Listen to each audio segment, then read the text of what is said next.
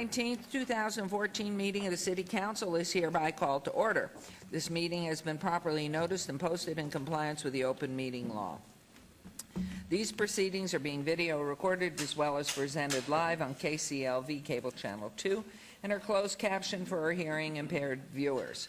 Please note customers of CenturyLink may view this program in high definition on channel 1002. There's a change. And some customers of Cox Communication who do not have a cable box may view this meeting on digital channel 89.5. The council meeting, as well as all other KCLV programming, may be viewed on the internet at www.lasvegasnevada.gov.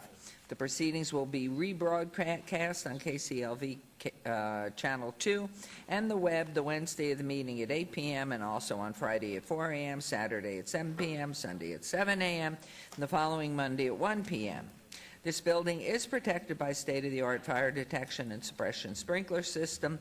If alarms should activate during today's meeting, please evacuate using the exits at the back of the chambers out to the mezzanine.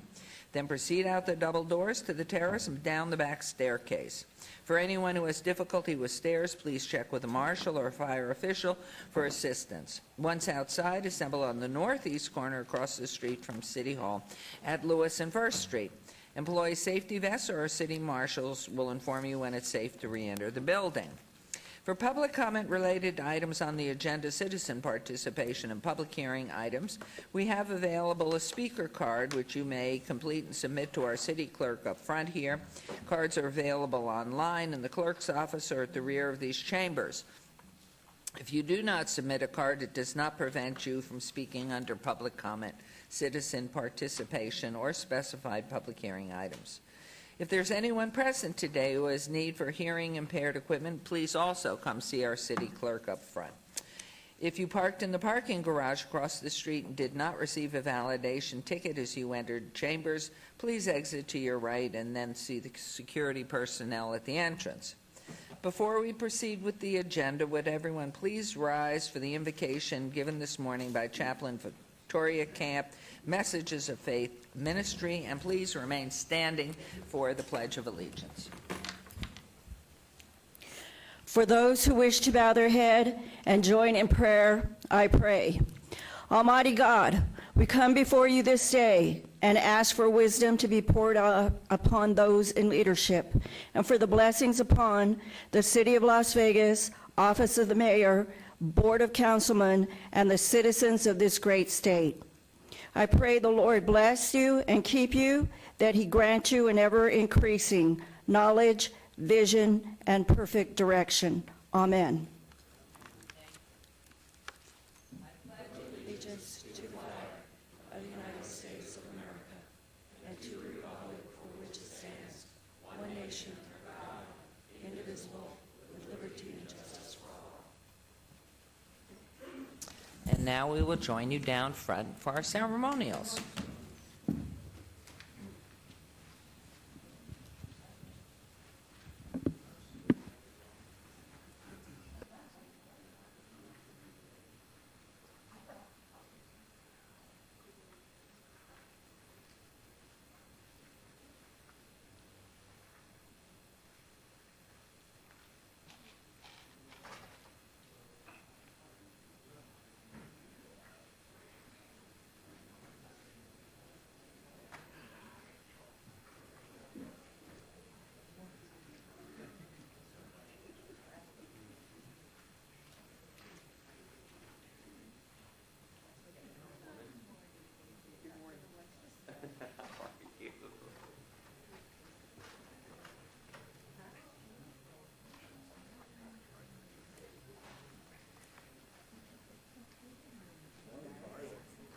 Oh, I talked with that doctor, Iser. I talked with him yesterday, and he's taking care of the whole thing, obviously.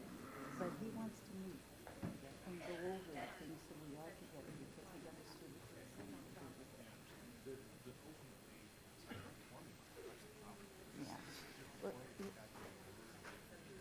Yeah. Well, his concern, he said to me, was that you had to go from the kitchen to the bathroom and all that. And he said that's a health thing.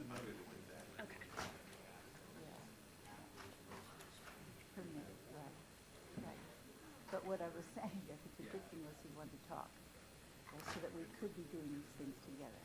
And since we've been very collaborative, I said, I'm sure. No, I know that. I know you do. Chris looked through that whole regulation. We don't do that or that or that or that. We don't. There's actually a regulation in the health code that we have to have toilet paper stocked. We don't. Toilet paper what? Stocked. Oh, stocked, yeah. Well, yeah, you don't care. We care, but we don't. There's stuff in there. Gee. Okay. Oh, yes, would you give each one of these handsome guys? Those are my showmen of the day. They each get one. Even the elderly folk you're giving to, Miss Kalkman? No, that's okay. It's good luck and good health. Thank you. It's also a business card. Okay, good morning, everybody. What a nice group. Wonderful, and we're still dressed for St. Patrick's Day, I see. Huh? You missed it. Good. Anybody else? I don't. Oh, yes. Are you in green? Yes, you are. Do we see anybody else? No. Okay. For our first item, I'd like to invite our Community Development Executive Director, Jorge Cervantes, to join us at the podium. Our employees strive to be superheroes in the workplace, meeting our values of action, which stand for achievement, creativity, teamwork, integrity, and ownership now. They build our community to make life better for all of us. I'm proud to announce that the Employee of the Month is John Yoffie. John, please come forward and join us here at the podium.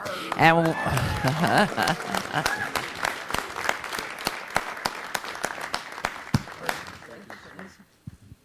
Good morning, Jorge. Good morning, Mayor.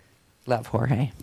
Okay, John is a maintenance mechanic at the city's award-winning water pollution control facility. John is a new employee, having joined the city in June of 2012. But he's also shown himself to be an extremely hard worker and a dedicated individual. Plus, he has dimples and he smiles so nicely. John takes initiative in his position and has come up with more efficient ways to perform maintenance tasks that were very labor-intensive.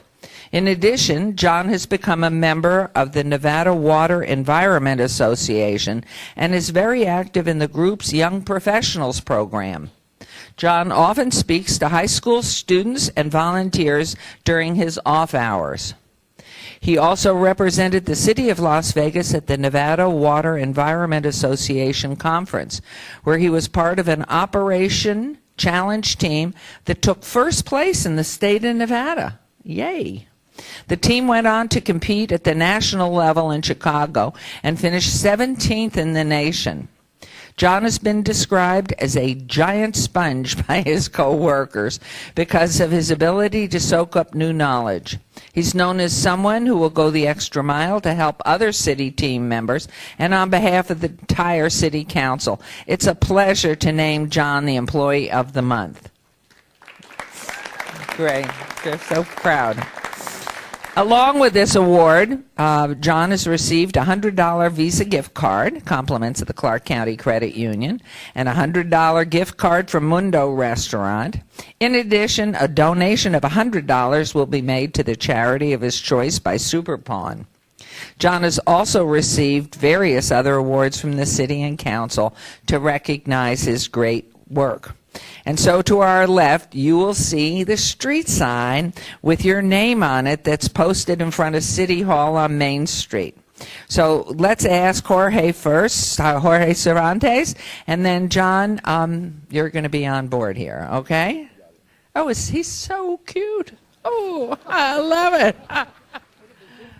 Thank you, Mayor. Good morning, everybody. Yeah, as the Mayor said, John has been doing a great job. He's been doing it just a very short time, but in a short time, the energy that he brings to our organization, the positive attitudes, made a huge impact to our group. Everybody out there, because they see if his energy, his positive attitude, it really changed their attitude too. And so just the work that he does out there for us is really great, not just for the city and our department, for our organization as a whole. Doing on his own time, going out speaking to high school kids, trying to motivate them to keep studying, to follow a career. It's really something that we're appreciative of him doing, representing the organization. So John, thank you for everything you do, and congratulations on this award. Very well deserved. So I'll do this, and then you'll be on. Give you a little more breathing time here. So we do have this beautiful, beautiful Employee of the Month plaque, which we will be giving him, and you can see here it's March 2014, which says, because I never read these, maybe some of the council does. Oh, my goodness. Okay, Norm. John has exhibited outstanding performance through achievement, creativity, teamwork, integrity, ownership, and engaged now, and has exhibited assistance to his fellow employees and the department and the citizens of Las Vegas. And so this wonderful plaque, we hope you will treasure it, but know that you're treasured by all of us. We really appreciate all that you do and how wonderful. You're not new, 2012. You're 2 years into this. So only Councilman Coffin and I and Councilman Beers, I think we're about the same. We have another year on him. Yeah, because we were 2011. All right, John, you're on. You breathing? Yep. Good. Thank you, Mrs. Mayor. Thank you guys very much. It's a real pleasure to be a part of this team. We've made some real sacrifices to be here, and we're really happy. One of the things that I wanted to give my time to speak about was growing your employees and stuff like that. I've never worked anywhere where education was pushed so hard. I just want to take a second to recognize Brian Oswalt and David Mendenhall for running a facility where they promote me to go out and better myself, and they give me opportunities and they provide the segues for me to do that. So thank you guys, and it's a pleasure to be part of the team. Thank you. Well said. All right, folks, how about a picture by your sign?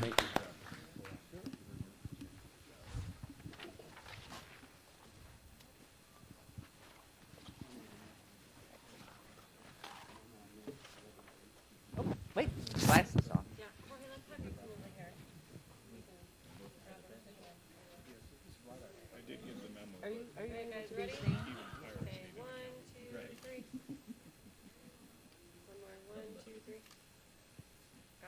Thank you. Thank you. John, thank you. Again, we really appreciate it. It's wonderful that you love education. I know we all appreciate that, but Councilwoman and I just really appreciate it. Good to see you again. Yeah, keep the place smelling good. Very welcome. In 2 years, look what you've done. That's great. Oh, my gosh. Okay. At this point, I'm going to ask Councilwoman Tarkanian, after she stops talking to our pirates. Councilwoman, okay, you come forward, please. And I think, unfortunately, I will have a pirate standing nearby. Ricky was also involved in this, but I wanted to just point out that today is the 5th annual Nevada Moves Day, where children and adults across Nevada are celebrating the benefits of walking and bicycling to school.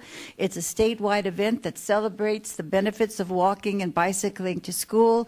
You know, we have in my ward Griffith Elementary and Vegas Verdes Elementary who joined it. And because of Jorge Cervantes and all he's done to help us and a grant from the state, we were able to get safe pathways all the way from the Springs Preserve past Vegas Verde School, where we have 4-foot sidewalks now where you can ride the bike or you can roller skate, whatever what you want to do. But it's a good thing every once in a while to have a family get together and move a lot, not only because it's good exercise for us, it's a good time for family and getting to know each other a little better, and it's also a very important thing as far as our environment is concerned. Thank you. Thank you. I did not walk to work, but that's wonderful. I should have walked to work. It's hard for you and I to walk. Right, you didn't walk to work either. You live nearby. But I would have walked to the school. I could have walked. Oh, same. I could have done that too. Okay, for our final item, Mayor Pro Tem Anthony is going to recognize. I'm not going to tell you. He's going to tell you. Thank you, Mayor. Good morning, everyone. It's my pleasure to recognize a special group of professionals here in Las Vegas. Today, along with Las Vegas business professionals, I would like to observe Purchasing Supply Management Month and specifically honor the Nevada Institute for Supply Management. I'd like the president of the Institute, Josh Glazer. Would you please come up here, Josh? Give him a nice round of applause. And it looks like there's a few board members there, but I'd like to ask one of our board members who is a City of Las Vegas employee, a contract specialist, Diane Collins. Would you please come up? Give her a nice round of applause. The Institute for Supply Management is a nonprofit group of volunteer board members that have over 135 years of procurement experience, and they commit to over 500 hours each year while sitting on the board. The mission of this progressive organization is to provide world-class educational, networking, and career development opportunities to advance the supply management profession. The coursework and certification programs provided by the Institute for Supply Management contribute to the improvement of national and international leadership in the field of purchasing through advanced methods and practices. It's through the commitment of the Institute of Supply Management board members that organizations can and do realize enhanced efficiencies, competencies, cost savings through their professional development. The Institute's members represent a cross-section of the City of Las Vegas business community, including Fortune 500 companies, university faculty, government employees, private sector professionals, and hospitality and supply management students. The board members of the Institute for Supply Management offer something invaluable to their members. They offer their time, and we are very grateful for that.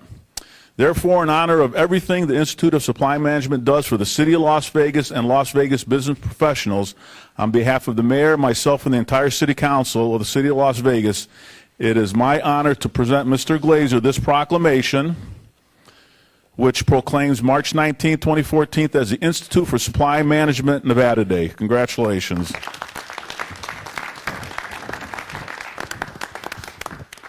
And there you go. Great, thank you very much. Okay, yes.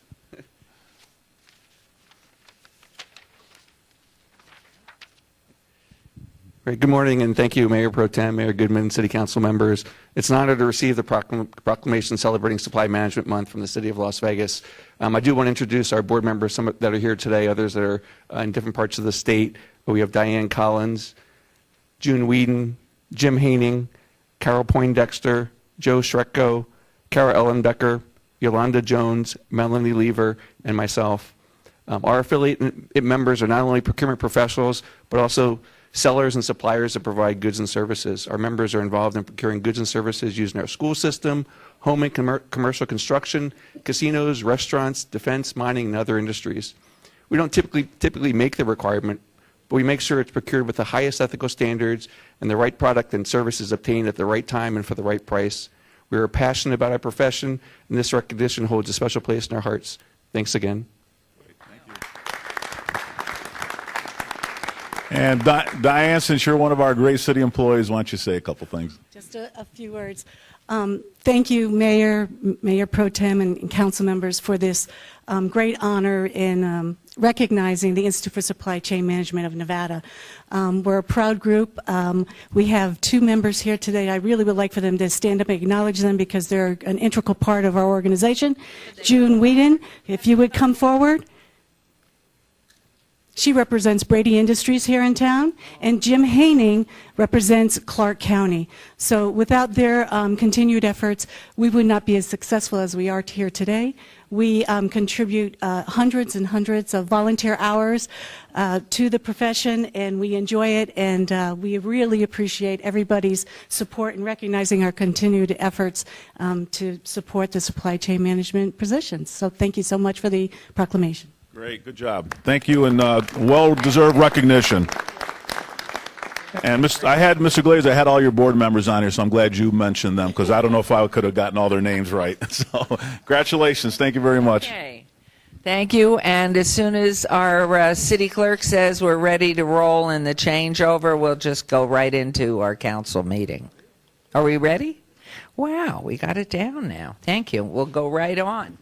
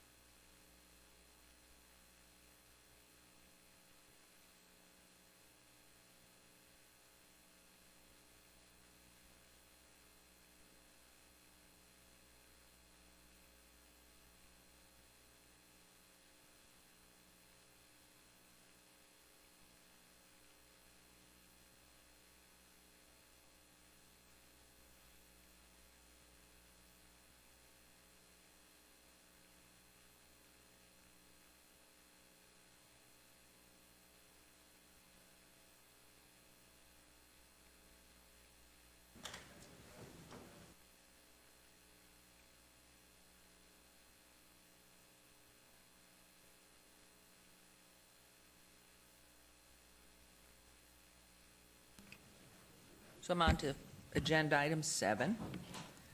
1, 2, 3, 4.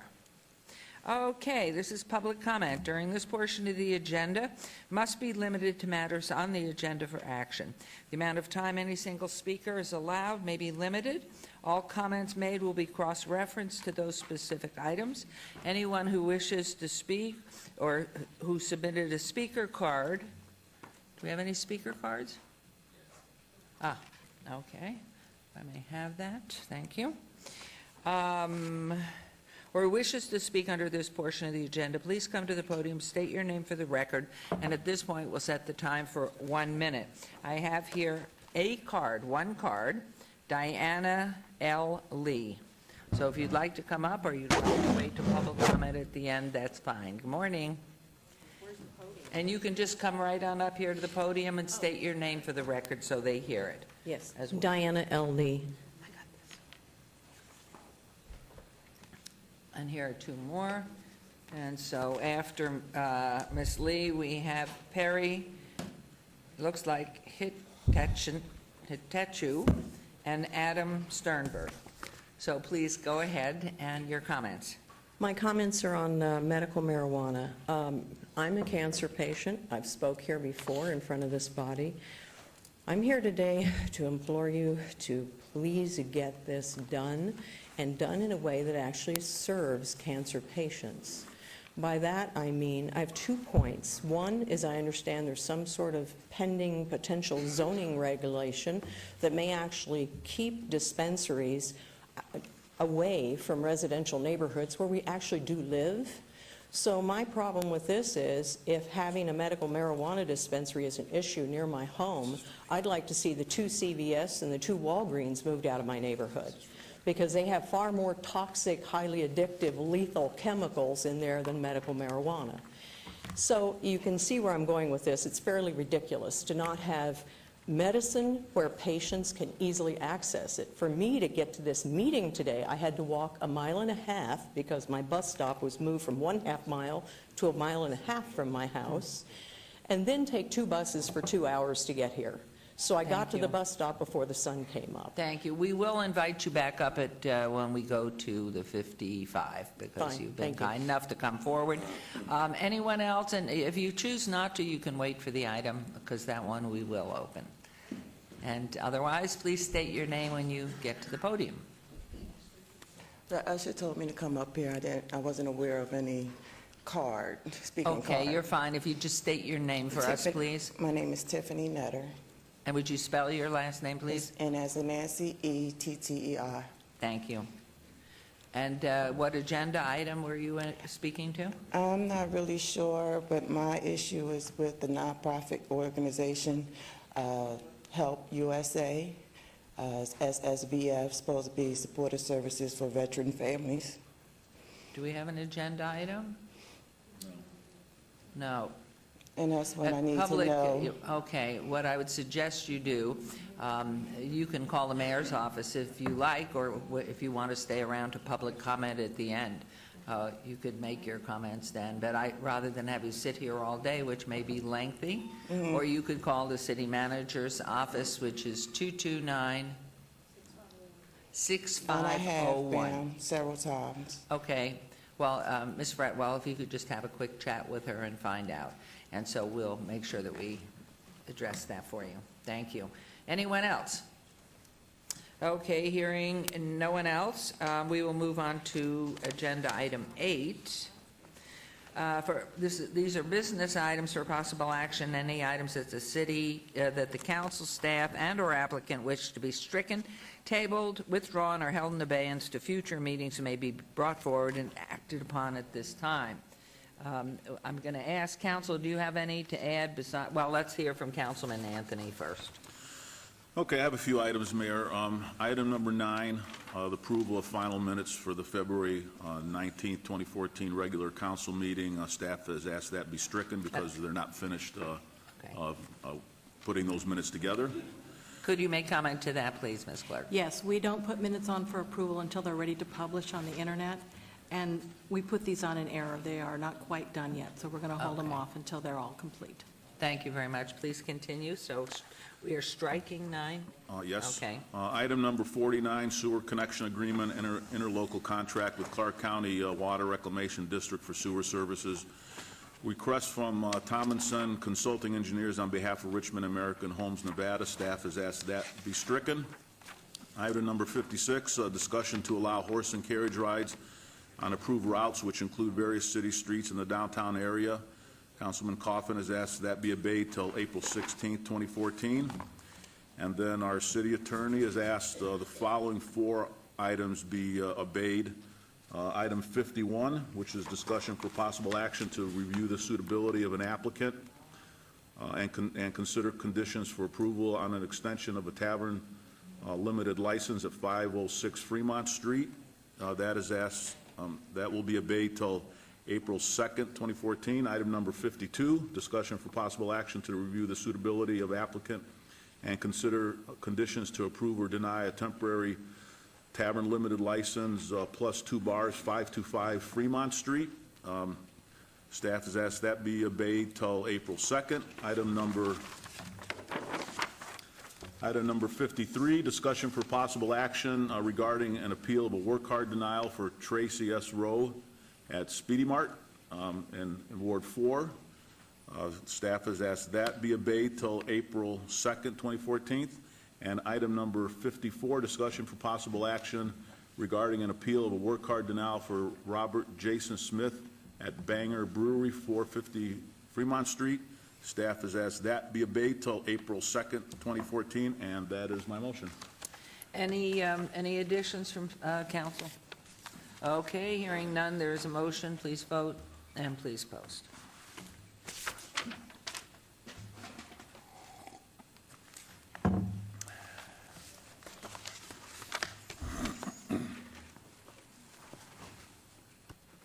That motion carries. As we know, agenda item 9 just was stricken. So we are moving on to the consent agenda. Items 40 through 46. Okay, was there anything in that list then? Yes, nope. Agenda items 40 through 46 on the consent agenda are considered to be routine or recommended for approval by their departments, be enacted in one motion. Are there any items the council wishes to bring forward? It should be 10 through 46, Mayor. Excuse me, 10 through 46. Yes, and I would like item number 29 to be pulled forward. Okay. Councilman Barlow has requested number 29 be brought forward. Anyone else? Okay. You've made a Mayor, motion? I'll make a motion to approve the consent agenda item 10 through 46, except for item 29. Thank you. There's a motion. Please vote. And please post.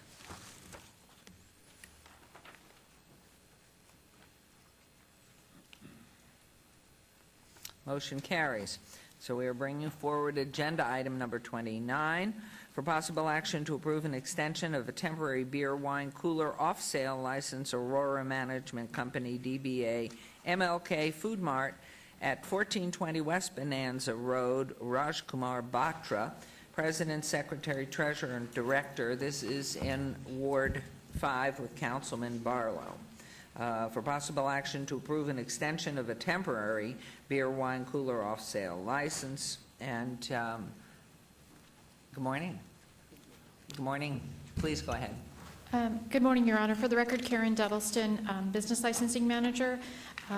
This item is simply waiting for a Metro report from the licensing standpoint. There were 2 conditions that were placed on the planning approval. The first one was the sale of individual containers of any size beer, wine coolers, and screw crap wine is prohibited. And number 2 was all such products shall remain in their original configurations as shipped by the manufacturer. No repackaging containers into groups smaller than the original shipping container size shall be permitted. So those are the conditions that are recommended to coincide with the planning approval. And Okay. if you would, excuse me one sec, if you would introduce yourselves, both of you. Rajkumar Batra.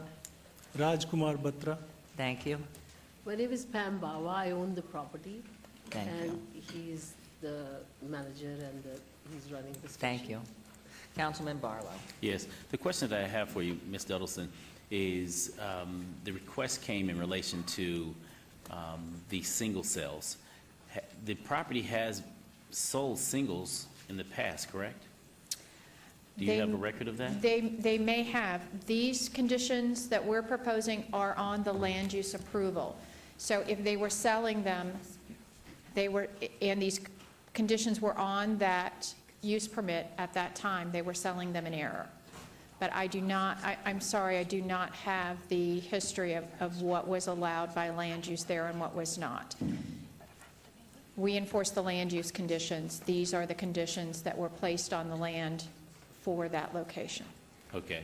And Ms. Bawa, as the property owner, you all were selling singles at this location, correct? Yes, we were approved and we've been selling it for last 14 years without any problems.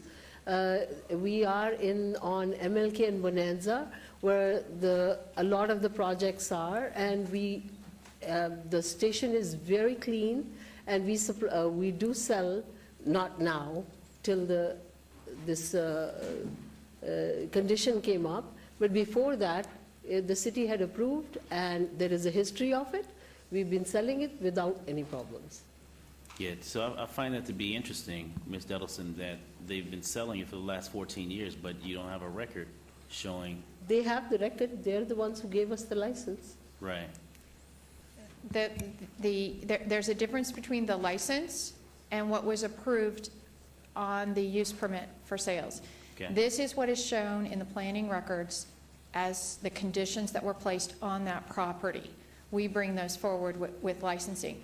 If what I'm hearing is, as you all are aware, about a year and a half ago, we went through and we did an inspection of all of our locations. Correct. And we have had a lot of places come forward that were selling singles, whose land use prohibited them from selling singles, and have requested a review of conditions before you on their land use conditions. And Okay. you've regularly heard those, I believe, over the Right. last year. We may want to, at this point in time, if you want to go ahead and approve the license without those conditions, and then request a review through planning of the land use conditions, then we would not have to bring the license back for you in the future if those land use conditions were changed.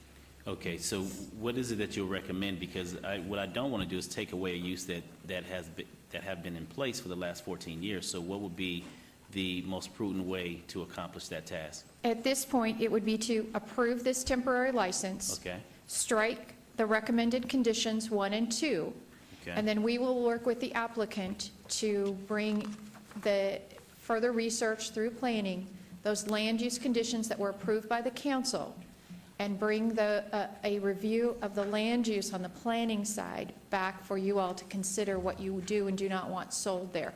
We control the license, planning controls what happens there.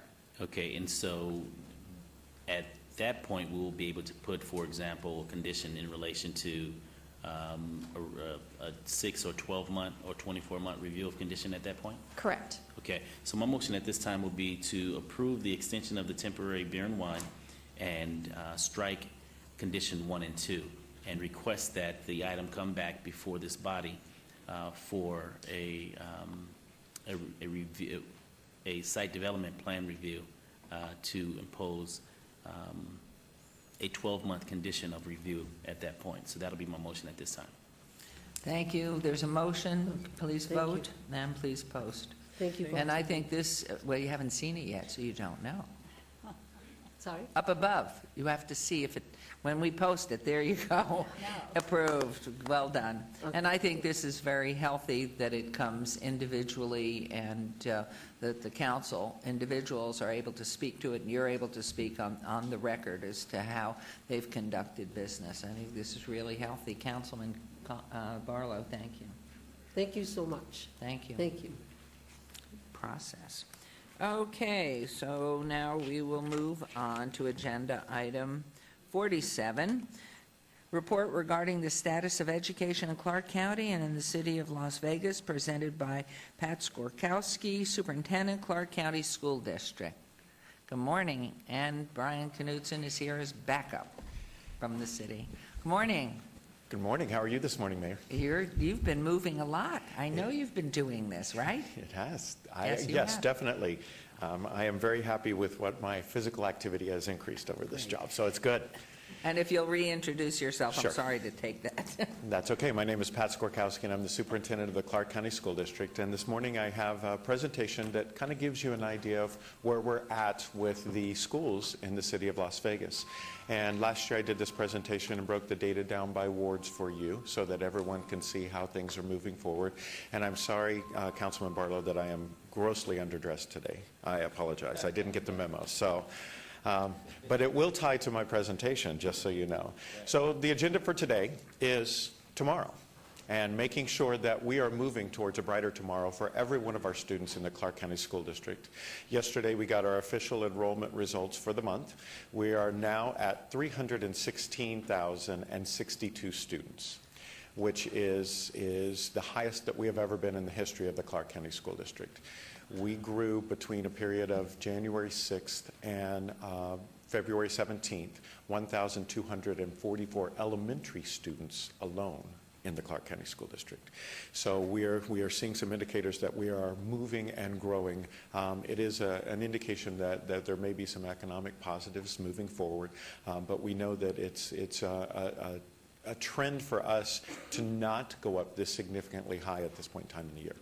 Excuse me, could I ask, Mr. Superintendent, do you track that these are just families getting larger, or are these indicators of job success and the economy growing and new families moving into town? These are families that are new to Clark County School District. They are coming from somewhere outside of the Clark County School District, whether they be from the state of Nevada or from other places. And we all see the signs along the road saying the new homes are back and selling. So I know it's important to do.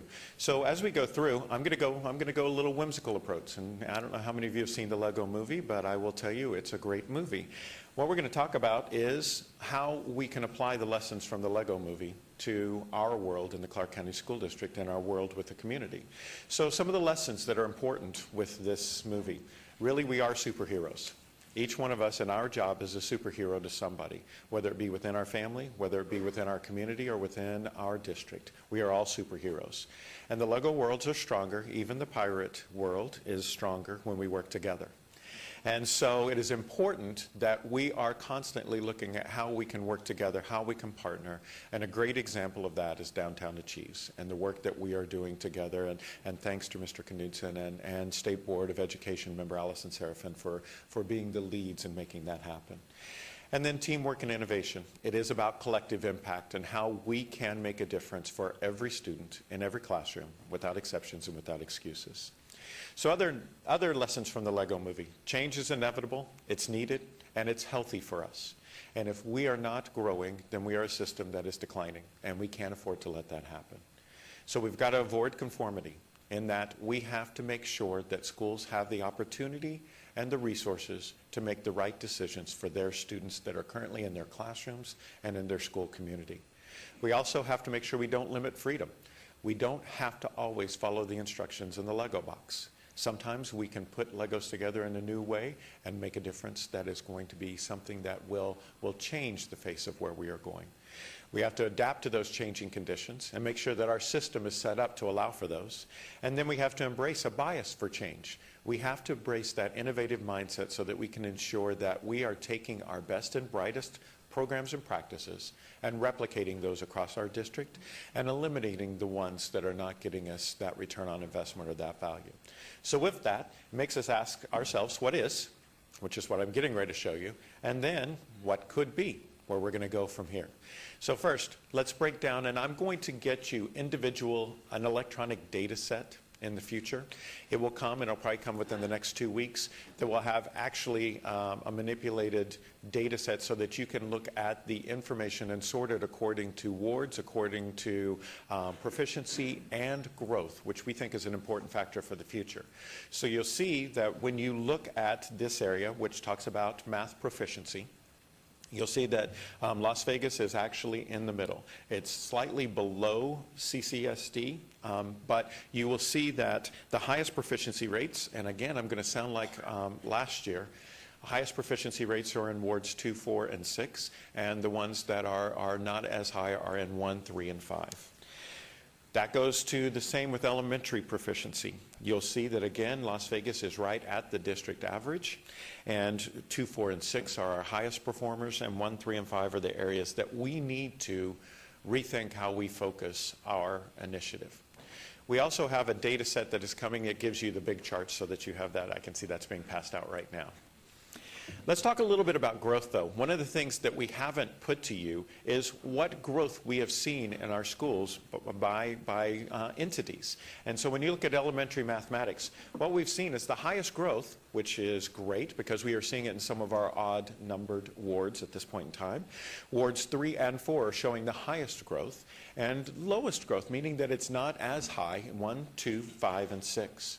And that's in elementary mathematics. In elementary reading, we are seeing wards 2 and 3 showing growth. And so kudos to Ward 3 for that extra effort. We're working really hard there. The growth that is not as showing as much promise, but still showing growth, is wards 1, 4, 5, and 6. Middle school mathematics.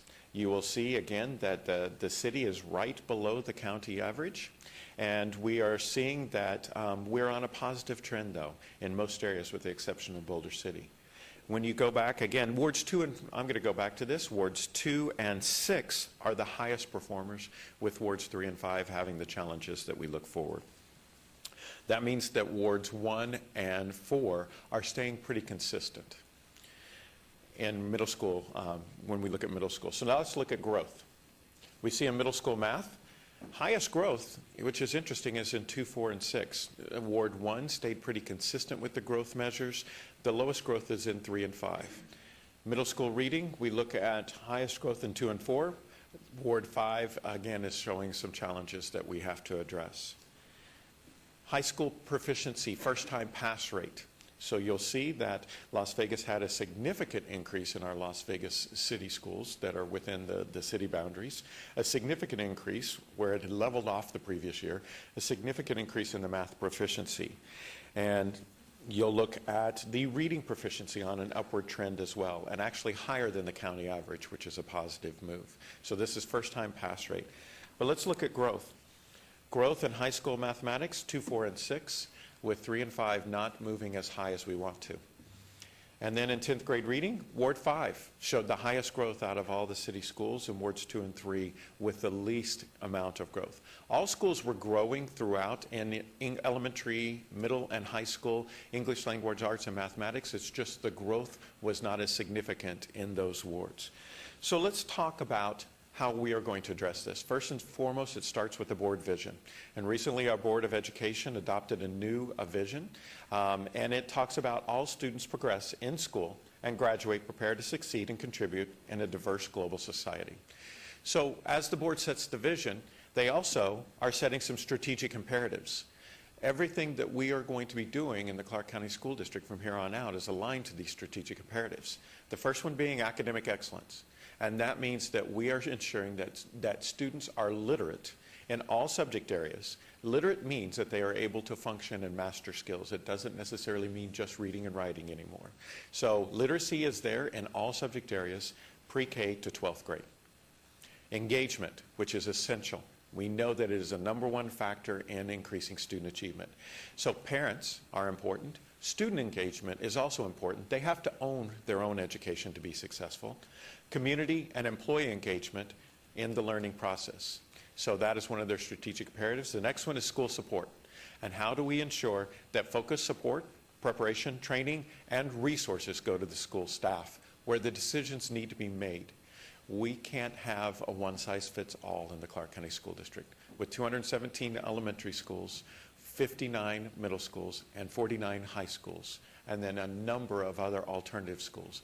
It cannot be one-size-fits-all, because what is good for Ward 1 is not good for Ward 6 in all circumstances. So we have to look at those practices that are solid and put solid practices in place that can be replicated. But we also have to give schools and teachers that autonomy to be able to make the right decisions for their students, knowing that at the end, we're going to hold them accountable for those choices that they're making in their schools and in their classrooms. Clarity and focus. It's all about transparency. Fiscal and data transparency, we've seen that through our open book system with our fiscal transparency system. We are getting ready as we develop this new vision for the Clark County School District and the plan that will accompany it to put data dashboards out there so that you can measure and you can see how we are measuring every one of our indicators, and you can see when those are updated to see what growth we are making towards that plan. So it's out there, it's transparent for everyone to see. No one can say that there's hidden data when we come to the factors that we are using to determine this growth and clarity. So with that, I reorganized the district. When the board came forward with the superintendent search and the many community members and business members and parents spoke up, they came up with some themes that were across there.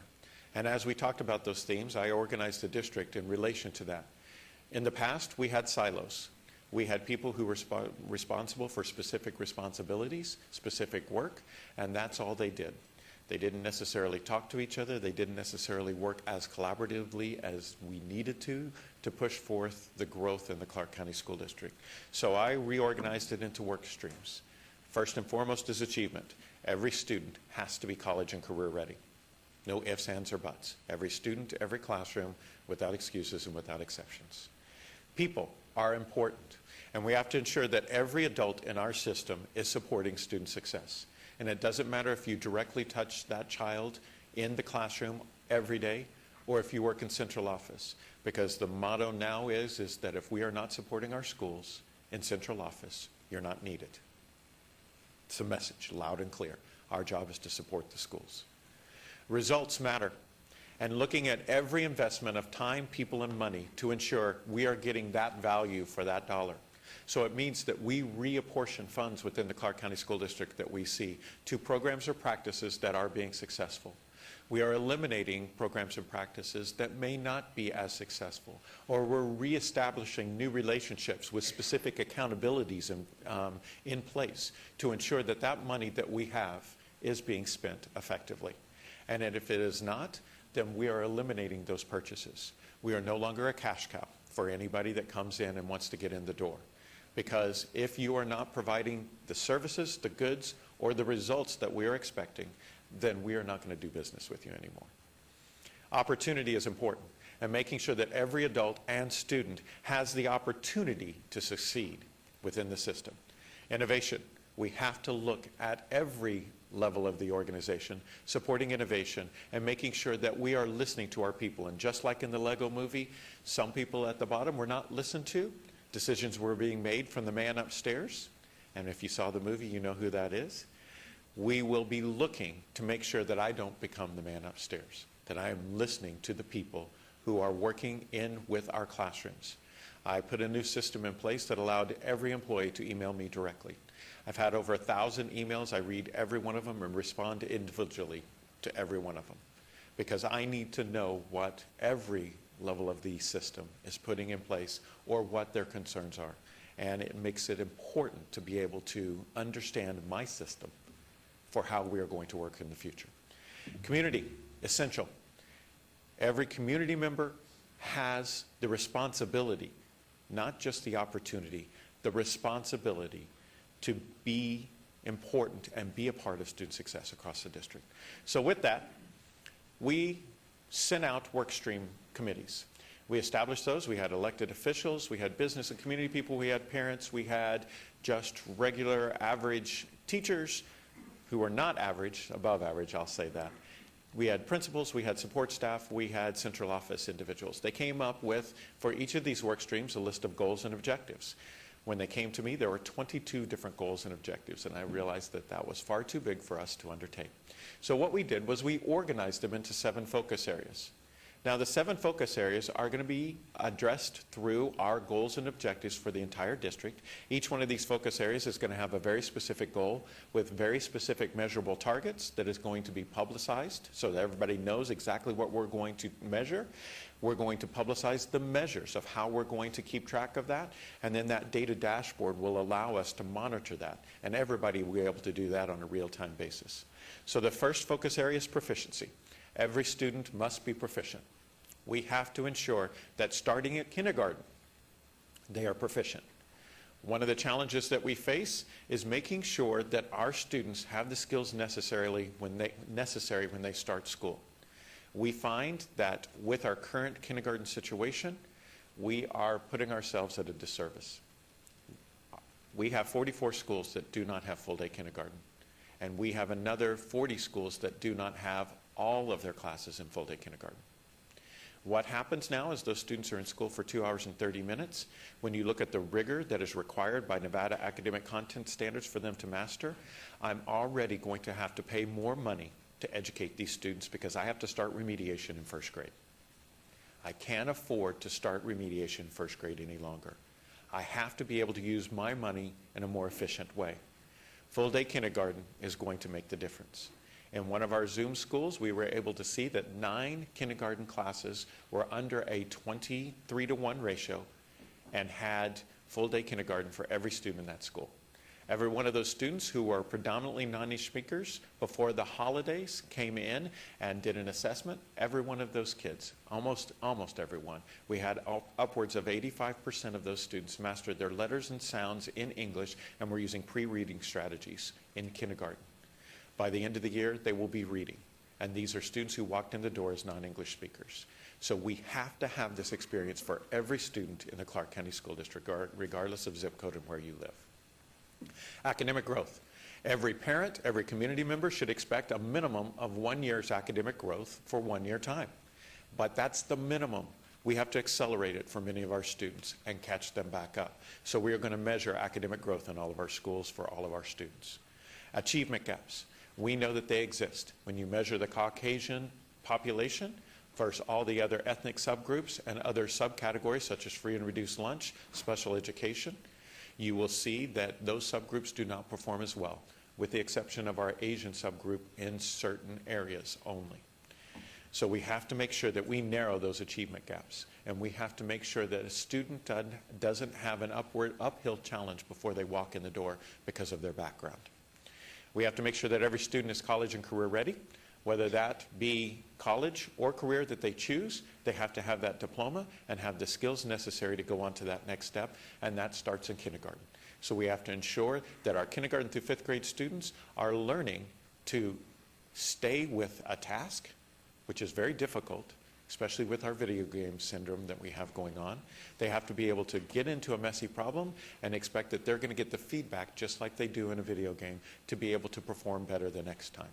We have to look at job skills in middle school and high school to ensure that they are ready to go into our workforce, because many of them will have to work as they go on to college. So we have to make sure that we are preparing our students for the next step, because we all know that the jobs that our elementary school students will face, that they will have to choose from, have not been invented yet.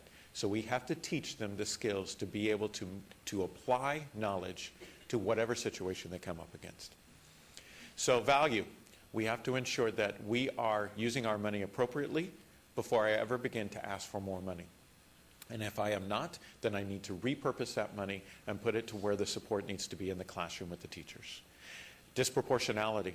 We have to look at disproportionality of education attainment, meaning that our students who are minority or in one of those subgroups need to have access to higher level classes and need to have the skills to prepare them for that. We also are talking about every second grader in our Title I schools is now going to get screened, pre-screened for a GATE, our Gifted and Talented program. And the reason we are doing that is because these students may not have the academic skills that could be recognized by a teacher, but may have the critical thinking and higher level thinking skills to do well on those assessments that are not just all reading and writing. So now we are seeing a proportionate number of students, a higher proportion from our minority subgroups and our other classifications going into the Gifted and Talented programs, because we are able to identify them early and push them towards that. We also need to talk about behavior when it comes to disproportionality. We have been in a project for the last 2 years that is talking about how we are making sure that our students stay in our comprehensive schools to receive the education, because the minute we send them out is the minute that their chances of graduating from high school decrease significantly. And we have to look at disproportionality of staffing. We have people that don't always look like our students in our schools, and we have to fix that. The last is climate and engagement. Stakeholders need to go into a school that is safe, where they feel welcome, that parents feel like they have a voice in their child's education, that we open up our doors to the community and to the parents with a caveat. There's not an organization in this world that will allow somebody to come in and try to take them away from their vision. So as we establish this vision, I'm going to make sure that anybody that comes in to help is directly aligned to that vision. Because I can't afford for our students or our teachers or our administrators in our schools to lose time when we need to be working on the vision. That's why partnerships like Downtown Achieve is so important, because they are taking our vision and aligning themselves and all the community with it to directly input and impact what is happening in our schools in the Downtown Achieves project. This needs to happen across the district, though. I can't afford to let people come in with one-offs that are going to take time away from what we need to do. It's not going to make us successful. So how are we going to do that? We're focusing on the future. I'm going to go through these, and I'm not going to read them off to you, but these are specific strategies that we are using with achievement in those 4 focus areas. All of these are not something new, but our approach is going to be new in how we look at these things. I will tell you, when we talk about literacy by 3rd grade, we have to ensure that that starts at kindergarten, and that's where that full-day kindergarten experience starts. We had a bill this last session that was saying that we would have to retain every 3rd grader who was not proficient on the CRT, our Criterion Reference State Assessment. It had no fiscal impact. Well, in the state of Nevada, we have class size reduction. It does have a fiscal impact, because for me to go from a 4th grade 30-to-1 ratio to a 3rd grade 19-to-1 ratio, it was 272 additional teachers, which is a pretty significant fiscal impact, and then to have the classrooms to support it. But what we have to do is take it from the reverse angle. We have to start at kindergarten and make sure that every one of those kids is mastering the skills required by kindergarten before they go to 1st grade. And if not, then I put remediation programs in place to support them so that we catch those students up before the end of 1st grade, so that I don't have to worry about retention. So by the time we get to 3rd grade, all of these students are now at the proficient level because we have put resources and supports in the schools to support that initiative, because we know that students are going to be more successful. A student who is proficient by the end of 3rd grade is 4 times more likely to graduate high school. So we have to make that a reality for every one of our students, and we have to change that statistic in the Clark County School District. The next thing that we look at are strategies related to value, and you'll see that it is a continuous culture that we are looking at. All of these things linking our financial data to student achievement and our programs so that we can ensure that value is there, and looking at what is being effective and eliminating what is not. The next focus is disproportionality, and as we talk about these things, we are going to be putting our money where our mouth is. The federal government has said that zero tolerance policies do not work because they harm kids and keep them out of school. We have to now balance safety with making sure that we have educational opportunities for our students so that they can be successful. Because we know many students whose lives have turned around because of the impact of one individual in their home school who has made a difference. We need to make that a reality for every student who is struggling. So with that, again, we talked about the 2nd grade screener, making sure that students have access to that higher level education.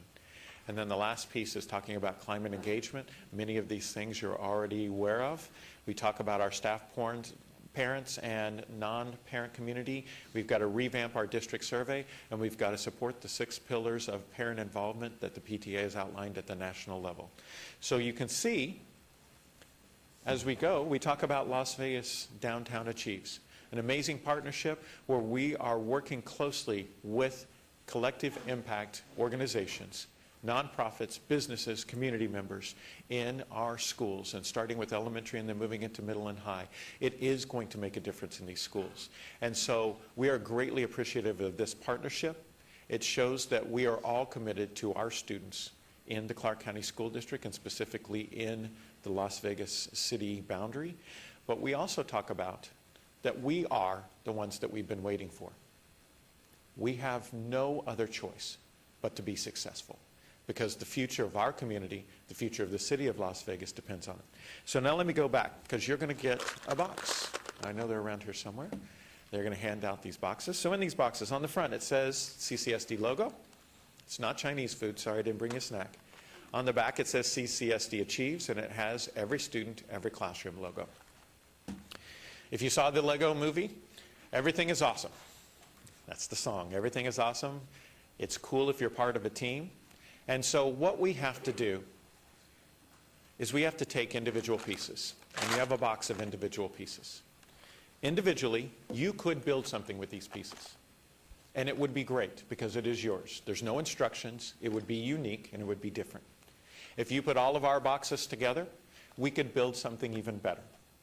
What we have to do is make sure that every person in this community takes their piece of the puzzle and puts it together to build a better Clark County School District. And that's what we are about, is building a better district for every student in every classroom so that we can ensure their success.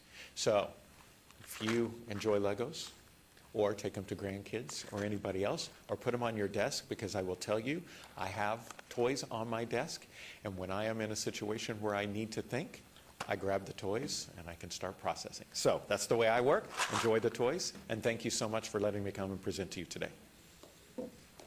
Wow. Wow. It's been a 30-year wait, is all I can tell you. And I pray. I know what we're doing. I know how Brian is working so hard in downtown achieves the message, the clarity of what you see, that learning begins at the beginning and that all-day kindergarten's a must.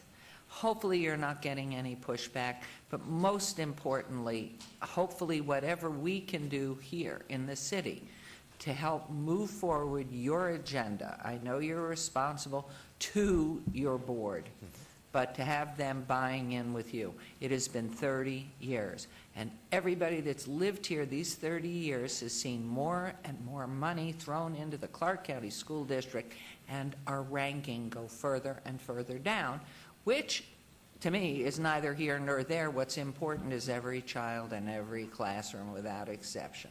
And I must say, this is, how are you going to, what is your first step that you have already taken? Are you meeting with principals besides the board of directors or trustees?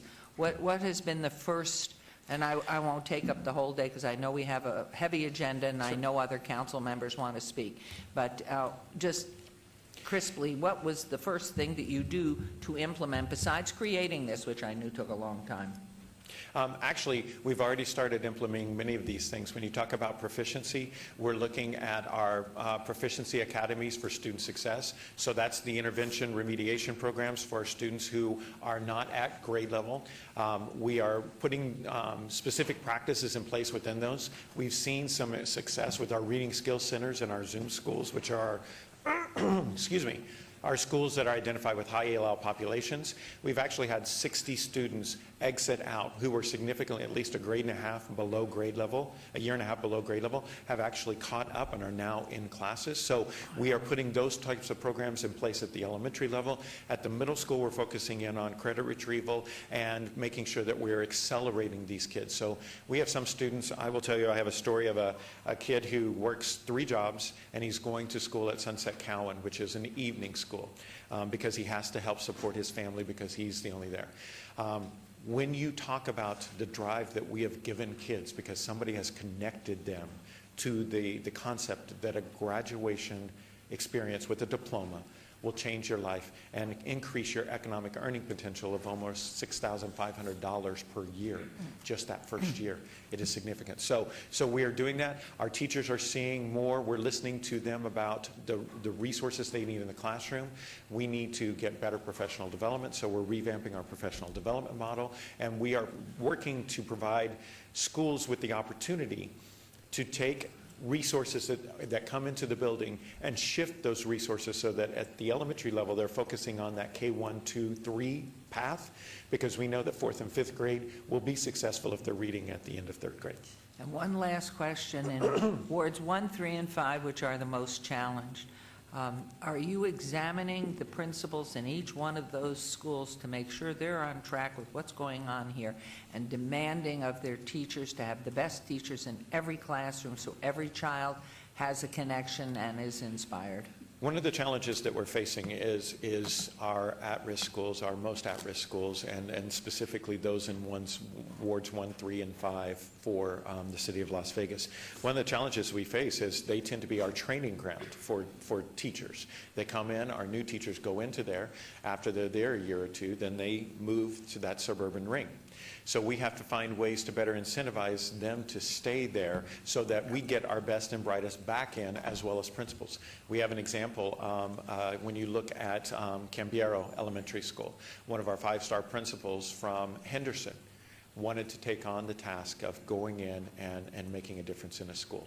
She has gone into that school, brought a team in of just a couple of people.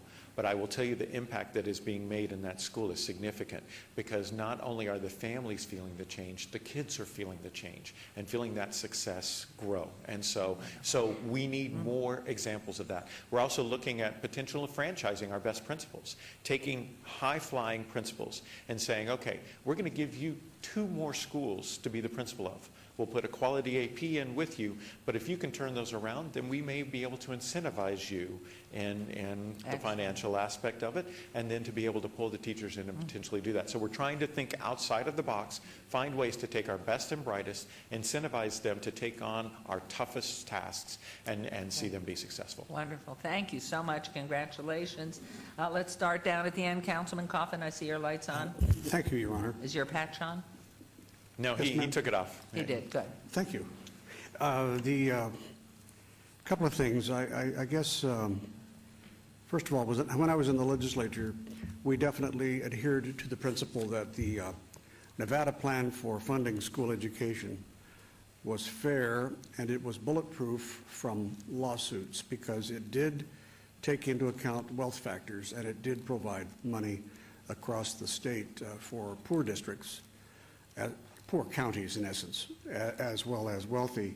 And so there is a subsidy from Clark County and from Washoe County and perhaps Douglas and maybe Elko, you know, and the one neighboring it, I'm sorry, I forget, because it has a lot of gold mines. The point is, there is that, and yet there's still a move today to try to junk the Nevada plan and say that it doesn't work. I think it has to do with the fact that the pie is not big enough. We're all fighting for scraps, and so people who want to change the Nevada plan to tilt it more for Clark County really are making a mistake, and they should be focusing on having the pie made larger so that the fight doesn't. It's a fight over scraps right now. Brian Cram, who was 20 years ago was superintendent before you, used to say, you know, this education, people talk about government programs and throwing money at them and seeing it wasted. He said, I would very much like to see the state throw money at K-12 education, because we could use every bit of it before it hit the floor. So I think that our district may be a little too big within our county, because while we treat ourselves fairly, we treat all other counties fairly, within our district, it's very, very difficult to treat every school or every segment of the city equally. I know you try. In a sense, the east side of town, which is what I represent in the city limits, which is about 65% Latino, you know, in a sense, really, I know people on the west side of town would think, we've just got to get rid of those kids because we could do so much better. In reality, I really think we should split off the east side of town to make them so that the people on the west side of town don't hold us back, and I'll tell you why. There is a real pride in the community on the east side of town that understands that schools should provide enough opportunities for jobs. But here in your program, your lead bullet point under work streams, under achievement, is all should be prepared for college and career. But college is the first bullet point, because you've been forced to subscribe to the myth, and I think you're just trapped in this, Pat. I don't think there's any getting out of it. You're trapped into saying that every kid should be ready for college, and they're not, and they aren't going to be. And why waste resources on kids that aren't ready for college or will never be ready for college? But believe me, the workforce of this community and this country is heavily dependent on those who really, really aren't even intending to go to college, they don't want to. They want to go to, they want to just finish high school. Because that's their terminal degree, but they want to be good at what they do. They want to be excellent. And I just feel like sometimes, because our district is too big, we've got people jealously fighting for money back and forth. And there used to be that myth about Henderson wanted to split off because it felt like it was being held back by Las Vegas. Well, that quieted down, but it's still a problem within the city, and I kind of feel like we ought to be, for sure, we ought to be considering the possibility of assigning different goals for different parts of this city. And that's one of the reasons that we talk about that freedom at the beginning of the presentation and those choices. I will tell you that not every student, I agree 100%, not every student is going to go to college or wants to go to college. But I have to make sure that I prepare them for that choice and that option. Now, if they choose, and you'll see in the goals that we are developing with this, that it's not just about college readiness, it is about career readiness as well. So on April 22nd, as I roll out, the state of the district and this plan gets publicized, there are pieces in there that talk about career readiness as well, so that we give students a path of how they can go. When we look at our senior year, I am most concerned about our seniors, and I'll be honest, we have done a disservice to our seniors in the past. Our seniors in high school, if they have met all the requirements for graduation and are on track to graduate and have passed their proficiencies, they leave the building sometimes as early as 10:30 in the morning. We have to change the way senior year works, because it has to be about acceleration or remediation, but not hibernation. And what our students do is they tell their parents and they convince their parents, I don't need this to graduate, and I don't need this to be successful. I can take the time, I'll go get a job, I'll do an internship, I'll do all that, okay? That's fine if they do that. But we've got kids that are going home who are spending the afternoon with their friends, not studying, not staying up with what they're doing. When they go to take that college entrance exam, that AccuPlacer exam, they're failing. And they are kids that have passed Algebra 2, who have passed the high school proficiency, now go into remediation classes because they haven't had to think about anything other than their balance card, their balance on their debit card for the past 16 months. So we have to change that mindset. So if students are going to go to work, then we need to let them go to work. If they're going to go to an internship, we need to let them go to an internship. But we can't let them just run free, because they need to be preparing themselves for whatever their next step may be. And so we have to change that mindset. The other piece with the funding formula, I will agree the pie is not big enough. It is not big enough. But the factor that we have to look at is that for me to educate a student that is either special education or of poverty is significantly higher than it is for a student who doesn't qualify in those areas. And I'm not funded through the state for those students in that capacity. And that's the biggest challenge that I face, is that I have to supplement my special education budget significantly because we are not from the state receiving the money that we should be. We're not receiving it from federal government the way it should be. The goal of the bill when it was written 20 years ago was 40%. We are funded at 13% right now. So that is a significant issue. So I would say we need to look at that formula, because while it is equitable, it is surely not adequate when you look at special populations. Thank you. Councilman Barlow? Thank you, Mayor. Mr. Skorkowski, thank you for the presentation. This week, the mayor and council had a retreat, and we covered education. I'm pretty sure if you didn't have anyone there, so someone shared with you some of the conversations as we deliberated what came out of that meeting. And I think it's very appropriate that you're here today to give the presentation on behalf of the Clark County School District. And being a product of the school district myself, I take great pride in representing the city and having an opportunity to engage students, engage the faculty and staff at the schools in which I represent. And although it doesn't feel so good to have my schools at the bottom of the list in practically all categories, if not all categories, that's not to say that our students aren't learning, right? And so with that, what is it specifically as it relates to those schools, whether it be in 1, 3, and 5, that the school district is preparing to do or has prepared to do in order to implement a plan of action in order to boost the school's math and reading and other areas that need desperate improvement, number one.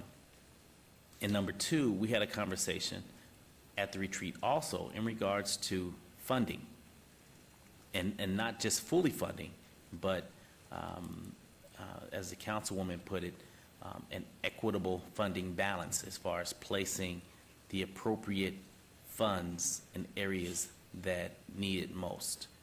And so can you speak to that in regards to those 2 points as we move forward? Sure. First and foremost, with the schools that, are not showing the growth that they should be or not, we are first of all looking at what their structure and system is in the school. If they received, and many of these are Title I schools, so if they received Title I schools, I've literally gone back and looked at every Title I plan for the past 5 years to determine whether or not these schools are utilizing their funds appropriately. And if they are not, then we're telling those principals, you have 1 year to redevise your Title I plan. If you can't do it, then we will bring in people to help and support you.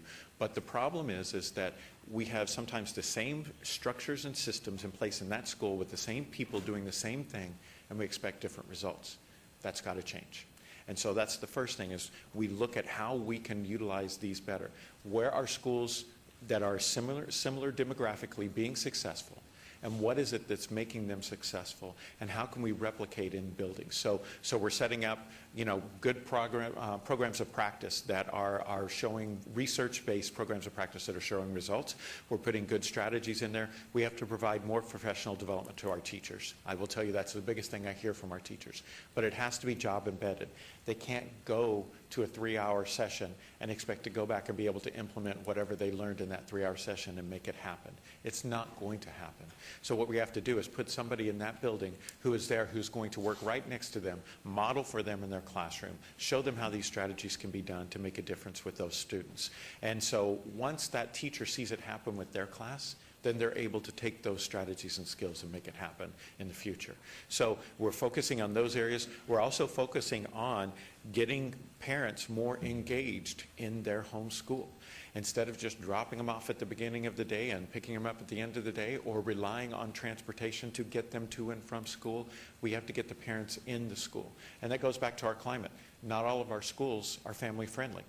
And we have to make them family friendly. We have to make them places where people feel comfortable walking in the door. And that starts, and especially to Councilman Coffin's message, it starts by having somebody who speaks the language in the office who's able to help them get to their concern or their issue, or help them understand how they can help their child at home. And so with that, parent engagement has become a big priority. It will be a big priority in our current budget that's going to roll out. We're putting more resources into parent engagement, support to the schools, support to the academic manager, so they can hold the principals and the teachers accountable for that parent engagement and making our schools a friendly place. The other piece is talking about the resources. I will tell you some of the most interesting data we've seen is again, goes back to how schools are utilizing their funds and what results that we can tie to academic achievement. We are developing a system and working with, outside individuals who are, Jeremy Aguero is working with us on our value piece to go in and help us devise a strategy, a method for evaluating programs and practices to see if that money is being utilized. And if it's not enough, then I need to figure out ways to take from somewhere else and support what's happening or what needs to happen in that school to make it successful. So we're going to have to look at that. Then and only then, if I have already reappropriated money and eliminated all the stuff that is not making a difference, then do I go and say, I need more money. I know I need more money for full-day kindergarten. I can tell you it's a big challenge. So I can tell you that I'm going to ask for money for full-day kindergarten at the next legislative session. I'm going to tell you what I'm going to do with it. It's going to reduce class sizes and provide that experience for every kid. But I will tell you that every student, my goal is to have every student master those skills by the end of kindergarten, and that's the deliverable that you can hold me accountable to. In addition to that, we have students here from the Clark County School District, and I would like for those students to stand right now. Would you all please stand? Everyone just please stand. because I think this is significant. Yep. Let's go ahead and give them a round of applause for being here. I think this is significant. They're here to observe city government, and just as the Clark County School District, as large as it is, it's its own government. And Mr. Skorkowski, you know just as well as I do that everything that we're doing here today and all of the discussions that we've had in the past, to include the present moving forward, it's really for this generation of young people. And so I really thank you all so very much for being here, because you all have to understand that this open government process and this entire conversation is about your future, and you all have to take advantage of every opportunity that that is extended to you and not take it for granted, because although you may see that Clark County School District may be on the 50th or the 49th ranking, that's not to say that you cannot achieve. And so we're doing everything that we can as an elected body to improve the quality and the level of education moving forward. But just know you can achieve and do all that you want to do in life, but you must apply what it is that you learn each and every day in order to succeed in life. And so I want to thank you all once again for being here. You may take a seat, but let's give them another round of applause for at least being engaged in this conversation moving forward. And know that you all truly have a leader in the superintendent. And so thank you so very much for being here. And I look forward to continuing to work with you, because from a selfish standpoint, as a representative of Ward 5, I want to make sure that we do all that we can to improve the quality and level of education for the body of schools that I represent in my district, in order that they'll have a better level of reading, the reading, writing, the arithmetic, the entire STEM, the science, technology, engineering, and mathematics. And also, just in closing, if you'll just please touch on that as it relates to what the district is doing in relation to some of the STEM programs, and how, in fact, that can be implemented in some of the areas such as Wards 1, 3, and 5 in relation to making sure that our kids are well-versed and prepared moving forward as the global economy in which we live today, that they're prepared and ready to move in that direction. Thank you, Mayor.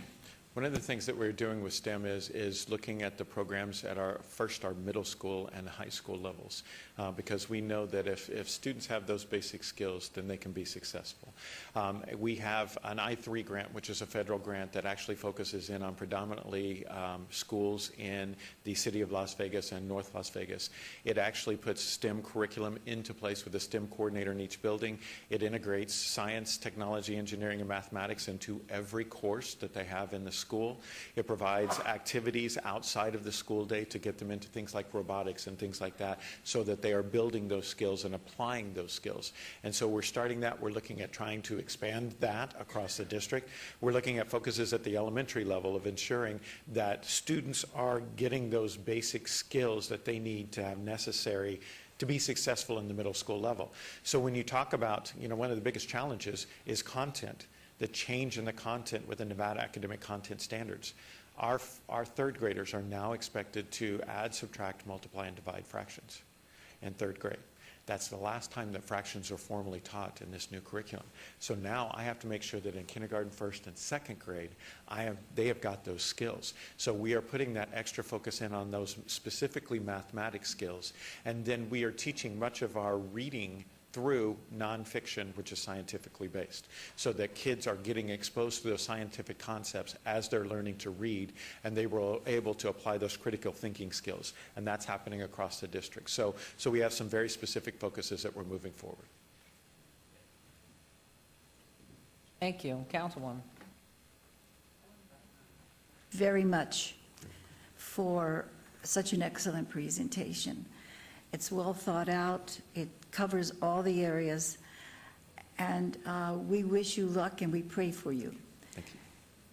The easiest part of what you did, which was difficult already, is over, however. The hardest part comes, and it's going to come by battling the bureaucracy we have in education. And you're going to have to be really strong and courageous, and just know that we back you all the way, and we'll try our very best to help. A couple of things I wanted to say was there are ways we can help. For example, when you're talking about full-day kindergarten and preschool, we've been preaching that. We will continue, I know, to preach it, and we are doing that with legislators, and we also need to have an acknowledgement, which you touched upon, that there would be good accountability, because this is the problem. We do need more funding, but we have wasted some funding, and that's what the legislators are looking at. So you put in that good, tough accountability showing to them, and then we'll be pushing hard, and that's what's going to be the key.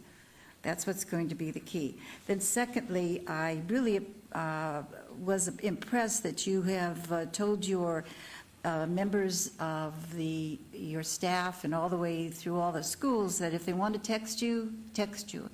And I would just point out, please have serious consideration when they do text you. You're very busy, and oftentimes it then gets passed to middle management. And in middle management, you often have some of the people who are stifling the people who are trying to get this information to you. So that's part of the bureaucracy that you're going to have to work out very much, and that's important. So I hope you can continue on that. And then I feel so very strongly that all children need to reach their optimum achievement ability. I really feel strongly about that. And I know we're hitting a lot of areas as far as English as a second language, but also in special ed, we still have so much need to improve there. You're probably aware of that. But you know, a lot of students are like Winston Churchill. He was not an outstanding student. He was sort of an in-between, but he had the drive. He probably wouldn't have scored really highly on a lot of the tests, but look at what that man accomplished. Those students should have the opportunity to reach their optimum potential. And also the students who are in the 140 IQ. I know that our union leader we had here recently was very disappointed in what we were able to offer that child. Well, it's because we're so busy with this maximum blanket of what you have to do, they sometimes get lost. So I'm putting a plug in there, even though I've been worked in the other side, the disadvantaged and the special ed, I put in a plug for those who might have the potential, not showing on a test, but that drive as Churchill had, and also those who do have that very high potential. And then lastly, what you sort of brought to my mind, I don't know if you've read that book, What Do You Do with a Dead Horse? Yes. Yes, you have. Yes, you have. Well, you know what? They're writing, for those who don't know, they're riding this horse that's gradually dying. And they see it dying, and they say, what do you do? What can we do? How can we help? But nobody figures a way out, so they keep riding that horse. Eventually, that horse dies. And they say, what do you do? What are we going to do with the dead horse? And they said, get off it. Get off it and find another way. And that's what you're doing, and we wish you all the luck. Next time you come visit me in my office, you'll see that it sits at the end of the table so that I see it every day. I see that too at my home, so thank you. Great, Councilwoman. Mayor Pro Tem. Thank you, Superintendent Skorkowski. Please. It kind of reminds me of my first name. Nobody gets that right the first couple of times either. But anyway, thanks for coming down. I appreciate the report. The award breakdown, I think that's the first time I might have seen that. That was interesting. I'm going to take a little harder look at that. Thanks for doing that. I will tell you, though, the schools in my ward, I visit them on a regular basis, and I'll tell you, the principals are awesome. The teachers are great. The staff there is wonderful. There's pretty good parent engagement, even though I think that's really one of the keys to student success. So I'd maybe like to hear you talk a little bit more about getting parents engaged. The one thing that kind of comes up every once in a while is, where is the central office? What are they doing? So I was glad to hear your comment that you're trying to get them more engaged and more focused on student success. So the one question I'd like to ask you, though, is besides the parental involvement, is what is it that, is there more than I can do in my particular ward to help further your strategies and your mission? Because I meet with the principals. I put together a program 4 years ago, and we're doing the fourth one in May, Feature a Teacher, where I feature one of the teachers at each school and give them a glass apple with their name on it, just to let them know that I appreciate what they're doing. So It's kind of a, but I'm trying to think what else can I do, because those are a big part of my community. Those are my constituents and their kids. So if you could speak to the parental involvement in that, I'd appreciate it. Sure. First, with parent involvement, one of the things we're doing is right now our parent involvement is spread out over several different departments and divisions. We are working to figure out how we can collectively put those into the same format so that they are working towards the same goals, so that everybody's working in conjunction with each other. I'm putting more money into parent engagement because we have to, some of our principals are fearful of parents. And don't know how to engage them in an appropriate way. And so what we are doing is we're going to be actually doing training with the building principals and the teachers, because now it becomes part of their evaluation. Parent engagement is actually included in the Nevada Education Performance Framework. And so we have to work on that. So we are looking at individuals that will go in and work with the building principal and work with the teachers on increasing parent engagement. The second thing we have to do is get the parents in the door. And sometimes getting them in the door is the most difficult thing. Other schools, we have them banging down the door. And so what we have to do, we're working with our large, we're working with the Metro Chamber and working with the big casinos and resorts. We're actually going to go into their employee dining rooms, and we're going to set up parent engagement tables to talk to them about how they can get involved with their child's education, even though they may not be able to get into the school. So we're going to teach them how to use technology that's either available there at work or at home if they have a smart device or a computer. And if not, then we teach them how they can use their phone to do the same thing. So we're going to start working on that first step of getting them engaged and understanding that they can check their child's attendance every day. They can check and set so that there's an alert when their grade drops below a certain grade. We can put all these practices in place so even if they don't ever set foot in the school, besides enrolling their student, they have the opportunity. The second thing we have to do is now get them strategies so that they can work and still get into school to help in the school and be engaged. We have to do more parenting classes on how do I help my child at home be successful? What strategies can I use to help them? When it gets to middle school and high school mathematics, I will tell you, any of those that have had a middle school or a high schooler, sometimes the mathematics goes beyond what we remember. And so we have to find resources for those students to be able to do that. Social media is now becoming a tool where they actually have rooms where kids can go in, solve messy problems together collaboratively, which is a great learning strategy for students, and be able to get the assistance they need. So we're developing these tools and trying to figure out ways that parents can still say, okay, you know what, if you don't know how to do this problem, then here's a resource of where you can go to find that out. But the biggest piece is to try to get them to come in and say, I'm willing to sit down and talk about my child's education, and have teachers and principals on the other side who are open to that as well. And so it's retraining right now to be open to that. And that's where the PTA's 6 pillars of parent involvement are essential. And so we have to work through that. We'll be developing a program that will actually put that in place, and then teachers and administrators are going to be held accountable for their level of engagement, as well as it would be nice to have a parent report card to say, are you actively involved in your child's school? It sure wouldn't hurt. Sure wouldn't hurt. So I think that those are things. Then when it comes to, looking at the second part of your question, some of the things, again, that you can do to help, I think first and foremost, listening and understanding. The second piece is sharing and engaging in partnerships. When you hear things that are not going well, or struggles or strategies, I know that I meet regularly with the mayor, and I talk with Brian frequently. So make sure that I get that information. I'll be more than happy to do that.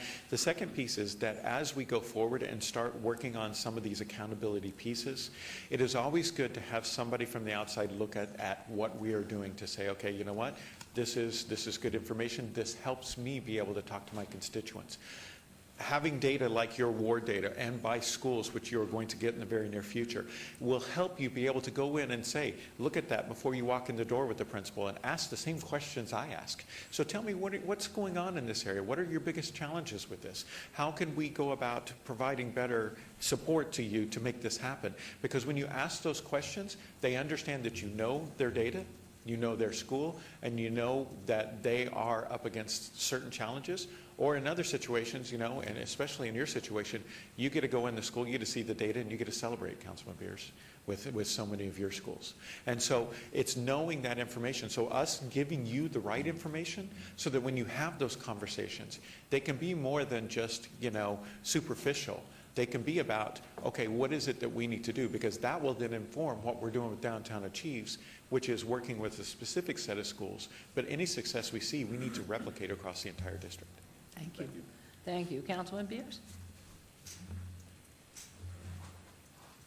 Thank you, Dr. Skrzykowski, for taking the job. Actually.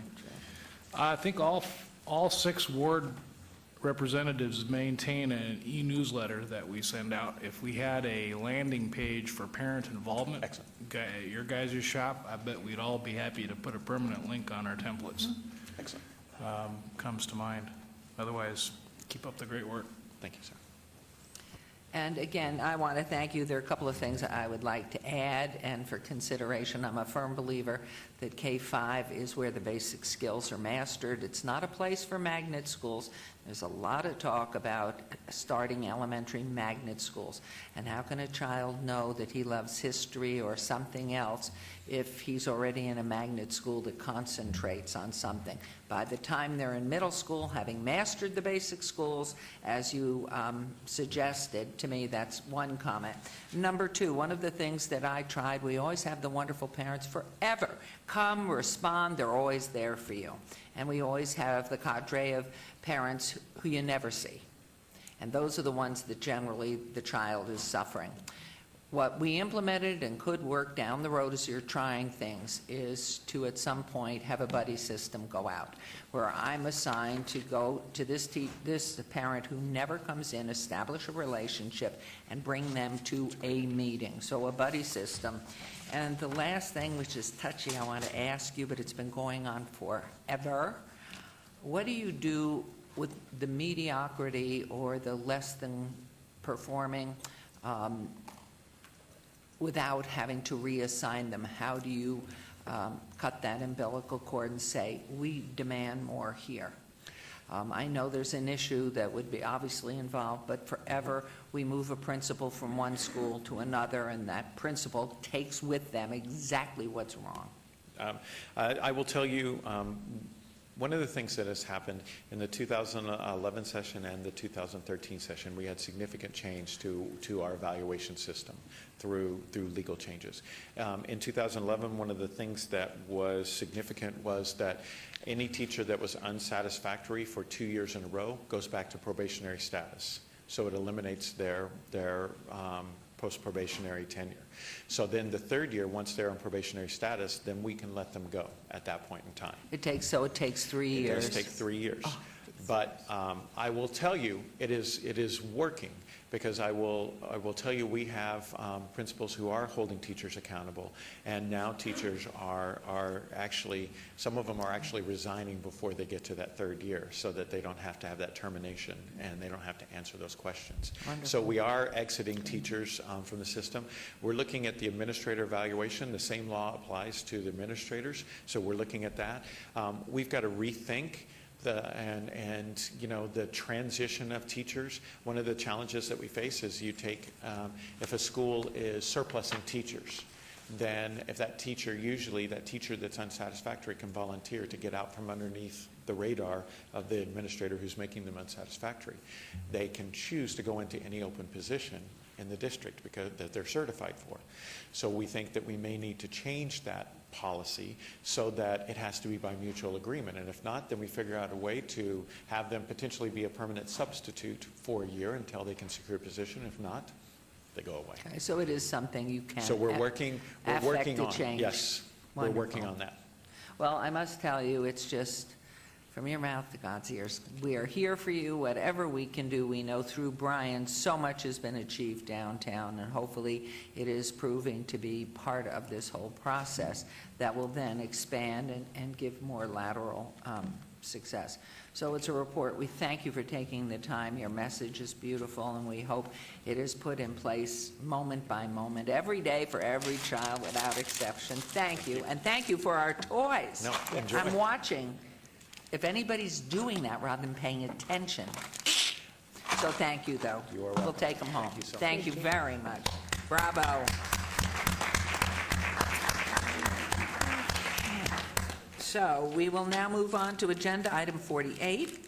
This is a report regarding the status of Nevada's workforce, business sectors, and hiring trends from Frank Woodbeck, who is director, and William Anderson, who is chief economist for the state of Nevada, Department of Employment Training and Rehabilitation, which of course affects all of our wards. And good morning, gentlemen, and whoever's going first, if you'll each say your name so we have it for our record. Good morning. I'm Frank Woodbeck, Director of the Department of Employment, Training, and Rehabilitation. First of all, good morning, Mayor Pro Tem. Thank you very much. My Councilwoman, Lois Darkanian, members of the Council, and to Councilman Beers, I thank you for this invitation. He's a member of our Governor's Workforce Investment Board and suggested that we might want to provide this information to the City Council, and we're happy to do it. Wanted to talk about, and we will be brief, wanted to talk about the work that DETR is doing and what we are doing and how we're facilitating the work of the Governor's Office of Economic Development, the Nevada System of Higher Education, K through 12 through CCSD, and the Nevada Department of Education, and in providing a workforce for the businesses that are in Nevada and the businesses we're attracting to Nevada, and how we're trying to expand through economic development the opportunities for work in Nevada. We are in fact transforming this workforce. That is happening as we speak. The Brookings study of 2009, that was adopted by the Governor's Office of Economic Development, identified 7 industry sectors that suggested that Nevada ought to focus on for economic growth. And based on those findings, we created industry sector councils that bring private industry together with the public sector to talk about how we provide a trained workforce in those particular sectors. Those 9 industry sectors that we focus on are healthcare and medical services, aerospace and defense, agriculture, clean energy, information technology, logistics and operations, manufacturing, mining and materials, and tourism, gaming, and entertainment. The Brookings study listed 7 industry sectors, and they had combined mining, materials, and manufacturing. We separated those into 2 separate sectors, and we added agriculture, since that is a big part of the economy in this state.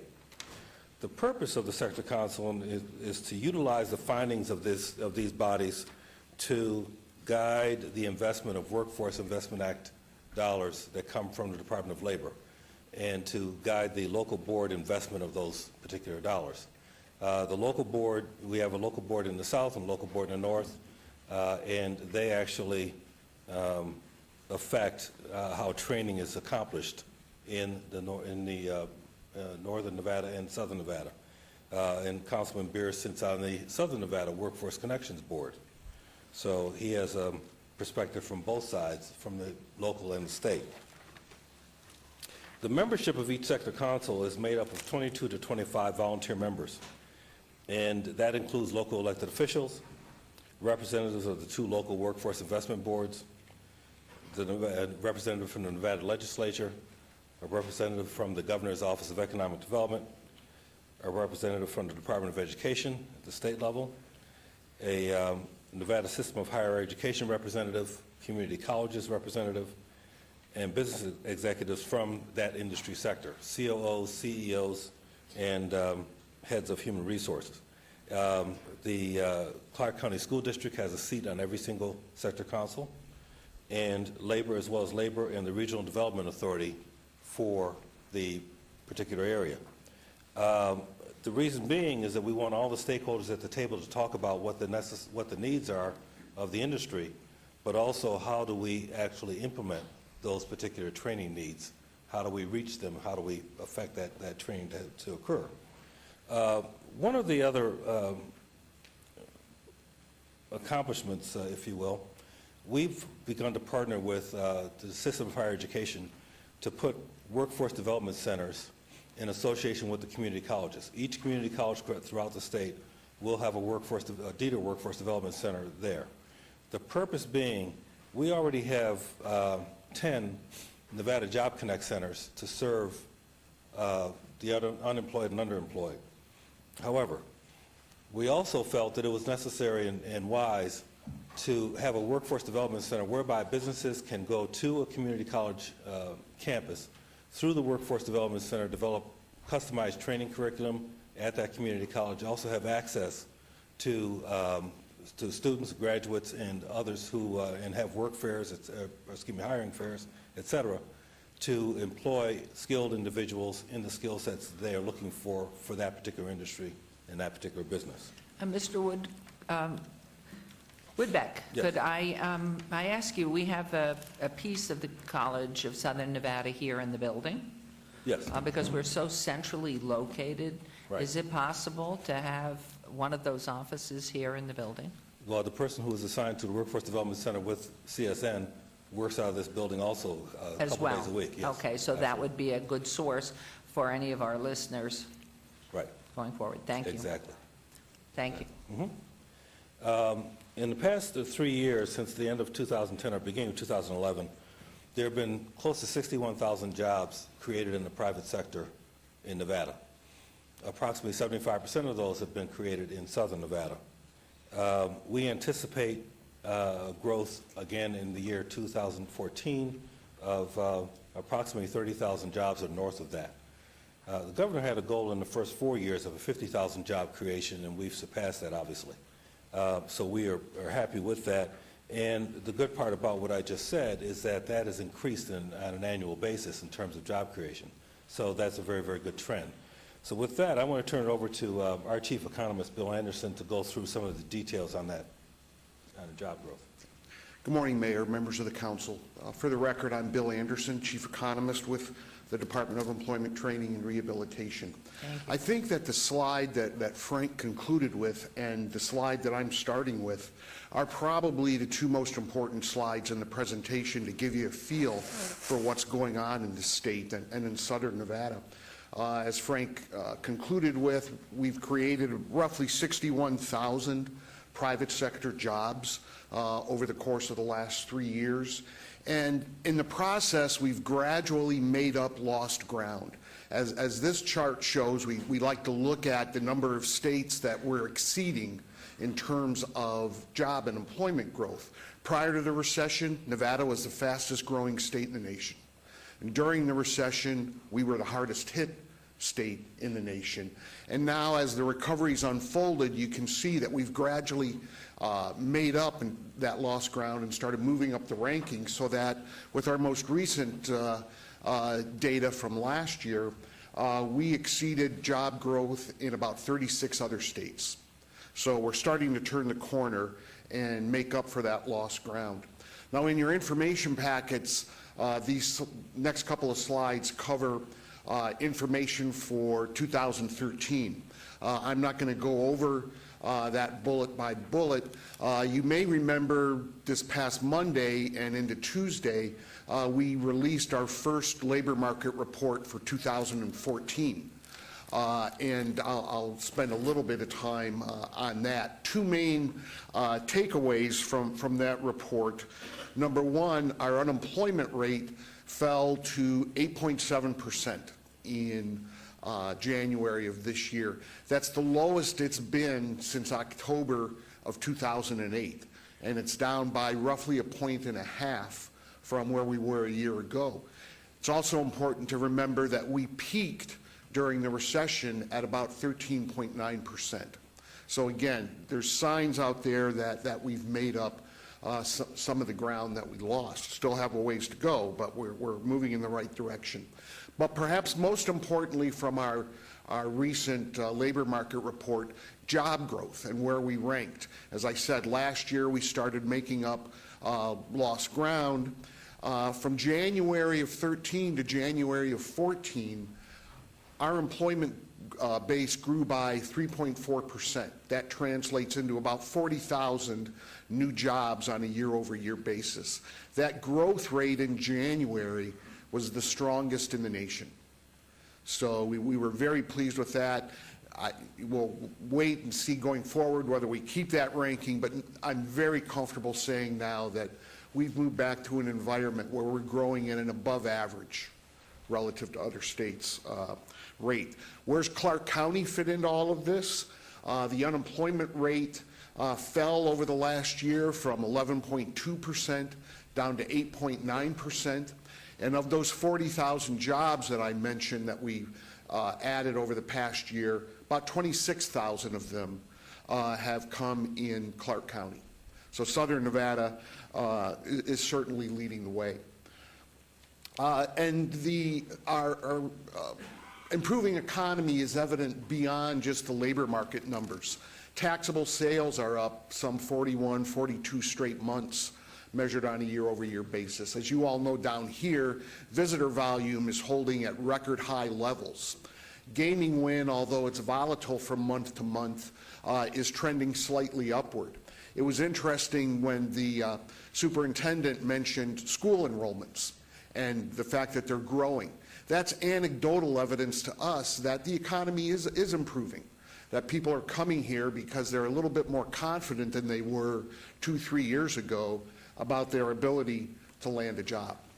So certainly most of the news beyond the labor market is good.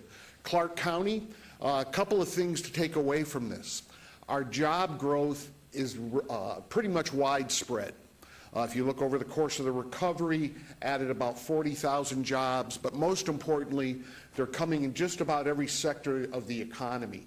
Even if you look at those couple of sectors at the bottom, especially construction, which lost jobs over the last 3 years, they've turned the corner beginning in 2012. And in fact, in 2013, statewide, well, in Southern Nevada, added about 4,100 jobs from 2012 to 2013. So all in all, we're seeing relatively diverse growth. You're probably interested in where we expect to be going forward. As Director Woodbeck mentioned, we're looking for about 30,000 jobs a year through the end of 2015. Remember, we lost about 175,000 jobs as the recession unfolded. So it's going to take us a while to get all of those jobs back, but we're certainly moving in the right direction. Was that statewide, excuse me, the 170,000, or is that Clark County? That would be statewide, ma'am. Mining sector was one of our success stories statewide, driven by increasing gold prices, but now that gold prices have declined off their record peaks, we're seeing employment more or less level out. Going back to construction, of those 175,000 jobs that we lost, about 100,000 of them were in construction. And we're just now starting to add, or pick ourselves up off the floor and add back jobs in that very important industry. But as you can see, when we add 4,000, 5,000, 6,000 jobs a year, that still leaves a long way to go to get back to where we were. Retail trade, as I've talked a little bit about economic diversification. The whole tourism, gaming, and entertainment sector is also diversifying. And retail trade is playing a more and more important role in our broadly defined tourism and gaming sector. I've seen some information from the Gaming Control Board. We go back about a quarter century on the Las Vegas Strip, and the amount of revenue generated on the Strip that was attributable to gaming was about 60%. Non-gaming was about 40%. Over the last quarter century, that's literally flip-flopped. And now 60% of Strip revenue is coming from non-gaming sources, and in some cases, including retail trade. Healthcare, social assistance jobs, especially healthcare. As we all know, that's a growing industry. It's really our only sector that managed to continue growing jobs at the height of the recession. So, and we expect that trend to continue going forward. Accommodation and food services, the leisure and hospitality industry. We're looking for about 70, and you all see, obviously, all the development taking place on the Strip. We're expecting to add about 7,500 jobs a year in that all-important sector going forward. By the time we get to the end of 2015, we'll actually be exceeding those pre-recessionary levels of employment in that sector. So that's certainly good news. What about Clark County?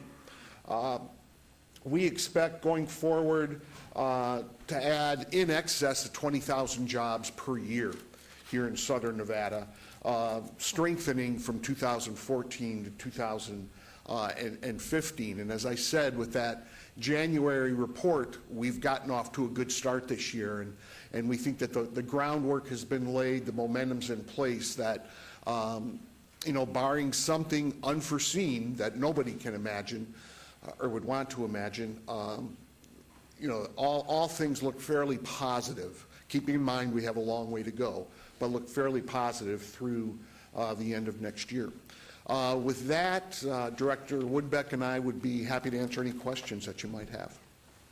Thank you. It sounds promising and exciting for us all, and we are really appreciative of good news all the time. So do we have questions? Comments? I just have a comment, Mayor. Please, Director Woodbeck, I certainly appreciate the monthly reports that come, and certainly to me, I hope they're coming to the rest of the council. We can certainly make that happen. So they're looking at those numbers as well, because it's very pleasing to see we're headed in the right direction, even though we're not there just yet. But I know the amount of work that your team puts into what you do in gathering all this data, watching this data, doing everything you can. I'm a firm believer that government doesn't essentially directly create jobs, but I think our role in that equation is we make it easy for the business community and recognize those sectors which you and the governor have allowed me to sit on one of those sectors, focus on those sectors and try to fill those gaps in the sectors that need to be filled based on where we are today. We recently participated in our retreat and heard a lot of discussion about diversifying our economy and how that happens. And I believe government has a role to step back and let business drive business, and we have a responsibility to make it easy to do that, which mayor and council members, we've been very aggressive in the years past, along with Ms. Vretwell's staff, in making it easier to do business in the city of Las Vegas. It's always pleasing to me when I talk to the development community in particular, they say it's so much easier to do business in the city than it is in other locations throughout Southern Nevada. That tells me we're doing something right and trying to open that door. So, Director, I appreciate all of your efforts. It's been a privilege to serve with your team in your efforts, and wish to continue doing that. Thank you, Mayor. Thank you. Thank you. Thank you. Councilwoman, please. Yes. I just want to thank you for a very informative report. You've provided a lot of information that I think I can share with residents. And I know you're working very hard at all this. I wanted to know, do we have a copy of your presentation? You referred to it, and I didn't get a copy. Did you? The PowerPoint. The PowerPoint. The PowerPoint, yeah. we can get that for you. Could you Sure. please, because Absolutely. I think we should show how close you're watching this and what you're doing, and I think it'll be very helpful. Sure. So thank you very much. Thank you. And we'll also Thank get you on our list for the monthly reports that come out of That's Bill very Shop. good, too. In fact, you know, I was You already got looking, it? where is Councilman Yeah, Ross? we'll get all of You know, when this came up, because I hadn't seen you before, but I thought, boy, this is really what you've been talking about a lot, so, Right. thank you. And wonderful, and the comments so heavily addressed at our strategic planning this past week. So, Councilman Coffin? Thank you, Mayor. Frank, thanks for coming. And nice report from both of you. Frank, it's really serendipity that your report comes immediately following the report from the school district. When you talk about jobs, what's more important for the Nevada employer? A well-trained high school graduate, or at this point, a well-trained college graduate? Well, you made it a point to talk about college and career ready, and I've heard the superintendent talk about college and career ready a number of times, personally and in public. The career readiness piece of that is important to us to recognize. We're looking at how we evaluate the training paths for young people nowadays. It doesn't have to be college, it doesn't have to be 2-year associate's degrees in many cases. We're looking at other pilot programs and that provide certificates in machining, for example, where they have stackable certificates that they can go on and form a career in a number of different vocations. And we want to make sure that we recognize that, particularly in the manufacturing arena, aerospace and defense, logistics and operations, IT, in those areas. And part of what the sector councils are doing is recognizing where those jobs will be, how we can form at least a foundation for someone to pursue, and they can build from there. And they may build it into a career to be an engineer, or they may not. There are off-ramps in terms of education as far as we're concerned. The high school education and getting that high school diploma is absolutely vital. And from that, they can build a career or go on to college or do whatever they might like to do. So we are advocates of that. The superintendent certainly is aware of that, and we work with him on that and his staff on that. Thank you. Thank you very much, and gentlemen, thank you again for coming down. Do keep us informed. That's wonderful to brag about, too. Absolutely. Thank you. Thank you so much. you. Appreciate it. And so this is a report only, and no motion required. And of course, agenda item 49's been stricken. So moving on to agenda.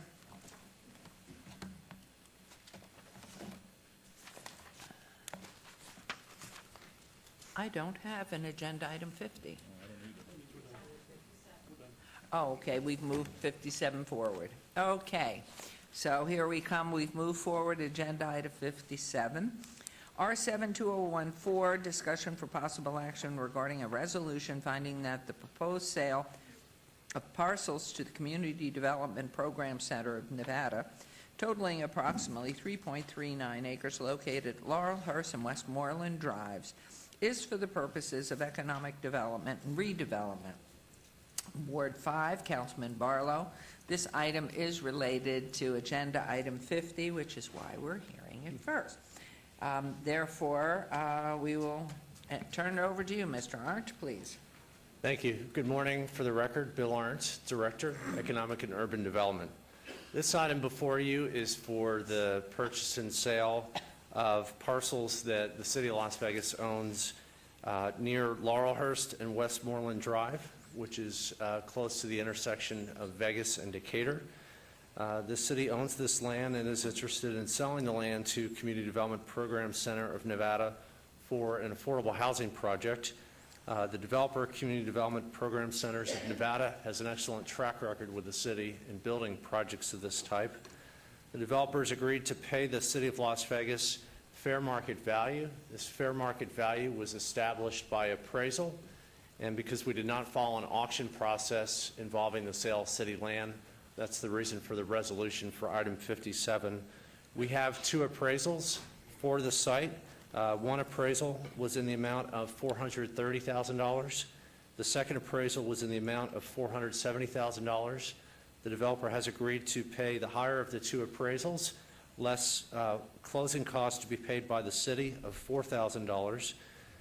The City of Las Vegas has asked, and the developers agreed, to give to the city a right of first refusal to ensure performance.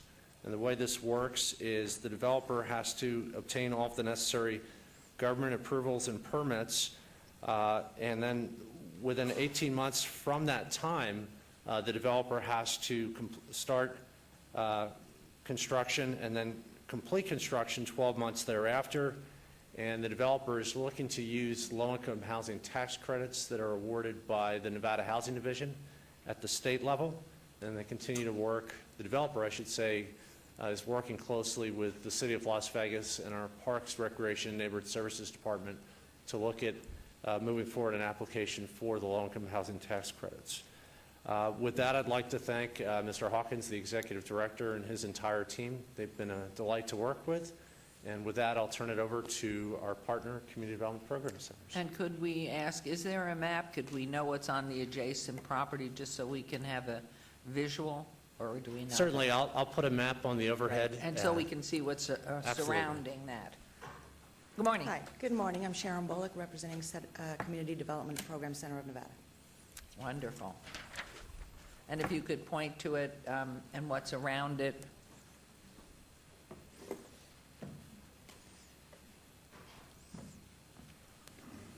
So if I could get a zoom in zoom in on the overhead, the property that's highlighted in yellow is the subject property. It's about 3.4 acres.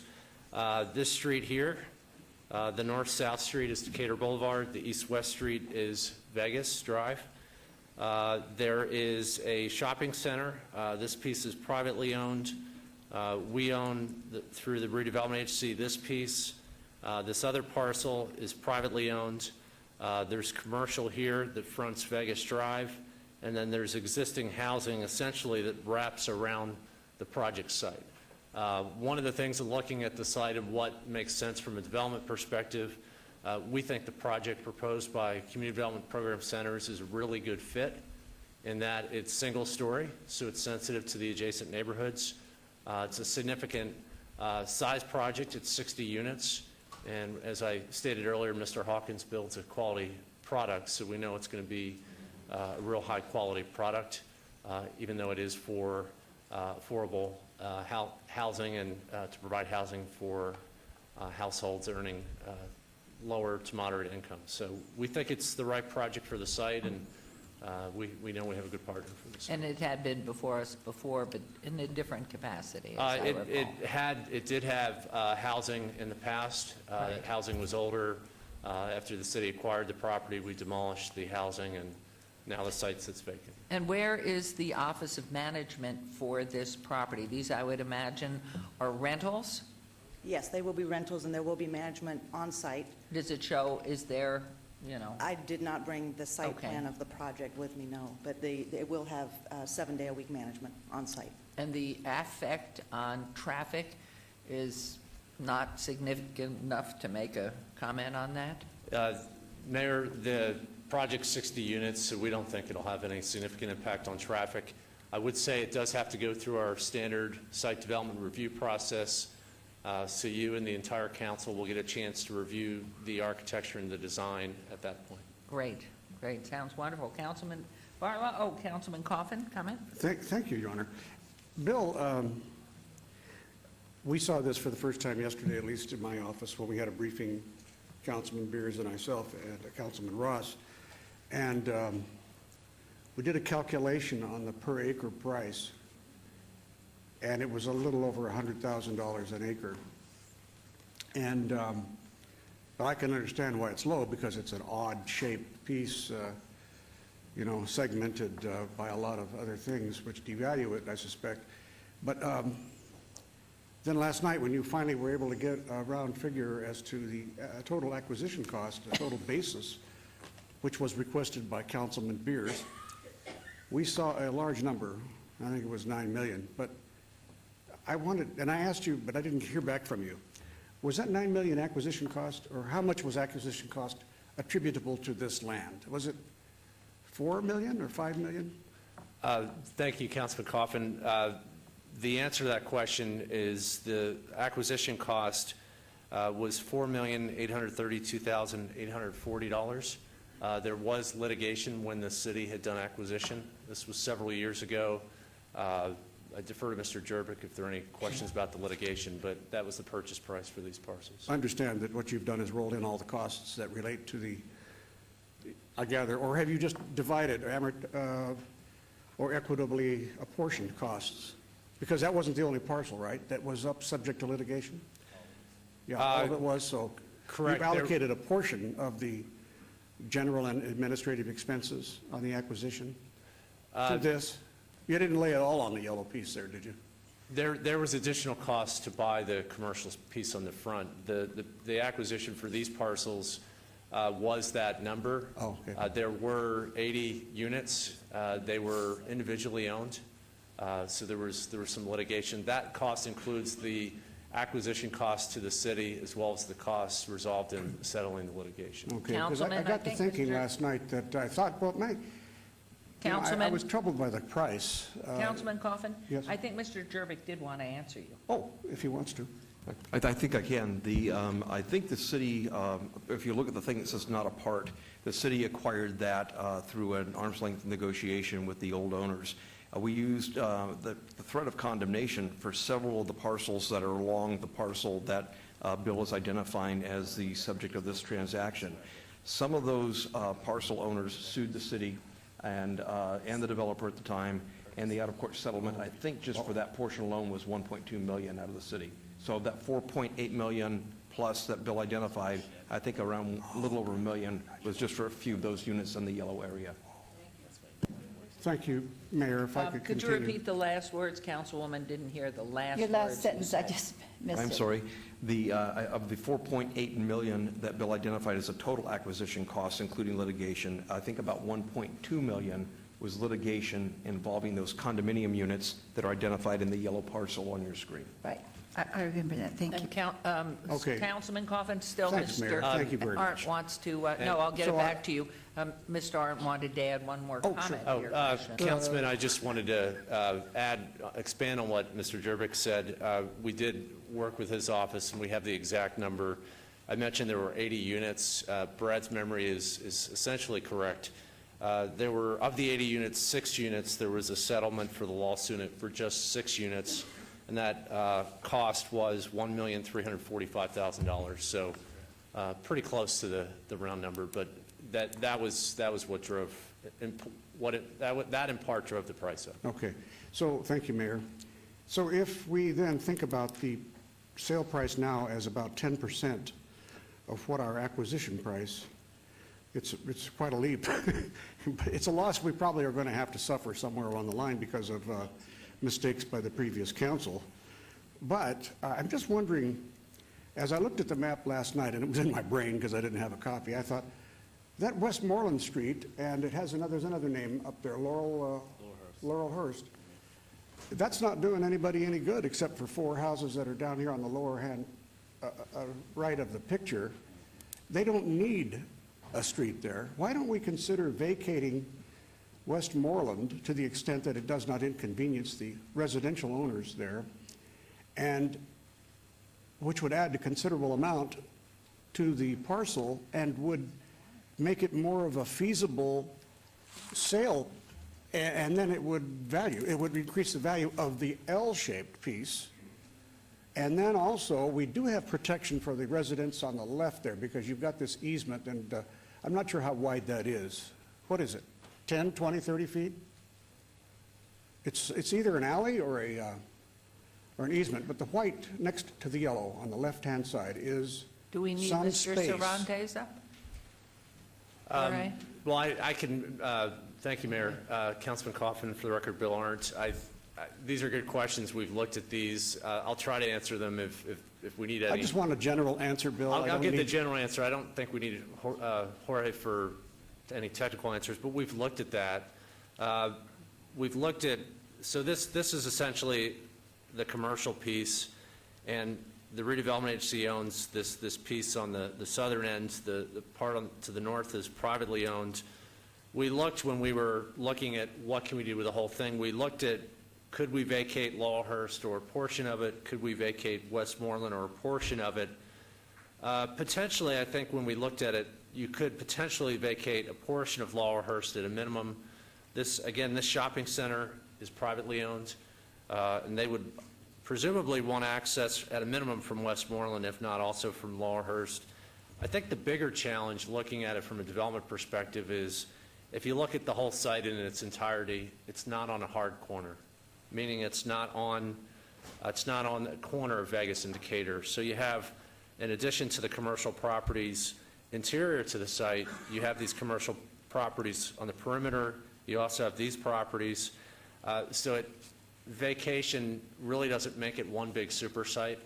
It potentially could expand a piece of the commercial, but you'd still have that issue with residential adjacency. Bill, I can understand that. I think every member of the council can see and understand what you're saying. Right. I'm just trying to cut through this. Right. So, for example, but let's just assume you could, and let's assume that now, when a developer is looking at this piece of land, you have something different to offer. And not only do you have something different to offer to a developer, you have the potential for a developer to offer enticements to the 4 residential property owners along Westmoreland, or that's probably a commercial at Decatur.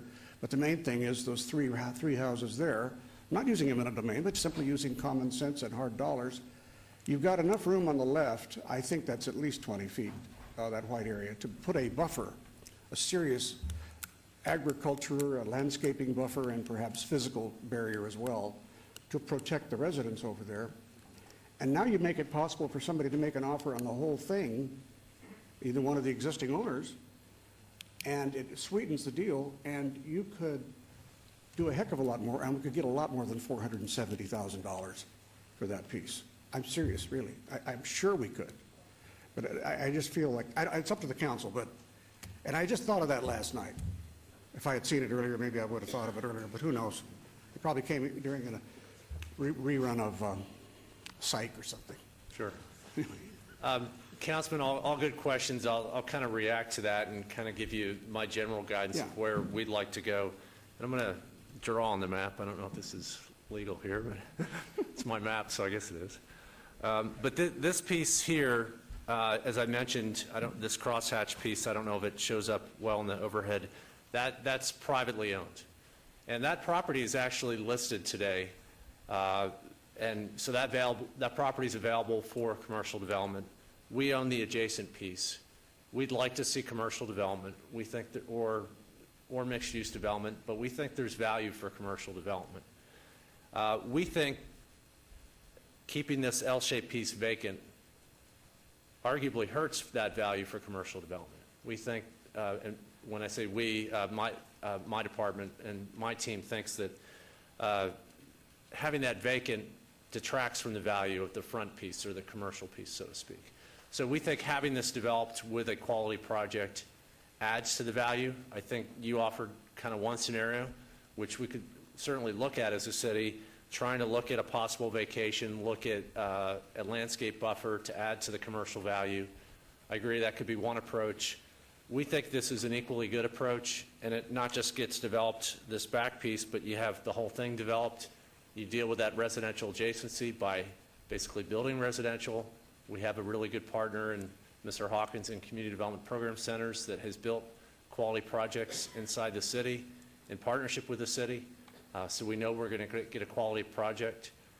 He still has to line up the tax credits, as I mentioned, but he's taking steps to do that, and we believe we'll be successful. So we think it's a good project. We think it's the right project. We've looked at that alternative. I think this is a good way to move forward. It's to get this whole L-shaped piece developed. We think the sale price for the L-shaped piece alone is a fair price. The appraisals that we have that are just about 5.5 months old are very similar and done in 2013 are very similar to the values that they were in 2012. So we think we're getting full value and we're going to be getting a quality project. So for those reasons, we are recommending approval of this item and moving forward. Mr. Arnn, could I ask you, if in fact Councilman Coffin's suggestion were adopted, how do the residents access their apartments? If you vacate the two streets, how do they get in? Mayor, to answer your question directly, I don't believe, and if you need a detailed explanation of why, I'll have to lean on Mr. Cervantes, but I don't believe, or Flynn Fagg, our planning director, I believe is here also, I don't believe that we could vacate all of Westmoreland because of those properties that are abutted to Decatur. So I see Jorge's coming in. He can address.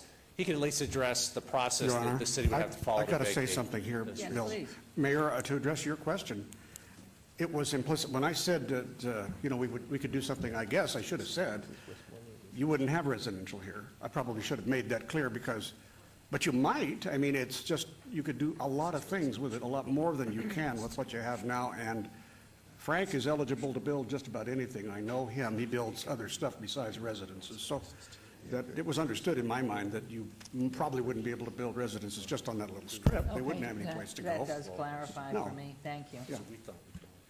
Mayor, just to add a little bit more information, the process for vacating is they have to apply, whether us or the city or whoever, for a vacation, go through that public hearing process. But some of the challenges vacating either one of these streets, the commercial properties to the south of the property we own, their loading docks and the way they receive delivery is through Laurelhurst in the back. And so that portion of Laurelhurst from that property, just that property, would have to remain. Otherwise, we could get in litigation for that property saying you have diminished my ability to receive my goods. The other thing considered in vacation, typically our utilities are within the roadway, whether it's gas, water, sewer. All those would have to be relocated because some of those utilities may be servicing some of these properties that still exist here. And so those are just some of the challenges with vacating. You got to consider what are the impact to the access of the existing facilities still there, and then what do you do with the utilities that are right now under there? Yes, Councilman Beers? Or was it Councilman Ross? I heard, Your Honor. It was Councilman Okay, we'll Beers. go both ways. Councilman Beers, please. Thank you, Your Honor. Slightly different subject, because you just said something I hadn't yet heard, which is that the cross-hatched parcel, it's a fine cross-hatching, by the way, is on the market. Would not the price that the commercial parcel that the city owns be the highest to whoever buys the parcel that's on the market? Why wouldn't we want to put our parcel on the market at the same time? And this is not relating to any of the yellow land that we're discussing in this agenda item. Councilman Beers, Bill Arndt, for the record, we would. We essentially do have it on the market. We at times use commercial listing services. Typically we don't, but we are keeping a dialogue with the commercial broker that represents that owner. So we are in active dialogue, and we've actually had retailers approach us with expressing interest in the entire commercial piece, meaning the crosshatch piece, the privately owned piece, and our piece. So we believe that site will be developed. It seemed the market indication we've had based on inquiries seems to be tending towards commercial. Thank you. For that front piece, not the L-shaped piece. Thank you, Councilman. I'm going to turn it back to Councilman Coffin for the other question, but I did want to ask also the proverbial question. In this development plan, have we contacted the residents to the west and to the south? Do they know that this is on the table coming and okay with it? Mayor, I'll be happy to address all of that once all the deliberation is Okay, done. thank you. And Mayor, I would add that that's something we typically do with our housing development partner, and we'd certainly look to do that and In the certainly work future. with the councilman's Okay, office. but it hasn't been done yet. Right, because remember, this is just the allowing this is setting the Redirection of financial the terms property. for the real estate Right. transaction. There's still a lot of work that needs to be done on the actual development. Thank you. Councilman Coffin, back Thanks, to you. Your Honor. Just on Jorge's comments, I suppose I have to state it out explicitly as I did on the so-called residential access. If there was no residential, we wouldn't need it because it would have become part of a much more profitable development and certainly a better deal for the city. But the white building there, and I'm sorry, I can't think of the name of the tenants in that property. Who are they and who is the owner of that property? The roof. Who owns the roof? Right. I'll answer the second question first. The owner of the property is Bert Bloom. There have been a variety of tenants in that building. I know at one point Opportunity Village had a space in that building. I don't have a good memory or knowledge of the current tenants, but I believe it's partially occupied and there are tenants in the building. So he owns that property and the parking lot? Correct. Mr. Bloom? Okay, Correct. because and I'm sure Councilman Barlow knows all these answers better than certainly to my questions. However, again, this is all based upon having first seen this yesterday and then thinking about it last night and this morning that even Mr. Bloom might want a shot at this because he has a stake in this. And for sure, any consolidation of property into one would involve providing for access for the bays or the delivery, either after hours or you can deliver during off hours to the front of a retail location if that's what it is. But again, please, I've taken too much time. I think I've said enough. Thank you. Thank you. Thank you. All right, Councilman Barlow, please. Thank you, Mayor, and I want to thank the council members for chiming in and sharing their thoughts in relation to this development, this very important redevelopment project in the redevelopment area. This has been a project that I've been working on, interesting enough, since 1999 when I was on staff. And having come on as an elected official in 2007, I worked very diligently to pull together a development team, and we were making great headway. I must admit, we were making great headway until a couple of nuances jumped on the radar, which caused a lot of lawsuits to take place and delayed time in developing this site that the community worked hand in hand with the developer in my office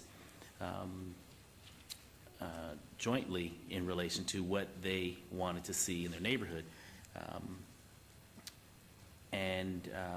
Over a period of roughly 3 years, if not close to 4, the residents have always wanted this site to be reactivated back to the site that was once there, which was commercial.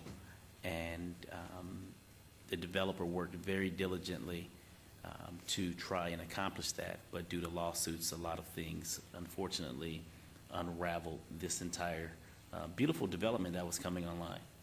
And I was really saddened that it fell apart the way it did.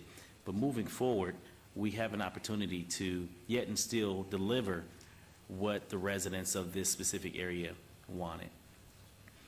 The parcels in question, specifically in yellow on Laurelhurst and Westmoreland, they were previously residential. And the residents specifically asked that we not encroach commercial on their neighborhood. They wanted to see residential be replaced at the questioning site, the yellow, and keeping a buffer of Laurelhurst and Westmoreland from their neighborhood, although they support the commercial on the other side of the street. And in this specific area, Decatur and Vegas, there's a lot of amenities that once was there, which currently are no longer. And so we are working very aggressively to see how we can basically bring amenities from a commercial standpoint and a retail standpoint back online. And this is the first step, Mayor and Council, as we move forward to bring the residential, because as you all very well know, that commercial tend to follow density. And so therefore, by having in place the opportunity to increase the density of this area, we believe that we're number one, moving in the right direction by bringing more dollars into the area and having an opportunity to attract hopefully a potential commercial developer to come in and bring much needed retail back into this very important corridor of the community. And so I truly support and am in favor of moving forward with the recommendation from staff, because this is a step in the right direction. It's bringing many jobs online, and what it's really doing at the end of the day is bringing residents back into an area that for far too long people have been moving out. So it's giving families an opportunity and a reason to move closer to the interior of the city as we continue to move forward redevelopment opportunities in areas that need it most. And Vegas and Decatur for a very long time has needed a reactivation and a resurgence of development and redevelopment. And that's why if you look at the redevelopment map, Vegas and Decatur is the only island from an RDA standpoint that sits by itself. The redevelopment area that exists in downtown is all interconnected, RDA 1 and RDA 2. And Vegas and Decatur sits on an island by itself in the middle of Ward 5 as a redevelopment and a much-needed redevelopment project. So I understand the repositioning that my council colleagues have brought forward. However, to share with you, that's not something that my residents want to support in relation to having commercial sit adjacent to their residential properties. They asked for the for this site to be redeveloped back to residential, and that's what we're working toward in order to increase the density. So with that, I am going to move to follow staff's recommendation for approval of this item subject to all conditions, and ask that we continue to work with the developer, the CDPCN, and its ownership and its team of developers to bring in a quality project, because as Mr. Arndt mentioned, they've done a number of beautiful projects all throughout the city of Las Vegas, Clark County, to include Henderson. And we know their product mix, and we know the quality of work in which they bring forward. And so for that, I feel very comfortable in moving forward with a recommendation of approval of this item subject to all conditions. And that will be my motion at this time, Mayor. Thank you very much, Councilman Barlow. There's a motion. Please vote and please post. And then we will move on to the disposition in item 50.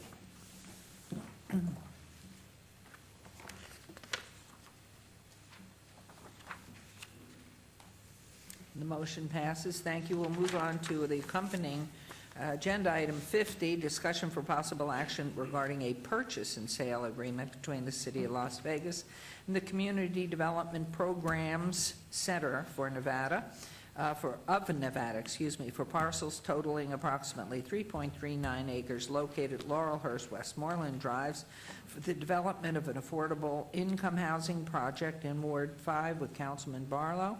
And obviously, this item's related to the previous one. And Councilman Barlow. Thank you, Mayor. And I'll move to follow staff's recommendation for approval, subject to all conditions. And that would be my motion at this time, and wish the developer and their team the best of luck in bringing on some quality residential product into a much-needed redeveloped area. Thank you. Thank you. There's a motion. Please vote and please post.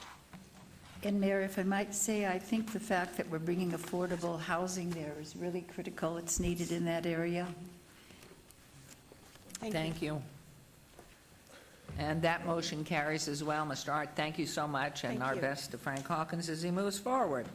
And so we move on to, let's see, items 51, 52, 53, and 54 have all been obeyed to April 2nd. Thank you very much. And so we will move on to agenda item 55. And this is discussion for possible action to determine the desire of the City Council whether or not to authorize medical marijuana establishments within the city. 2, determine the extent to which they will be authorized, if they are to be authorized. And 3, to provide direction to our staff accordingly, and this is in reference to all wards. Good morning. Good morning, Madam Mayor. Flynn Fagg with the Department of Planning. Also with me is Karen Duddleston, our business licensing manager. At the last City Council meeting, we were requested to come forward with a presentation on medical marijuana. And with that, I will go ahead and turn it over to Karen, who will give some background information on the subject for us. Thank you, Your Honor. As you know, SB 374 was passed in our last legislative session. That bill authorized 4 different types of medical marijuana establishments: dispensaries, of which there could be a maximum of 10 within the city limits, 40 within Clark County. Any local jurisdiction can only have 25% of those 40, so the maximum that could be located within the city would be 10. Edible production facilities, testing laboratories, and then cultivation facilities are the 4 types that are authorized by state law. We have been working and participating with both the state and the other local entities on going through the state drafting of their regulations. Their regulations were assigned to the State Division of Mental and Behavioral Health. They started last fall in some workshops and public hearings. Their final workshops and their draft regulations was held in February, on February 24th. And those went to the State Board of Health on March 14th. And I believe the Legislative Commission is considering those next week. So we should have state regulations working their way through their final processes this month. As for the status of the city, we were before you on February 5th. We gave a report to you at that time, and we're directed to research and develop a medical marijuana program for the city for your consideration. And we are back here today to meet with you to make sure that we are working in those exact directions. from the planning perspective, I'll let Flynn go through where we've gotten on the planning regulations. As we were directed to move forward with developing regulations on February the 5th, we took an ordinance for the land use regulations for medical marijuana to our Planning Commission on February the 11th. They reviewed those regulations and made recommendations, which at some point here in the near future we will forward to you. Meanwhile, Karen and her staff have been working diligently on preparing licensing regulations for medical marijuana facilities. Both the land use regulations and the licensing proposal have been forwarded to our city attorney's office, and they have begun to review those proposed regulations. In moving forward, what we would propose to do is to present the proposed licensing regulations to the public in workshops later this month and in April, and then take public input, and then bring our licensing regulations and our land use regulations to you as the City Council together formally at a City Council meeting in May of 2014. So that is where we are in the process. What we have been asked to do today is to get several decisions from you at this point in time. As you will recall, at our February 5th meeting, we were directed to develop regulations, but however, the City Council did not decide that we are going to have medical marijuana in the City of Las Vegas. And so what we are requesting of you today is a decision, a yes or no decision from the City Council. Are we going to allow medical marijuana facilities in the City of Las Vegas? And so, Madam Mayor, what we would request at this point in time is that we have a vote of City Council as to whether or not we shall allow medical marijuana facilities in the City of Las Vegas. If the answer is yes, then we will go through some additional decision points in terms of the types of facilities that should be allowed in the City of Las Vegas. And this is, again, to get direction from you prior to bringing forth ordinances. So if we could start with the first decision point. Okay, I've got a couple of questions. Number one, because we have been under moratorium on this issue because we wanted more information, and as we watch what happens and is happening in the Netherlands and in Denver and around the country, does this decision, is it in stone, or is this something as we proceed further that we will be able to back off of? This is not in stone per se. What would be in stone is when you adopt land use and licensing regulations. That is when we would have regulations in place for medical marijuana facilities. So what this is a confirmation of the direction of City Council to pursue the regulations that we've been working on. So it's to pursue, move forward with the understanding that we want this direction followed. Correct. But later on, with input or without, or at the request of the council, that could stop? Correct. If you adopt or choose not to adopt land use regulations, if you adopt or choose not to adopt licensing regulations, that is the ultimate point where we are either permitting or not permitting medical marijuana. And all of these pieces are being forwarded to council for review at this time. So it's still in the review process is what I'm trying to figure out. Absolutely. Okay, so what we're really asking for is a vote of confidence to continue to move forward and not relinquish our right to medical marijuana dispensaries or anything else. Correct. Okay. Now, we do have members of, and knowing in your report that you said going to the public will take place beginning March 26th or singularly on March 26th and April 2nd? What we are proposing at this point in time is to have two workshops. The first would be on March the 26th. The second would be on April the 1st. On April 1st? Correct. And those will be held where, and will the public be invited? Yes, Your Honor. Karen Duddleston, for the record, Business Licensing Manager. We've reserved the 5th floor conference room in the Development Services Center at 333 North Rancho for 3 o'clock, from 3 to 5 o'clock, both of those days. We would propose to have some draft licensing regulations posted on our website next Monday, if you direct us to go forward. And then we would take comment on those and try to finish up a final proposal and program to bring back for your consideration. Thank you very much. Now, with the indulgence of our council, we have wonderful followers of everything that goes on here, and we do have some cards.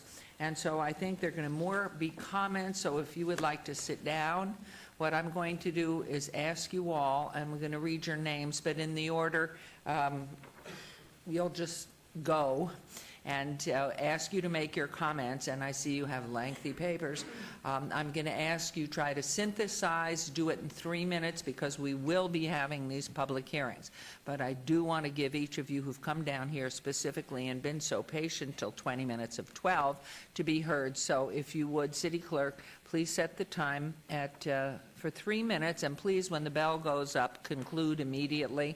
I have cards from Michael McAuliffe and Mar Turbuck and and pardon me if I'm doing a mess to your name because I'm having trouble reading, Danielle Gary, Diana Lee I mentioned before, Adam Sternberg, I had trouble before here, but Perry Hitchchew and Derek Connor and Barry Steer. So who's ever first, come up, make sure your red light's on, make your comments, and I will turn these in. Thank you.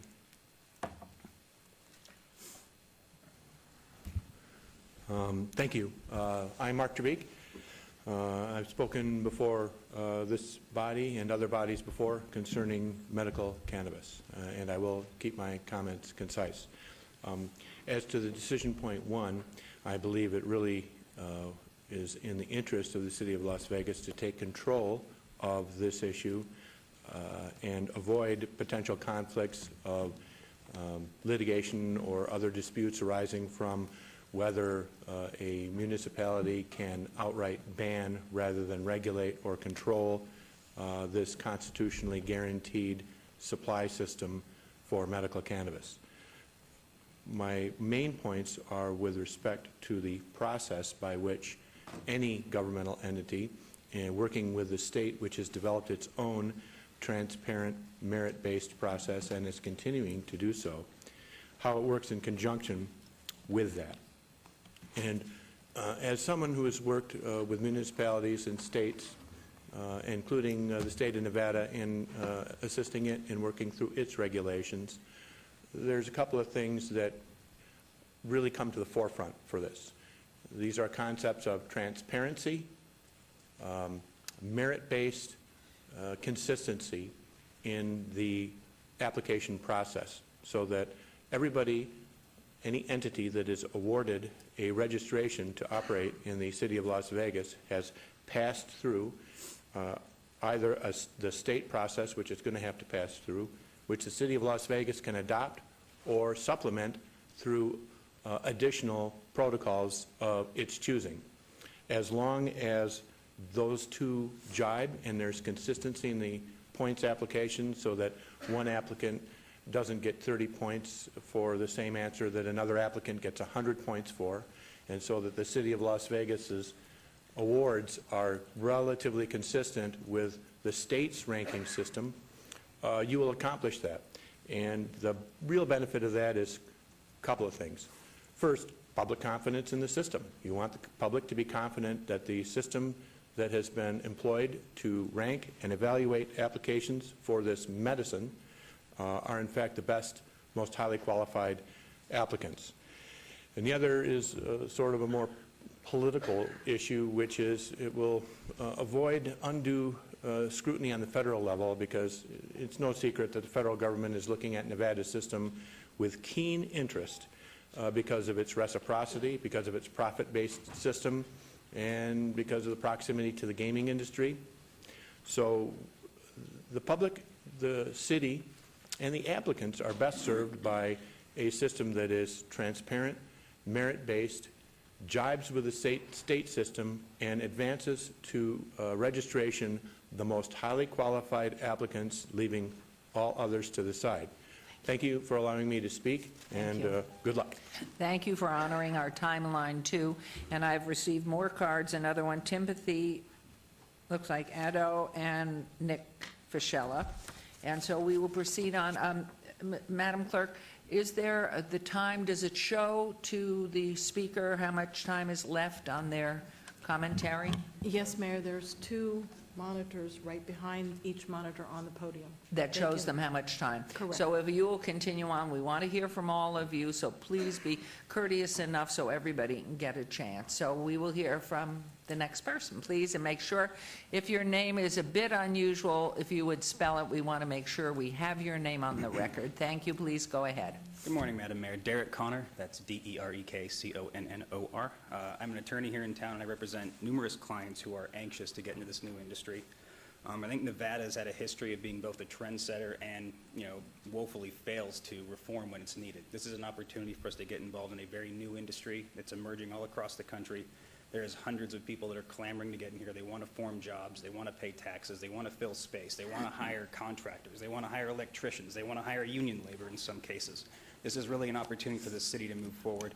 And let's not forget, as Mr. Terbeek mentioned, this is a state constitutional right. As you know, the city can't enact regulations that would be unduly burdensome on a state constitutional right. I can't think of anything much more burdensome than an outright ban, and that is a definite opportunity for people to move forward with potential litigation against the city. So I think now is an opportunity for the city to move forward and handle this at their level instead of having it handled in the courts. That's frankly all I have to say, and I hope you guys move forward, and I look forward to working with the city in the future. Thank you, Mr. Connor. Right. Thank you, Mayor. That does not mean the next speaker gets an extra 1.58. Well, you Thank give a lawyer very a little bit much. of time, I try. Thank you. Please, next, come up, state and spell your name for the record.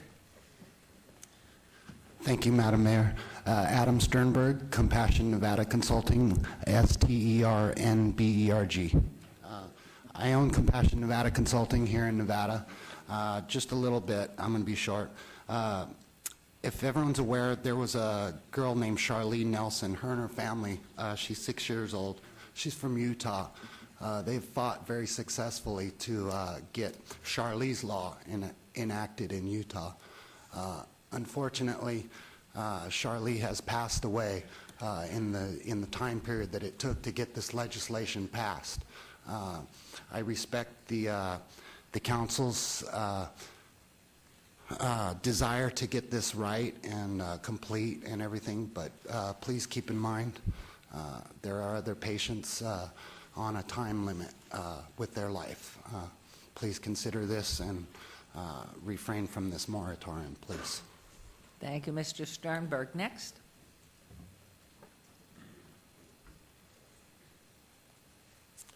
Thank you for having me, Mrs. Mayor. My name is Perry Haichew, last name spelled H-I-T-E-C-H-E-W, and I'm on the Board of Directors of the Wellness Education Cannabis Advocates in Nevada. And I am in support of the City of Las Vegas moving forward with this. And I would like to defer the rest of my allotted time to my colleague, Mr. Michael McAuliffe, who is much more capable than I at expressing the views of our board. So Thank you very much. Good morning, City Council and Madam Mayor. Michael McAuliffe, it's MC capital A-U-L-I-F-F-E. I'm the Political Outreach Director of We Can, which is Nevada's largest homegrown education and advocacy group in this area. Just yesterday, I was out testifying before the Nye County Commission, and through a contentious hearing, the Nye County Commission decided to move forward, allow medical cannabis cultivation facilities within Pahrump. They're also moving forward to allow their single allotted dispensary outside of the city limits of Pahrump. That was not because they were concerned about space or distance separation or anything like that, but it was really the patients in Pahrump who were concerned that if they have a dispensary within 25 miles of where they live, the law provides that they will have to cease growing their own meds after the state told them that they needed to do this for 12 years. And so they've located the dispensary outside of that. On top of these issues, Pahrump, which is a very conservative area, obviously, Nye County, they also put on a 10% value-added tax to any of the medical cannabis being sold in Nye County. So that actually alleviates some of the county concerns here about having facilities in other counties which will, fill a vacuum if we do not deal with it here in Clark County and the municipalities, and bring their rural county cannabis into Clark for distribution. But what Nye I actually did there was put themselves at an economic competitive disadvantage by adding a tax on on top of the 2% excise tax, on top of the state and local sales tax. But they are moving forward with that. They are allowing for delivery from the dispensaries. So all in all, this very conservative area of Nevada, who is trying really hard to get Yucca Mountain to move forward and bring plutonium and the job and the taxes there, they've decided that you know, pot is not more dangerous than plutonium, so they can deal with it, and they can have that happen there. You know, I know that here in Clark County and here in the city, that the city attorney and Madam Mayor, you've been very concerned about the federal illegality of this. Weekend has a radio show on Tuesday afternoons. We had an attorney, Ariel Clark, on yesterday who works on this issue in multiple states, and she has no knowledge, and none of us do, of any attorney who has been disbarred or disciplined for advising regulatory bodies or executive bodies such as yours on development of applications and regulations. In the same vein, we have done research. We have not found a single incidence of federal indictments coming down on any municipal level officials who move forward and develop regulations. So I understand your concern there, but I don't think it's a really important one. And the last thing is just that for the meeting that you're going to have, we had over 200 people at the Clark County meeting last week. I'm concerned that the room that you're going to have might be too small. You might want to look at a larger room. I agree with you, but you have your own 3 minutes. Okay. Oh, I have my own 3 minutes. Right. Wow, that's great. Thank you so much. You know, we had on the show 2 weeks ago a retired career DEA agent, and even he admits that there is so much potential value that we need to research this. And his point was, if we're going to do this, we have to do this at the federal level. And everything that we're doing here in the state and the county and the city, you know, seems to be under the potential thumb of the federal government. I would just point out respectfully, though, that the Controlled Substances Act of 1970, which gave the federal government authority over illicit substances, was designed to combat those illicit substances and their use. And that is a criminal justice issue, as decided by Congress. However, we also know that health care is left up to the states, and that's why we have 50 different rollouts of the Affordable Care Act across the nation, rather than one single federal mandate. And wherein the state of Nevada has crafted a careful and well-regulated area of medical cannabis use in the state regulations as commanded by the Constitution, that does not give the federal government room to, in the legal term, occupy the field. The state has said this is health care, we're dealing with this, and so the federal government hands off this as a 10th Amendment issue. So we, and when I say we, I'm talking about all the legal minds that I'm talking to on this, feel very strongly that the more regulated this is, the less concern that we're going to have on a federal level. And also, just 2 days ago, the Department of Health and Human Services federally released a letter that they wrote last week saying that the United States government is now going to take their farm in Louisiana, where they produce medical cannabis for patients on the federal medical marijuana program, and they're going to sell that to private researchers who are doing a study for PTSD on veterans. And I can't think of no group more important than veterans for us to move forward with these issues and to help after all they've done with us. And so now, for the first time in history, we have the U.S. government dealing pot to a private research facility. And so, you know, this whole idea that it's Schedule I, that there is no medical benefit, it's crumbling by the wayside. We see Eric Holder just in the last week testify to the U.S. Sentencing Commission that on nonviolent drug crimes that they should do a two-step reduction in sentencing severity. And that is to alleviate the overcrowding in federal prisons, where almost half of our inmates are on various drug crimes, and to save the money for all us taxpayers. And at the same time, it has the federal government acknowledging that these issues, that the prohibition, respectfully, Mayor Pro Tem, that the prohibition that we've had for all these years is not curing the problem. Drugs are as available now as they ever were. The prices have not gone up, in comparison to where they were years ago. Interdiction is not working. We do need to treat this as a health care issue. And so what we have here in Las Vegas is a large, vibrant city where you can lose your house and equity as quickly as you can liquidate it. You can get drunk every day on a roll of nickels at a slot machine. Sadly, you can have a hooker to your room in 20 minutes anywhere in the valley, and yet somehow cannabis is still considered the great evil. We really need to, as some of the prior speakers said, we need to move this forward because there are our sick friends and neighbors. And finally, even the federal government is realizing that there's medical value here. So doing so carefully, doing so there's no abuse, so there's no diversion to kids, so there's no gangs. All of us in the community want that. But we recognize that we have a constitutional duty under the Nevada Constitution to provide appropriate methods of supply meaning not growing your own, but of having some sort of commercial area for authorized patients. And that's all we're asking. Let's move forward on this. I've spoken with members of your own family on this. We've just got our clock Okay, back. thank you so very much. But I do have to recommend that the Controlled Substance Act is a Schedule I drug. That's where the effort needs to do and go and be directed to get the federal government to move it off of the Schedule I. And That's we are where in the effort complete needs to agreement. be. And I will tell the U.S. Conference of Mayors voted unanimously for the federal government to give each state the rights to control marijuana. And that Each includes state. you, Madam But Mayor. no. What needs to happen, though, the effort needs to be directed to the federal government. So that onus, any type of onus on this community and this state for a felony is removed, because we have to look at that. It's the law of the land, and we are not in a point of taking on things that are going to put us in a very bad situation.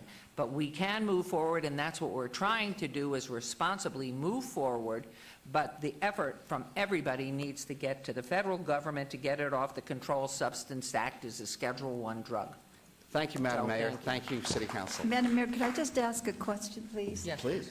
Do you feel the same way about legalizing recreational marijuana? I've been fighting this fight for 13 years. I got involved in this fight because it's a constitutional issue where the voters voted for it. Now, what do you General mean, this legalization fight? has never been my fight, never been my issue. I've stayed away from that issue. because What are your thoughts? My personal thoughts, Mohandas Gandhi said no prohibition has ever withstood the test of time. I spoke with Ted Moody recently, who says we can't arrest our way out of this. We have to do Okay, something so it would else. be a positive for moving that way. I that's think what it it's a sounds sensible like. solution to tax and regulate and defund the narco cartels. Okay, thank you. Thank you. Thank you. Okay, next. And we will go back, and I have a suggestion, if I might, Madam Clerk, if in fact that should happen again, that we have someone who defers to give it to someone they know to speak on their behalf, that let the clock run out, stop, and reset from 3 down, rather than cumulatively up. We went the other way. Can you do that? The machine counts down to 3, and then when it changes, it'll continue to go negative until I stop. So the time that's remaining, we just have to figure where it is and stop there. Once the beeper goes off, when you see this count continue, Yes. that's beyond the 3 minutes. Okay, thank you. Okay, Diana Lee, and I want to say thank you to our friends at WeCan. I am speaking on behalf of suffering cancer patients because I am one. Never in my life have I ever butted heads with all levels of government until I became a cancer patient. I thought having cancer was bad enough. But apparently, the bus company decides to take away my bus when I'm in chemo. I come here and before I came here, I found out that I had to illegally obtain seeds to grow marijuana, and we all know that story, and thankfully that's going away. So now I have less of an issue with the state. Locally, I'm still working with the city to try to smooth that out. I was too sick last week to go address the county, so I'll get to them someday. But my two issues right now are zoning. I understand that there are people out there that think that medical marijuana facilities should be, God forbid, that they be not in my backyard, but they don't realize that they have neighbors that are suffering like me. I have to walk 1.5 miles to get to the bus stop, which I guess I was part of Nevada Move Day today, inadvertently. But the point is, you know, we need to have these conveniently located.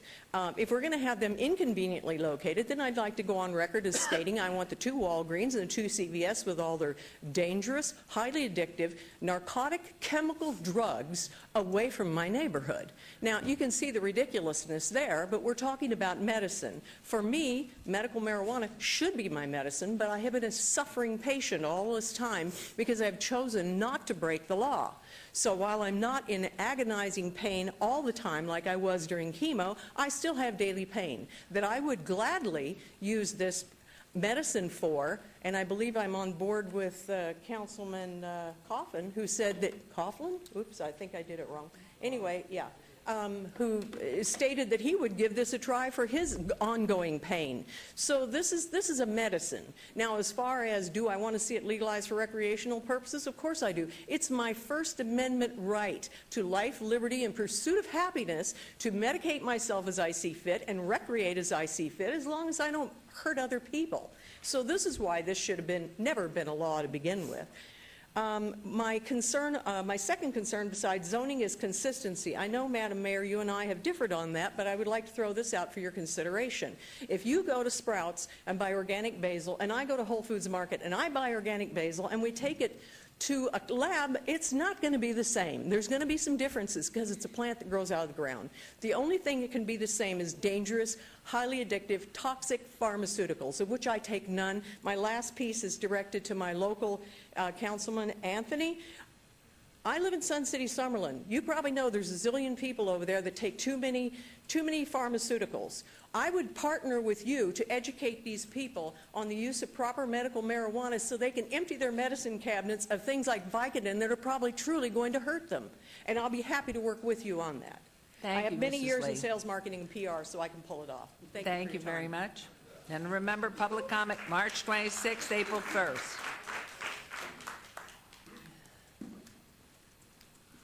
Hello, my name is Barry Steam. I'm with the Third Day Creation Team. My last name is spelled S-T-I, E as in Edward, B as in boy.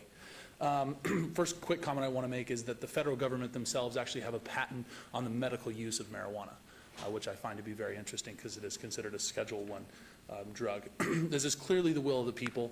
This was voted in 2000. We need to have responsible ways for access. I would hate to see the council stymie any needed tax revenues. We talked about how schools are trying to fight for a smaller piece of that pie. We want to increase the size of that pie by bringing tax revenue to the city and the county and the state. Also, we want to create jobs. I think that there's a great opportunity for jobs and tax revenue. And, you know, I know that the last comment I'll make is I know there's a medical district along Charleston where I think that this would be appropriately, would fit into that area as well. So I want to say thank you to the council for their consideration, and that's all I have. Thank you, sir. Thank you for coming forward. Next.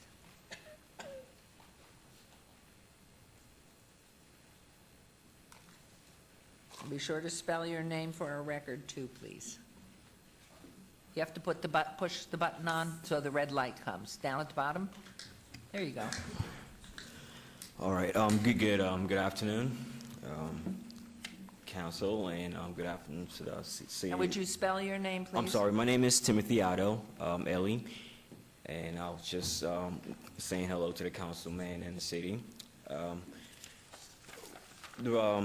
And I'm very excited that the city, we have basically come to this point where we have to, and we are basically looking forward to having the medical cannabis establishment established. But just before that process, I wanted to just speak on behalf of all the medical patients, and I'm speaking specifically chronically ill and terminally ill patients. And some of the few issues that I would like to basically address, and it may be an interest to the council as well, is one specific thing is that we face pretty much is medical tourism. The city of Las Vegas is known internationally for being the entertainment capital. Well, it is also going to change a little with the medical cannabis, because not only is it for entertainment, for a lot of medical patients all around the world that have lots of terminally ill, genetically, diseases, basically need the sun, need to be in the desert. we need to wake up to, pretty much 70 degree weathers normally most of the year. So we choose this state to basically, we have no choice but to live here. I mean, even if we do, but it really helps to live here. And for that purpose, we would like to have for all the other medical tourists that will be coming in to stay in the state of Nevada, would have a very structured system that would help and benefit everybody else. And pretty much what I was also basically want to address also, please, if it would help, we would like to have some sort of specifically regulations issued on behalf of the medical patients in the state, because this pretty much we are working on a medical cannabis facility here, meaning the medical patients were to be the first in place. As of this point through the process, most medical patients in the state are not even able to be on the in the state program, even though in April 1st, this is changing to about $75 for the processing fee, but unfortunately, most medical patients that are going through the disability process or applying for disability, just going through that process, still cannot afford $70 just for the state processing fee, pay for the application, and then now have to pay over $80 to $200 for the doctor recommendation as well. And also, I would like to address the... I think that's it. I'm sorry. Thank you for your time. Thank you very much. We appreciate it. And next.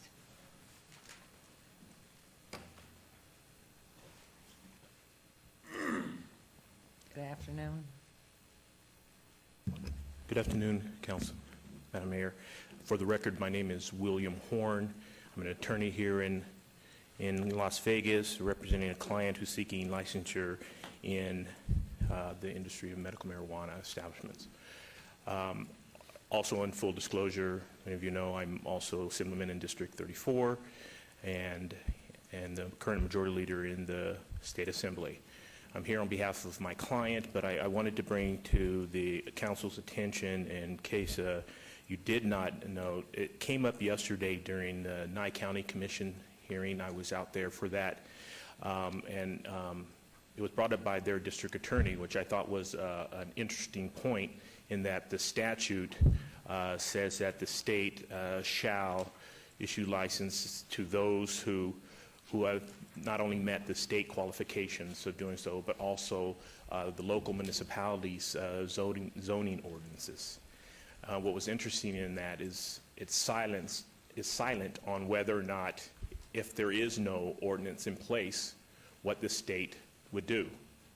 So it's important to understand the distinction that if you do nothing, there is, I guess, arguably a possibility that the state could still license them. Now, that's a legal interpretation, but I thought it was one that, according to the strict reading of the statute, is a possibility.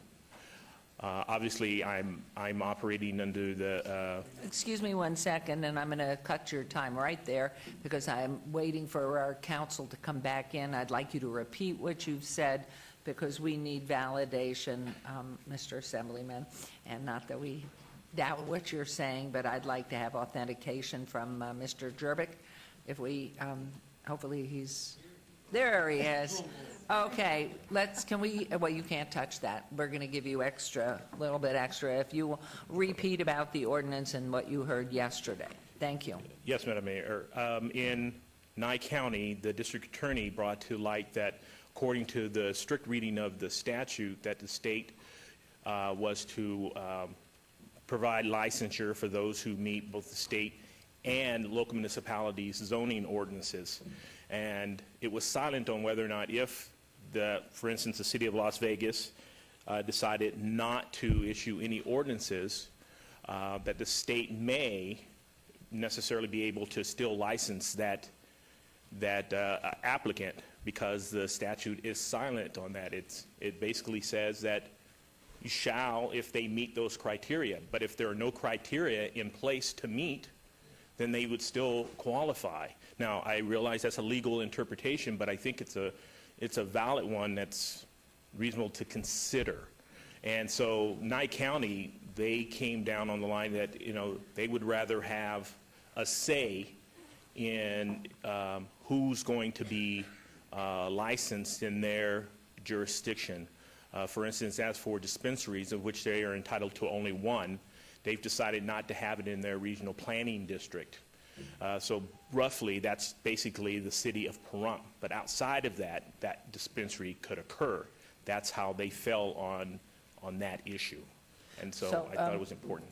Mr. Jervik, in effect, does that mean if we do not pass an ordinance, that the state then assumes the right to move forward on licensing or denying license on our behalf? I don't think, first of all, I've not had the advantage of speaking with the Nye County District Attorney, so I don't know what research he did or how he reached his conclusion. Based on what I know, there are 3 things necessary for a licensed medical marijuana establishment. One is a state certificate, not a state license or state certificates. Second, a city business license or county business license, depending on the jurisdiction. And third, the proper zoning. It's my understanding that in those jurisdictions that have decided they did not want marijuana, they simply decided not to create a zoning category for it. And we are the sole rulers of our own zoning and our own land use, and the state can't force a dispensary in a jurisdiction where the land use decision is no. And so that would be my opinion, but I have not been asked to research that, and I reserve the right to go back and perhaps change my mind if I talk to the Nye County District Attorney and learn something I don't know right now. I think on behalf of the council, and I hope I'm speaking accurately for them, the more information we have going forward, the more knowledgeable we are about this issue, the better we can move forward if that is the process. And knowing this is just another piece of that for us going forward. Yes, Your Honor, Madam? if I may have a couple more seconds. Yeah, yes, please, we'll give you back 16 seconds. Also, I would state that because of the time frame of which the state is going to act is ticking closely, that starting pistol is going to go off soon. I think that there is a possibility that the city could miss that window with a further delay. Another 6 months, I think that the state will have already acted during that period of time. Whether that's true or not, but I think it's a possibility. So I would urge that the council act today and continue to move forward. Thank you, Your Honor. Thank you, Mr. Assemblyman. And the council? I was going to ask Brad, did he leave? Again. Are you there, Brad? There, he's down There you below. are, Brad. Okay. Brad, my understanding is if we don't take the 10 that are available to us, they're given to somebody else. That is correct. And if that is the rule, if that's the regulation, then I can't see how they could say that they could put them into ours. You know, it doesn't make sense that they would say, if you don't take, I do agree that you could miss the time window, but, which you said, I think that, but I just can't see how they would have done it that way if they were saying, hey, if you don't take them, then we'll make it go right in there anyway. I think that's correct. I think that's why this is a political decision. If you pass on the licenses through whatever mechanism you pass, a vote today that says no, or you vote down zoning ordinances in the future that give permission, these would just go to the county. And the county could then put them where they're point to an unincorporated county. Okay, thank you. We've gotten a few more cards. I don't know if I had mentioned, yes, I did read these. Anyone else wishing to speak on this point? Whoops. Good afternoon.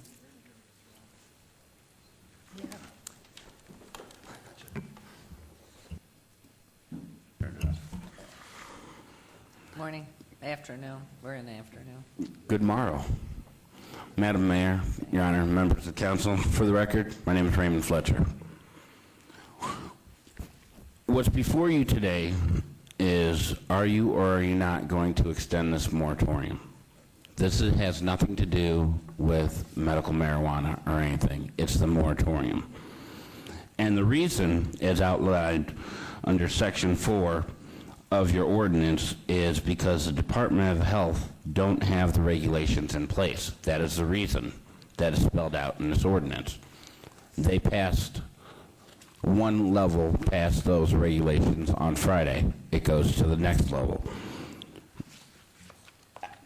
I've heard concerns about distance and everything, and I went to the county to hear how they planned on zoning. And it's spelled out in the 113 pages of regulations. You have to be at least 1,000 feet from a school, 300 feet from a community facility, and for a dispensary, 330 feet from a residential area. Earlier, we heard the story told of a book about the dead horse. 9 months ago, this was passed, Your Honor. 9 months ago. And in the February meeting, the last one I attended, I believe, Your Honor, I looked at you, and you told me that the moratorium would not be continued. No. With all due respect, Your Honor, I saw the video. You can go watch it yourself. But the thing is, are you going to deny somebody access to their Vicodin? Are you going to deny somebody access to their Percocet, to their Alzheimer medication, to their asthma medication? This is medical cannabis. If you're going to extend this moratorium, Your Honor, then shut down CVS today. Shut down Walgreens today. It's not fair. This is a violation of equal protection. You're going to protect one set of patients, but not allow them access to the medication for the others. And Councilwoman Tarkanian, you had said you just don't feel comfortable. And I respect that. There are a lot of things that I don't feel comfortable for or to do. With all due respect, ma'am, I'm not elected. The voters elected you. The voters also passed, not once, but twice, medical marijuana, 98 and 2000. And then again in 2013, one of your constituents authored and helped pass that legislation that we are working on today. The people voted on you to serve their wishes, and as uncomfortable as it may be, we're here to serve the people, and I wish that you would do that. And finally, this is a humanity thing. Do what's right for your community. Thank you. Thank you very much. And Councilwoman wanted to ask a question, so if you wait 1 second. Yeah, I Unless it's just a wanted to statement. reply. When I said I don't feel comfortable, it's because I don't feel comfortable with the information I'm getting from residents that I represent, from the residents who elect me. Even though my good friend is leading the group in the legislature for medical marijuana, there's a great fear out in the community that this is an entrance for recreational marijuana. And many, myself included, the medical marijuana I see, and I see the need for. The concern I have is a quick move that's going to take place, which it has occurred every place this medical has gone in, would move to the recreation. And I have a concern there. As an educator, I have a concern about the marijuana around the time of puberty, and don't tell me they're not going to start taking it. We had those 3, 8, and 9-year-olds in California recently. And that's a concern. So that's why I don't feel comfortable. I don't feel comfortable because I can see the extension going in a direction perhaps it shouldn't. And also because I have so many residents who have contacted me that are not for this because of their same concerns. So I just wanted to let you know that. But you're always very nice when you come, and this is just a disagreement. I think you and I probably 90% of the time are the same in how we think. Thank you. Your Honor, alcohol is legal for 21 and over. Children still get that. And exactly lastly, Madam Councilwoman, the state constitution does not prescribe for recreational marijuana, ma'am. It only does medicinal. But you know as well as I think, because you probably have the same connections with the people who are pushing this, you know as well as I that the plan has already been started and the law is already being written to move to recreational, and not just 4 or 5 years in the future, but the next legislative session. And these are good friends of mine who are doing it. As I said, it's a disagreement. Thank you very much. Thank you. And yes, sir, please state your name for the record. Madam Mayor, my name is Anthony Hodges. I stated before, I own property in 2 counties. I own property in Nye County, and in Clark County and pay tax. Well, you know, you have to pay your tax. The point is, what I'm saying is that we all need to remember one thing. I know it's hard on everybody about marijuana, but it's just a matter of time going forth down the road, a couple, 2 or 3 years. The government, as I said, it fought over cigarettes, and then it fought over alcohol and so on. And eventually these things came to be into existence. So what I'm saying, just a matter of time, the marijuana will, from the federal level, will filter on down and say, hey, forget about it. It's too expensive to try to pursue and fight and make everybody try to keep the various laws. It's something that's going to happen, whether we want it to or not. And might as well legalize and get the tax from whatever, because the people are going to use it. And if they're going to use the illegal, then that creates what I'm saying. It's just a big problem. But the main thing is, it's here to stay, and the medical use is growing all the time. And so the point is, it's like anything else. You know, you got 80 proof alcohol, 100 proof alcohol, whatever. I'm saying it has certain degrees of the product that's, it's limited in certain ways and filtered and so forth and whatever. So the idea is, it's here to stay. And so we all might as well get used to it and try to make ways that people who really need it for medical purposes be able to buy it somewhere. Because the illegal people, they're going to always find a way to do their thing. So what I'm trying to say now, right now, the people who really need it, and need these governmental bodies, city, county, state, and feds, all y'all need to get together and fix it where people who really need it can use it. That's all I got to say. Thank you. Thank you. Anyone else, please come forward, state your name, and spell it if you wouldn't mind, too. I'm Angela Harris, Harris. I am so grateful that you guys are talking about this.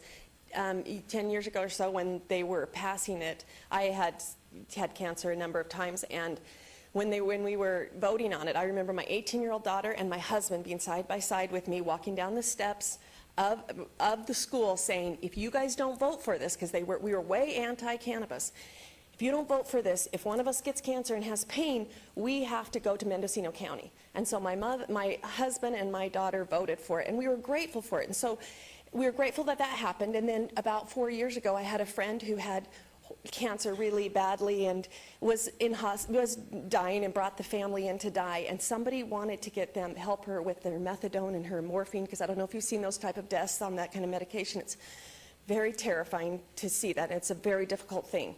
So I work with a lot of people. I know a lot of people who have cancer, and that was my first thing where I saw cannabis. Their kids had brought them her cannabis, and in 2 days she was off methadone and walking again, and had lived for 2 more days out of hospice. I was fascinated. I learned everything I could on cannabis. She came to my house and got a license and everything, and I had never touched it. As a matter of fact, my son, who's since passed away, one of our last conversations that we had was arguing about cannabis with him. And I'm devastated by that. But since then, I've seen a little girl who's 14 have grand mal seizures in your district. Grand mal seizures with raw cannabis. Her mom went and they grew it for grandma who had cancer, who had passed away, and they made it because they heard about the seizures. And you guys should not delay. It has been over 10 years. You should not delay in doing this, because you've got to think about this, because they're legalizing it because the big business is coming in and pushing it. But it's things like fresh leaves and raw cannabis and those things that the people who use it for recreational aren't even interested in. And they can use it for fresh leaves and things like that. And I started showing What If Cannabis Cures Cancer, a documentary at my business in the back room. But these people with cancer, these women and these people with breast cancer and all these things, and if you've seen the latest research, there's about 450 studies on cancer. 450, it's the plague. And there's 450 studies and they want us to wait? Are you kidding? So these people are saying, what do I do? And I'm going, I don't know where you can get it. So we stopped showing the film that would give people hope because we couldn't get it. I'm begging you, please, you guys, you've got to have this medically, and the recreational will already be there, or whatever will happen. My dad had MRSA, 4th largest killer in the United States, from a hip replacement. And I'm sitting here researching what to do, because they're sending him home to die. What did I do? I saw in Italy they give for MRSA cannabis intravenously. So I have a license, so I make up my salve and all those things for my dad to even get stable on it. And he's 80 years old, and he got over his MRSA 3 years ago. because of some of these things, but they have to come in here. You know, there's like 20,000 families that moved into Colorado with kids with seizures. We want those families here, right? So please, please, from the bottom of my heart, you've got to stop thinking about what we're keeping out and thinking what we're allowing. This would have been legal if the pharmaceutical companies hadn't lobbied against it in the 70s. It would have been legal for cancer patients, but we're sorry, that didn't happen. I lobbied against it too, but this grassroots effort of the business guys making it happen, okay, great. That's fine, make money on it, just as long as my little 14-year-old who has seizures can get her seizure medicine. Thank you. Well said. I'm Thank you begging very you guys. much. Thank you. Thank you. Anyone else before I close public comment time, which I am now going to do, and I know Councilman Anthony, Mayor Pro Tem, you, and anyone else, please. And I'll have a motion, Your Honor. Thank you, Mayor. It's closed. So I've been doing quite a bit of my own research on this, and at the February 5th meeting, I kind of laid out the reasons why I'm not going to support legalizing marijuana in the city of Las Vegas. And since then, I've been doing a lot more research, so I'm going to read that on the record, too, if you could bear with me. I'm actually looking forward to finally voting today and deciding what the city of Las Vegas is going to do. The majority is going to decide what's going to happen, but I'm going to give you my reasons and put them on the record on the rest of the research I've done on why I will not support legalizing marijuana in the city of Las Vegas.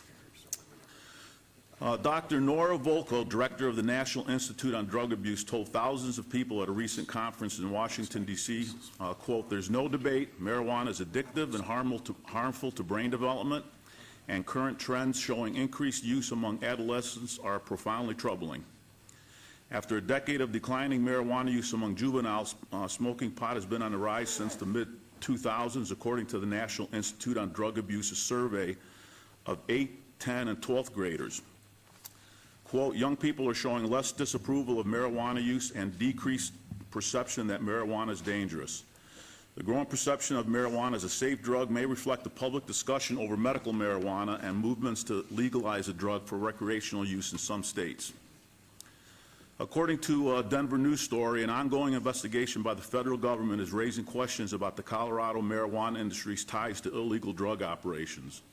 Widespread recent raids targeting more than a dozen dispensaries, warehouses, homes, and grow operations by federal agents are showing evidence to prove that Colombian drug cartels are coming to the state and are using the front of legal marijuana to make money illegally. According to the Montana Chief of Narcotics Bureau, quote, the current situation is a public health and safety disaster as well as a law enforcement nightmare. He said Montana was growing so much marijuana it had become a source country for illegal export of the drug. Organized crime has moved in, and one of the largest outlaw motorcycle gangs was involved in the industry. According to Columbia University, as medical marijuana sales have expanded in the states, legal weed was detected in the bodies of dead drivers 3 times more often during 2010 when compared to those who died behind the wheel in 1999. According to Smart Approaches to Marijuana, there's been a 405% increase in drivers testing positive for marijuana. Legalization of marijuana is bad for the workplace. According to the organization Drug Free Workplace, the impact of employee marijuana use in the workplace is lower productivity, increased workplace accidents and injuries, increased absenteeism, and lower morale. According to the United States Department of Justice, 50% of all on-the-job accidents and up to 40% of employee theft is due to drug use. Drug-abusing employees are absent from the work 10 times more frequently than non-drug users. Turnover rate is 30% higher. They're more likely to have unexcused absences and more likely to have worked for 3 or more employers in the last year. According to the Missouri Substance Abuse Prevention Network, marijuana use has harmful effects on impaired driving, brain development, school performance, crime, youth health and mental health, workplace productivity, and safety and employer liability. The California Police Chiefs Association Task Force on Marijuana Dispensaries created a white paper on marijuana dispensaries. According to the white paper, quote, storefront marijuana abuses are prey for criminals and create easily identifiable victims. The people growing marijuana are employing illegal means to protect their valuable cash crops. Many distributing marijuana are hardened criminals. Several are members of criminal street gangs and recognized organized crime syndicates, while others distributing marijuana to businesses are perfect targets for thieves and robbers.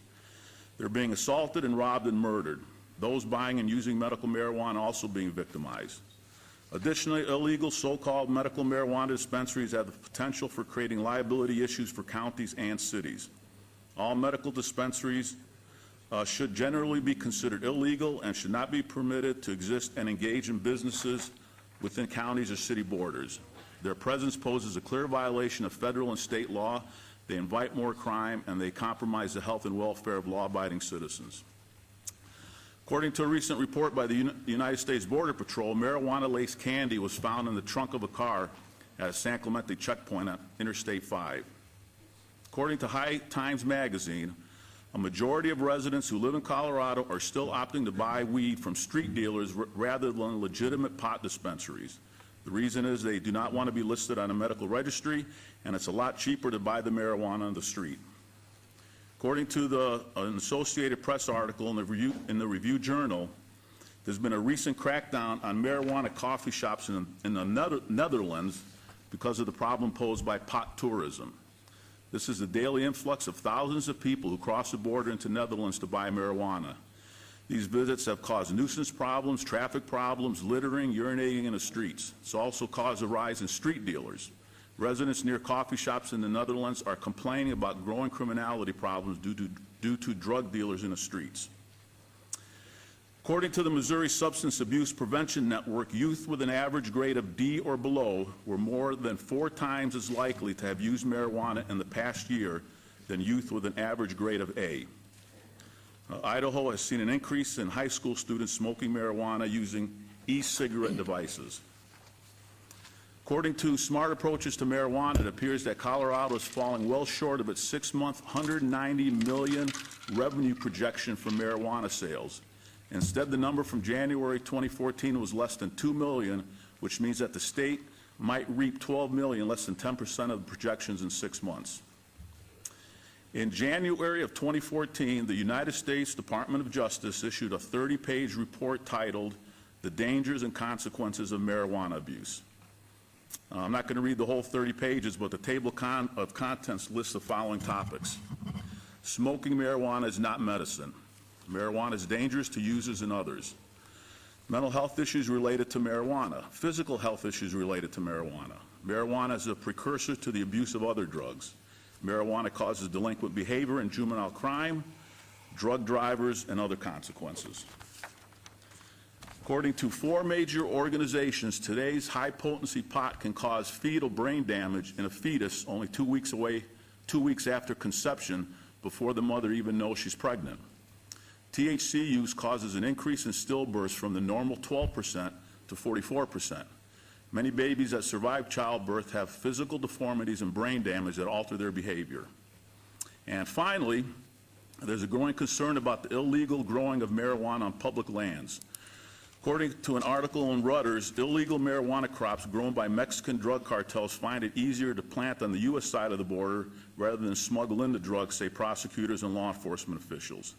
Sometimes armed growers plant gardens in remote parts of national parks, setting up clandestine camps, diverting streams for irrigation, and spreading pesticides so poisonous that they are banned in the United States. According to Mother Jones magazine, during California's growing season, outdoor grows can consume roughly 60 million gallons of water a day, 50% more than is used by the residents of San Francisco.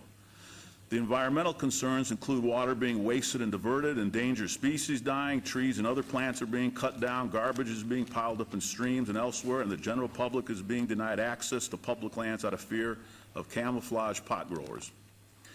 According to a Northern California biologist with the state of Department of Fish and Wildlife, he calculates that irrigation for cannabis farms has sucked up all the water that would have normally been used by salmon streams during the dry season. Marijuana cultivation, he believes, is a big reason why at least 24 salmon and steelhead streams stopped flowing last summer. He considers it the #1 threat to salmon in the area. And finally, according to the journal Energy Policy, researchers estimate that indoor grows suck up enough electricity to supply 1.7 million homes in California, about 9% of all households. So as far as I'm concerned, this is an absolute disaster, and I'm not going to support legalizing marijuana in the city of Las Vegas. Thank you. Okay, thank you. Councilman Ross, please. Thank you, Mayor, and well said, Mayor Pro Tem. A lot of great information provided there, but it made me think of that song, Rain Makes Corn, Corn Makes Whiskey. Good thing we didn't outlaw corn.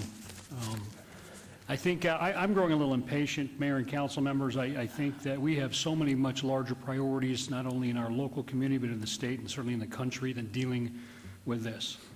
The woman that stood up and testified about the attributes of family members, the attributes of those who are going through seizures, who are going through cancer, as this young lady talked about, far outweigh in my mind, the issues that revolve around what Mayor Pro Tem Anthony has presented, because they're all very good facts, but it's just, thank you. But that being said, I think we waste too much time. I think governments in general waste too much time on the things that have little substance, little meaning to their communities.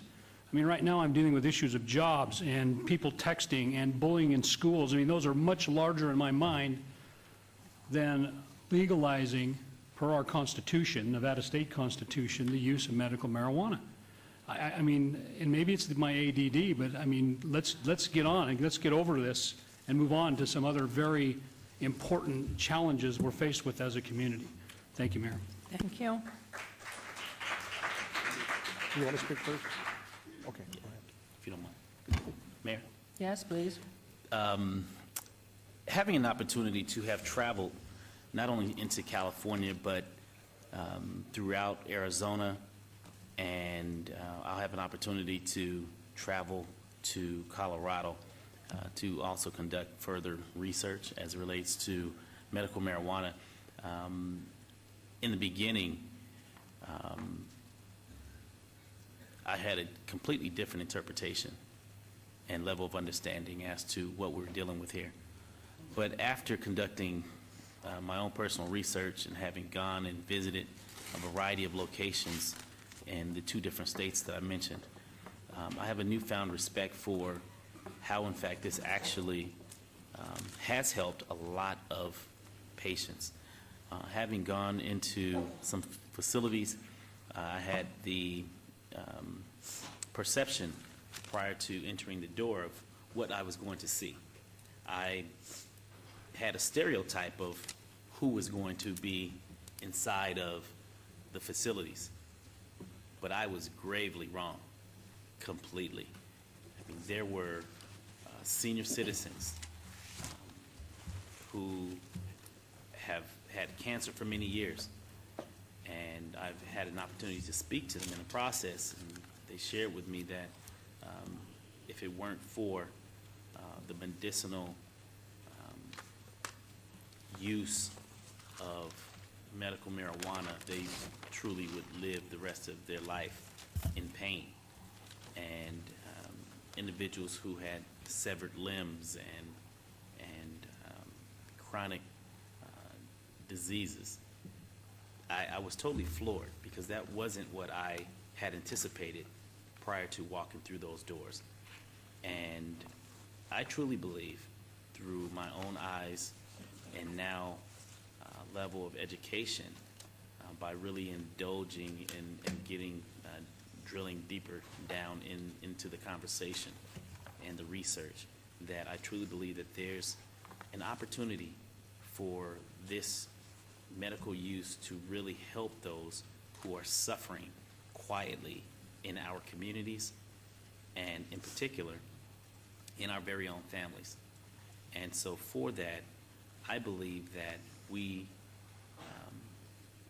must give this an opportunity to really service those who are truly in pain. And I am going to support moving forward with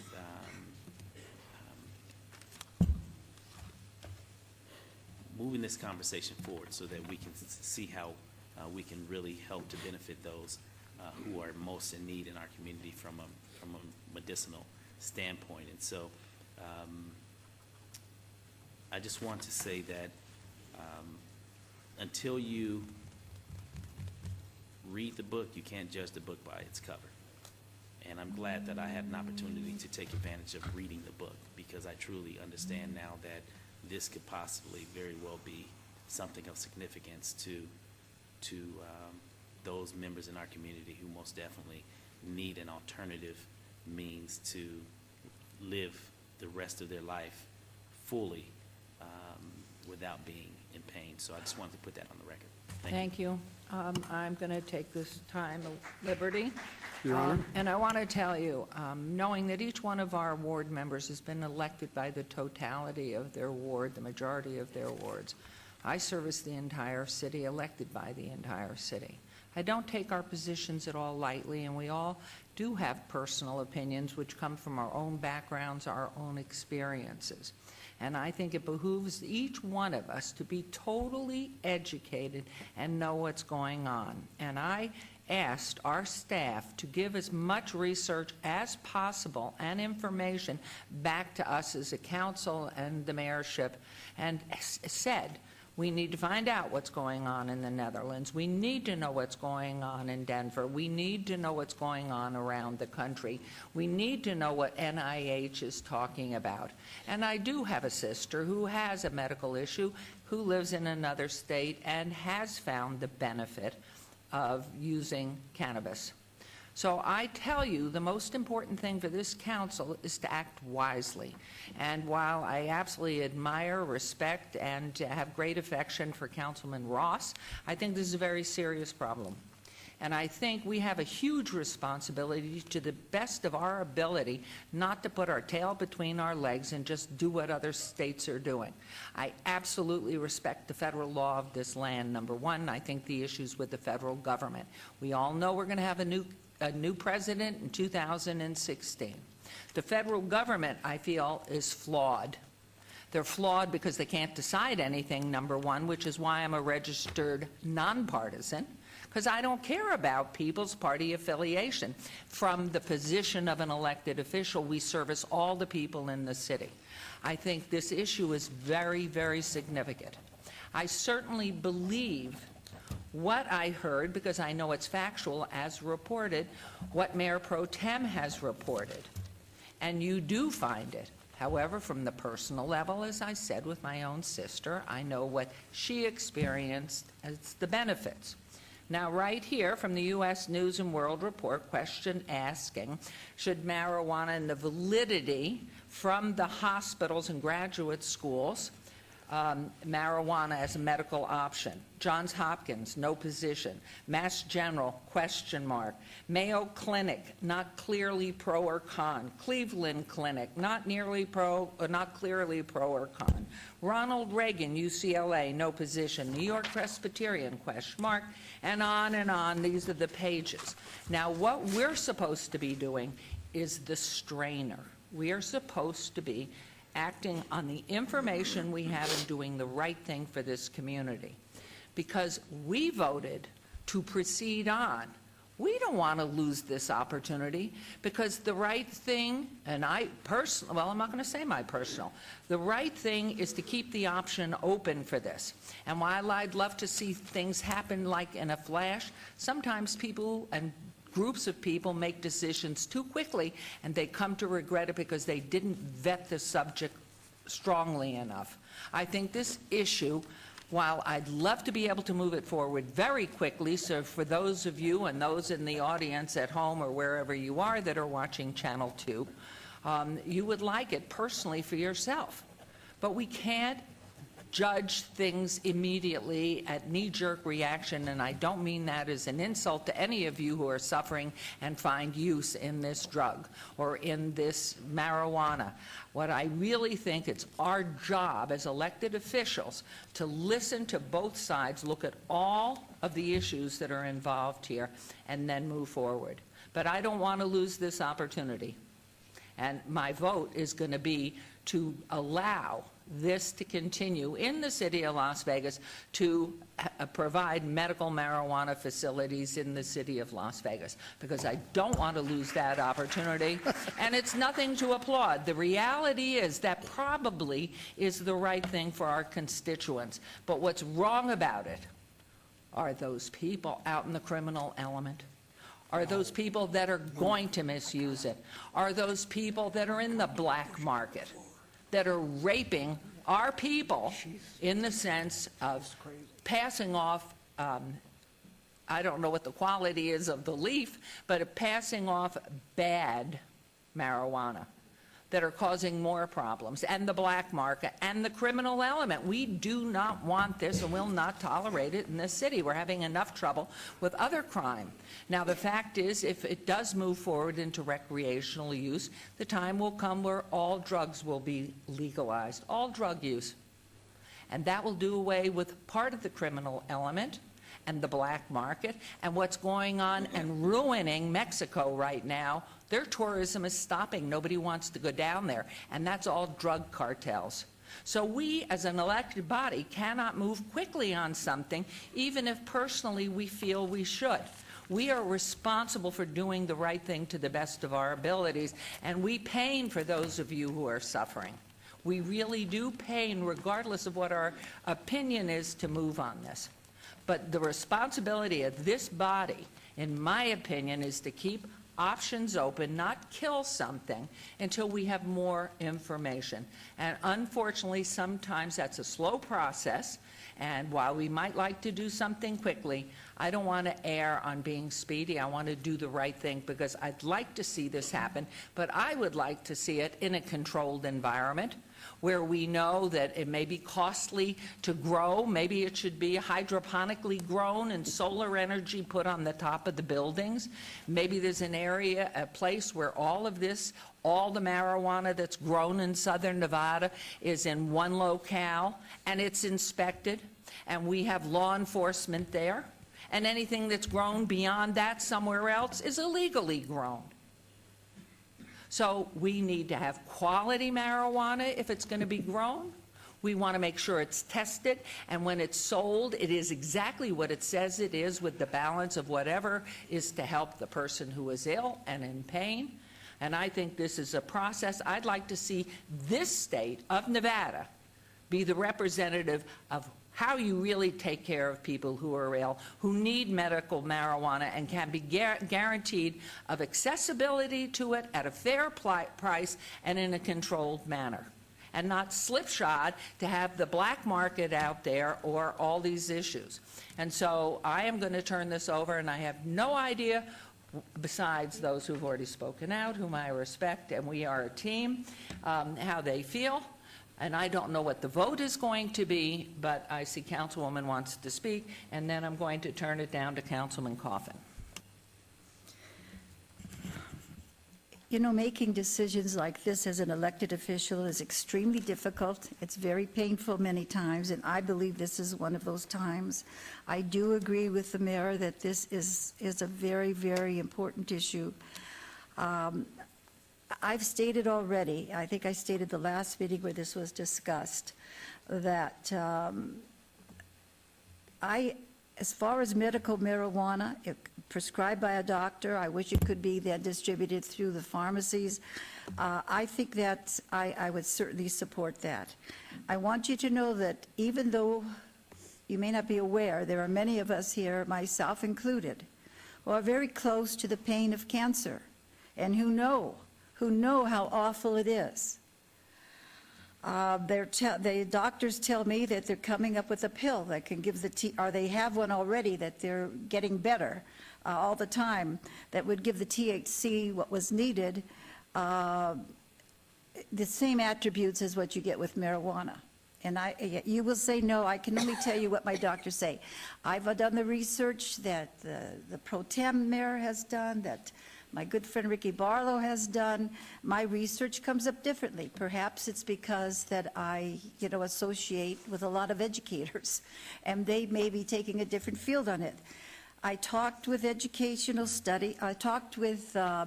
educators who then referred me to educational studies of the effect on the adolescent brain. Every one of those studies showed impairment consistently occurring with the use of marijuana. Enough is happening in the adolescent brain to not need to have anything negative occurring within it. Recently, we had those 3 8 and 9-year-olds in California who were caught smoking the marijuana in the bathroom. And you could say, well, that's okay, they're going to get it anyway. But do we need to make it as easy as we can? And it was interesting, it was in California, where we have the medical, marijuana being distributed.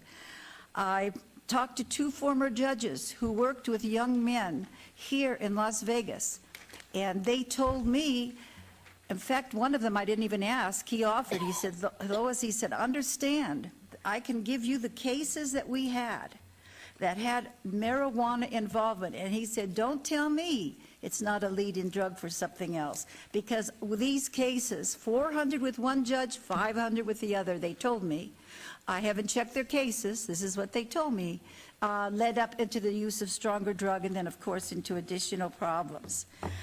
And then when we say, well, you know what, we have this constitutional right, let us do what we want to do. I don't know how many of you saw that mother on TV the other night. And she was speaking out because her son was killed walking on the sidewalk with his girlfriend by a driver who was under the influence of marijuana. And she was coming out and saying on TV, please understand the problems that are caused. I'll never have my son back again. I'm just trying to let you know there are 2 sides to all of this. The Colorado governor, who has it in his state, urges at the governor's meeting, he urges all the other governors, go slow. Don't jump into this because you're dazzled by the look of monies that are going to come. See all the costs that are going to be involved and see how things turn out. The mayor of Denver, who came here and spoke to a group on education, he mentioned the same thing. Don't jump into the marijuana thing. Take a little time. I know that there's pain with those who need it. I just think there's a better way we could do this than opening up the other. And lastly, I do have to say, Councilman Anthony, I don't know if you read the same research I did. I read an article in Mother Jones, and anybody here knows that's a liberal magazine, and if you read it at all. And Mother Jones, who has not come out against marijuana or come out for it, but Mother Jones reiterated that the drought in California, which is causing so much problem, is made much worse by the marijuana fields out there. The ones close to San Francisco are using more water per year than the people in San Francisco are using. I just think this is something that has many different facets, and that's why I say I don't feel comfortable in approving it, because I don't see the overbearing there. I think that what we ought to do is make a way to get the marijuana in the state without having to go through the cultivation and all the rest, so that people who need it can go to a drugstore and buy it there. And and I don't know why our state hasn't figured that out, or why the government does what it does. And I disagree with the mayor. I do know how this vote's going to turn out. This vote's going to turn out for. And I believe probably Councilman Anthony and I will probably be the only against. And I would love to have you give me nice applause and everything, but you have to vote your conscience. Oh, he always does that. You have to vote your conscience, and that's what I'm voting now. Thank you very much. Councilman?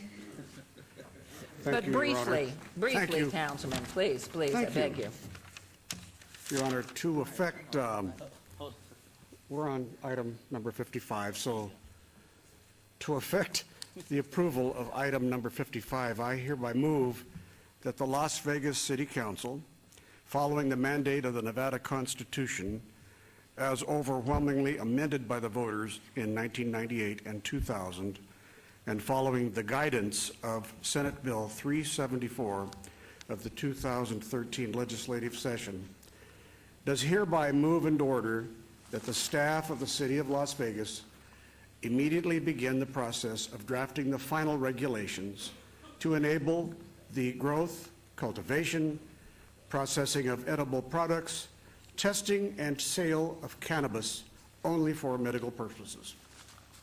That is my motion. I will have some remarks following this now, Your Honor. Certainly any remark that was made before is applicable to this motion. Is And so that anybody wants to broad-based talk about it, motion that's that fine. That's my motion. the councilman made that takes in all the rest of it? Aren't we in point one, shall medical marijuana facilities be allowed? Isn't that succinctly the first piece? Yes, that's correct.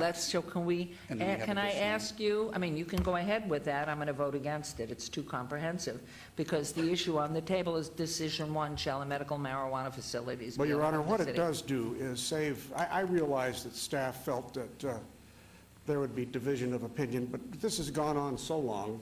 I the know, but you're decision- coupling in all these things together. So and I'm trying to save you time. I love that you're saving time. By incorporating all of the things for which there I are have a to majority vote vote against in all one your things. in one vote so that we do it. So I think that without amendment, this accomplishes the same as somebody thought might accomplish. Our staff, we thank you for suggesting motions, but we make them here, and there's no reason why we can't follow through with this one as stated. Well, I'm going to have to say and take umbrage with that. I am going to vote against that because I believe we should be voting on point one and take it one at a time, which is very clear. So I just want to make clear I'm not voting against medical marijuana facilities in the city of Las Vegas. I am voting against the motion. Because there's two parts to 55. There are three parts to 55. Okay. So I am following staff recommendation, which is to take these one at a time. So I just want you to know, Councilman Coffin, I am voting against your motion. So let's go ahead. There's a motion. Please vote. And please post.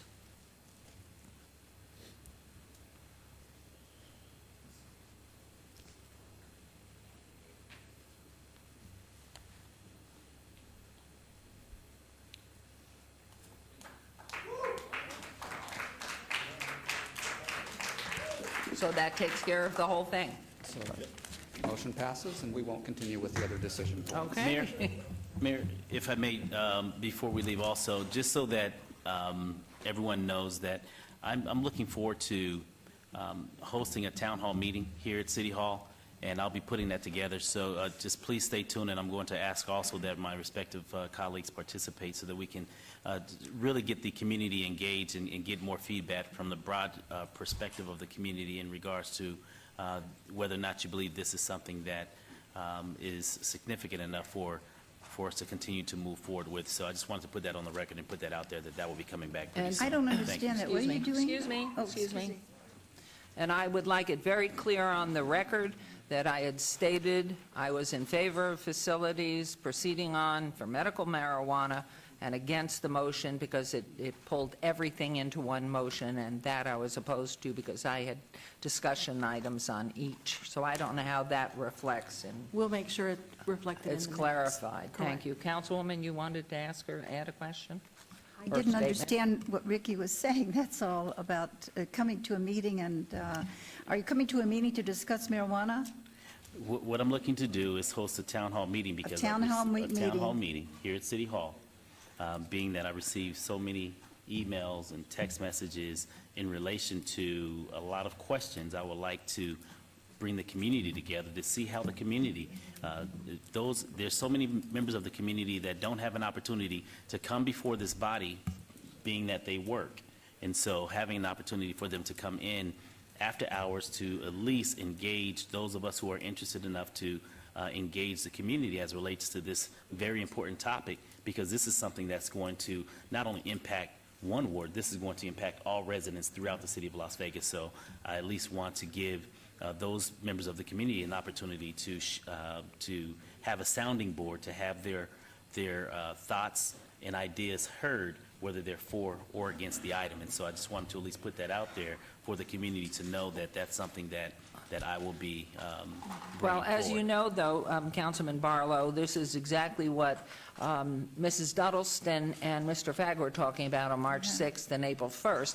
So if you have it only for your ward, or you're inviting all the wards... No, I'm inviting everyone, Mayor. It's not ward Well, specific. Right. my concern there is that then means that all of us are very concerned with this issue, might want to be here. So if you are just doing it alone, that would really suggest that all of us should be there as well, which is what's happening on March 26th and April 1st. Those are inclusive of the entire So- city. That's what I didn't understand. So, no, I'm saying for the entire city, but March 26th, and what were the dates?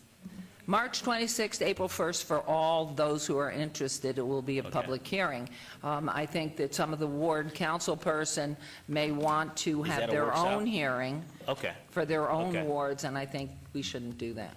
okay. Mayor, I'd like to I jump in respect for a that. minute here and just have one thought that Council, I do have to jump in here. If it turns out you all want to be present for these meetings, then we need to notice and post them in conformance with the open meeting law as a special city council meeting.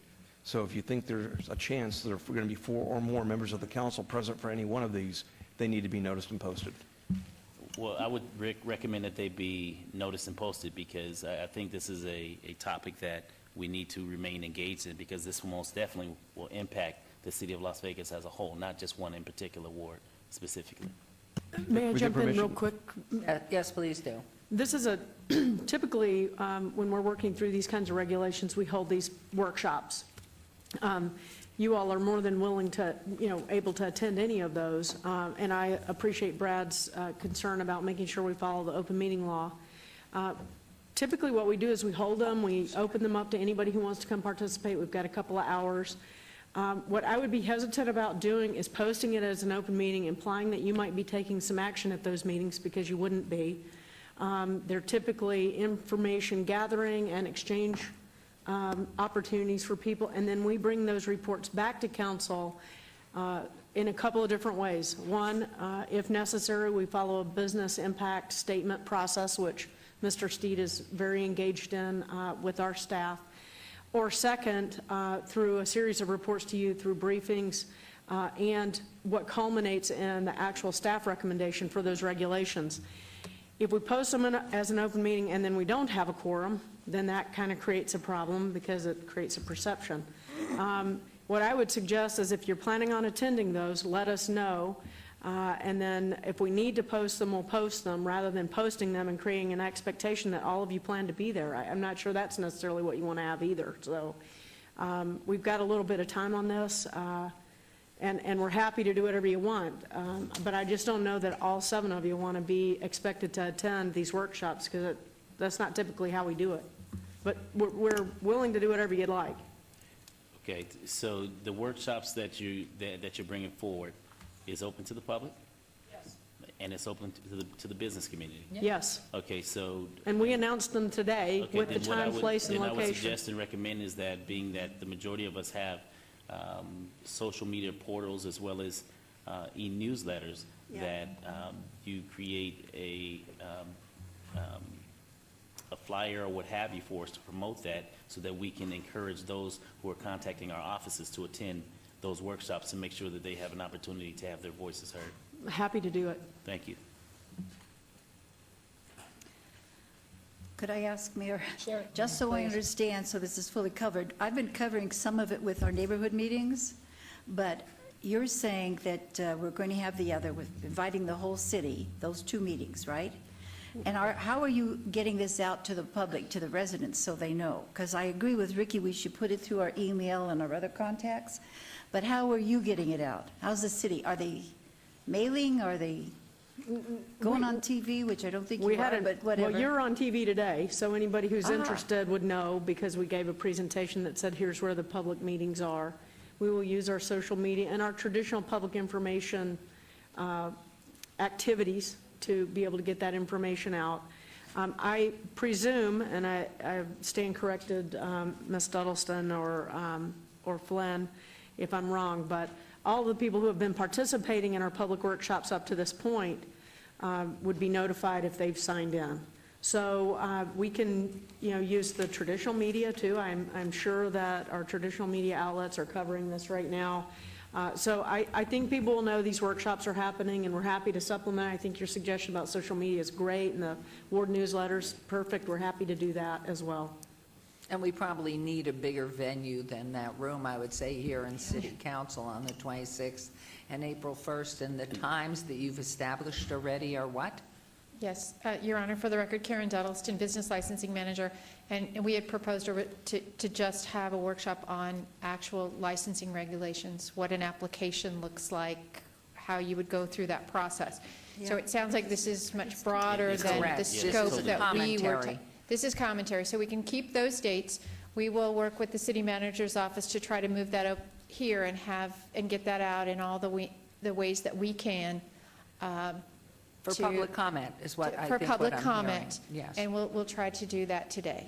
Good. And get those places, but we'll keep the 3 o'clock on March 26th and on April 1st, since we've already announced those, and we will find a larger venue, and we'll get that out on every place, including the business licensing website, by the end of the day today, if that meets with your approval. I think that would be very good, because what I'm hearing is what Councilman Barlow's asking, just for anybody who has more public comment wants to get involved in that sense. But I think it's really, if it were by ward that they did that, that's one way. The other way, it is the full council, and maybe it's a special meeting that's public comment time. Mayor? Yes. In a couple of points that I want to impose. One, the comments that I'm receiving from calls from my office and emails is the fact that we hold meetings during working hours for those who are interested in participating in the conversation. And the workshop that you're hosting, as you mentioned, it's not necessarily covering whether or not this is something that's good for the city, but more so the process for applications, correct? Correct. That was our intent. We're getting down into details. And the meeting starts at 3 o'clock. That would be at 3 o'clock. And the location currently is where? Is at the Development Services Center on the 5th floor at 333 South Rancho. And the facility holds how many people? Probably 50. 50, right. At the most, And this yes. conversation is bigger than 50 people. That's what I'm hearing, yes. Correct. And so that's what I'm bringing forward in relation to having an opportunity for more people to be engaged versus feeling as though their voices are not heard because of, number one, the time limitation, and number two, the space in which this meeting will be held. So, I mean, I'm just saying in the future, as we move forward, we have to, specifically when it's large conversations that impact the city of Las Vegas as a whole, we have to think in respect of making sure that we have or we give our residents more opportunity to be engaged because of the time restraints that we as a municipality hold our meetings. City council meetings from 9 to 5 roughly, and then we host neighborhood meetings or workshops in the middle of the day when in fact a lot of people can't get away because of those times. And so that's why I want to bring that forward and for us to discuss and to deliberate so that we can at least give our residents an opportunity and a platform to have their concerns addressed. Mayor, could I just ask a question of Ricky? Ricky, we've already voted to have the medical marijuana, so you're not going for input on that because that's already done.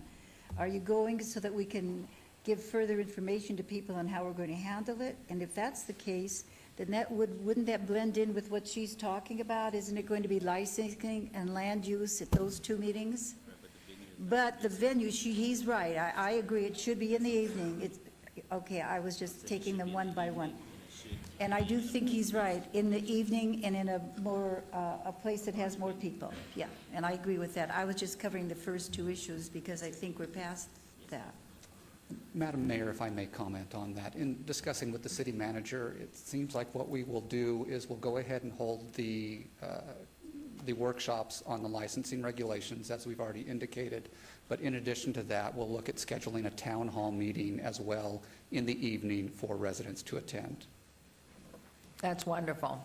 And if you can then make sure that is posted on everything that's postable, and of course, let us know as much in advance so we can clear that time frame and be there. But it will be a town hall meeting and conversation period, so if councilmen or women can't come, that's okay too.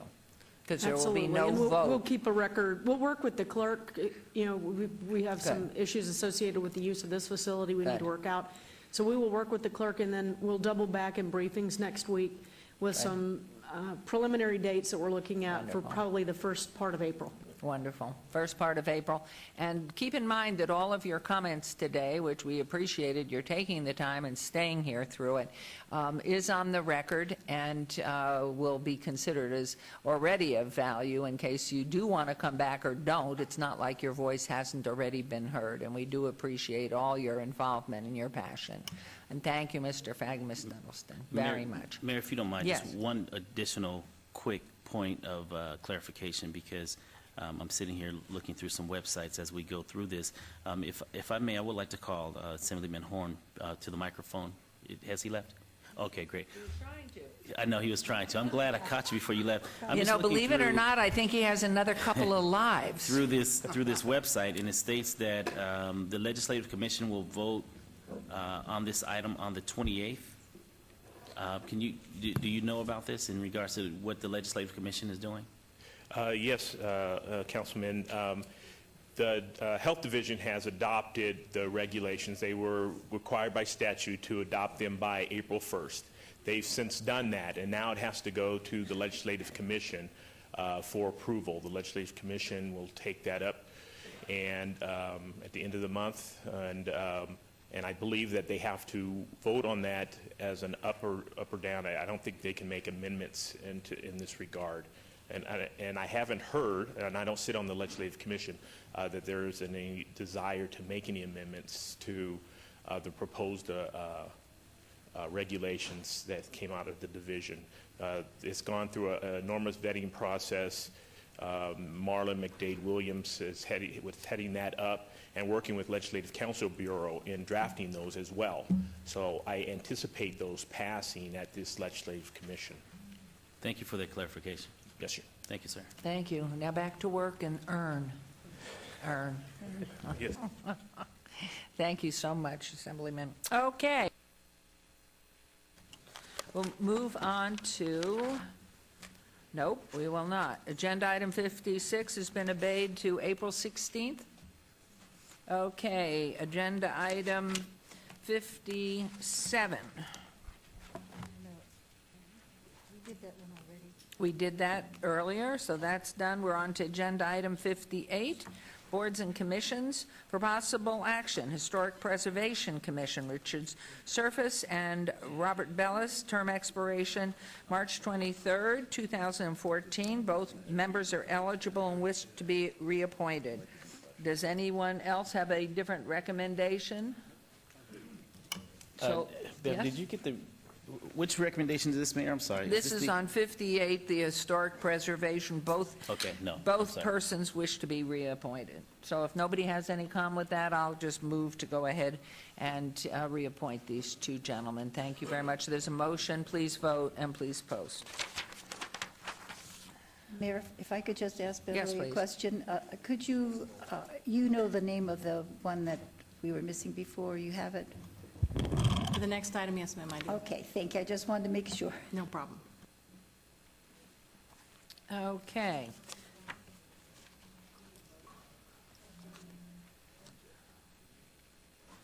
Okay, thank you. And on to agenda item 59, discussion for possible action regarding the appointment of members to the Neighborhood Partners Fund Board for fiscal year 2014-15, all wards. Appointments, Ward 1, Neighborhood Rep is Deborah Moulton. Ward 4, Staff Designee, Becky Skousen. Ward 4, Neighborhood Rep, Beth Boyasowicz. Ward 5, Staff Designee, Tanya Jackson Renter. Reappointments, Mayor's Designee Greg Toussaint. Ward 1, Staff Designee Kimberly Reed. Ward 2, Staff Designee Vicky Skilbred. Ward 2, Neighborhood Rep Sharice Holmes. Ward 3, Staff Designee Felipe Ortiz. Ward 3, Neighborhood Rep Lance Kirk. Ward 5, Neighborhood Rep A.J. Powell. Ward 6, Staff Designee Michelle Thaxton. Ward 6, Neighborhood Rep Darren Garnis. And that will be my motion. Unless there's an issue. No. So that's my motion, and please vote and please post.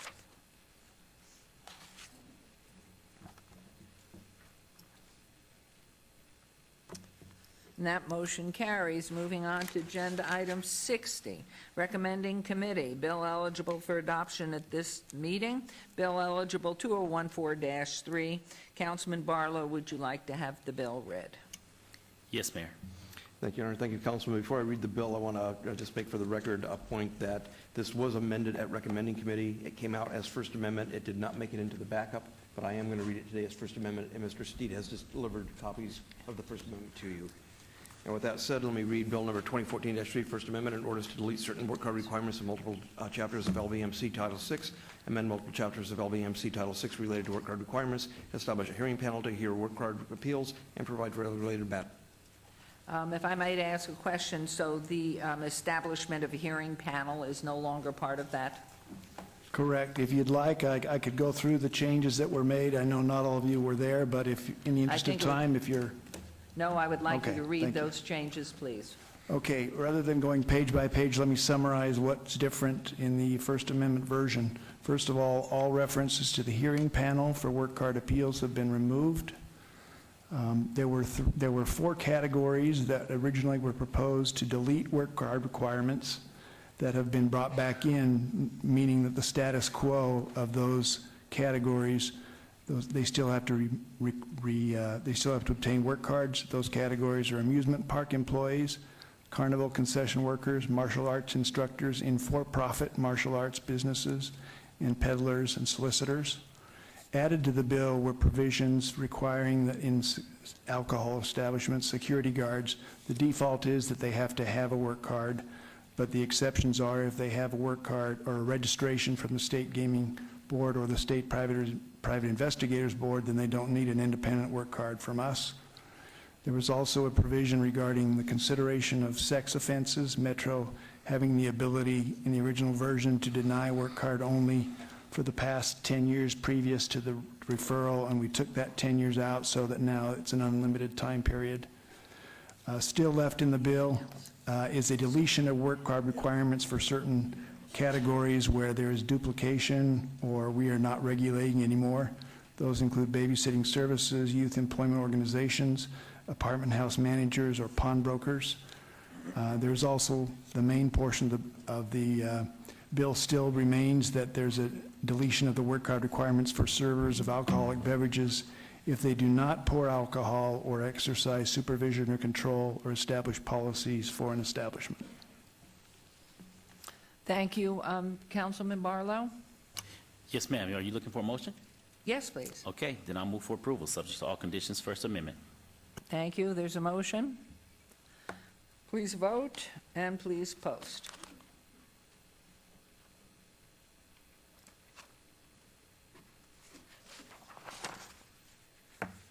That motion carries. We'll move on to agenda item number 61. Bill 2014-13. Councilman Barlow, would you like the bill read, please? Yes, ma'am. Thank you, Councilman. Bill number 2014-13, an ordinance to amend ordinance number 6294 regarding the extension of the corporate limits of the city to correct language regarding the effective date of that ordinance and provide for other related matters. Move for approval. Thank you. This motion, I think, there it is. Please cast your votes and please post.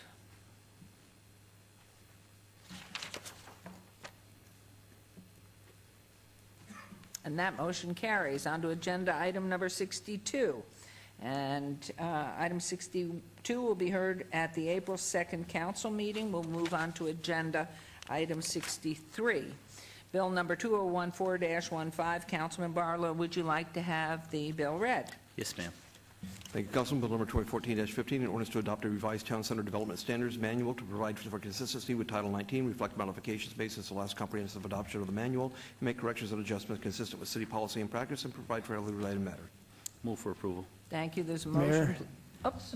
Mr. Steed down here, I want to suggest an amendment to this bill. We discovered after it came out of recommending committee that back in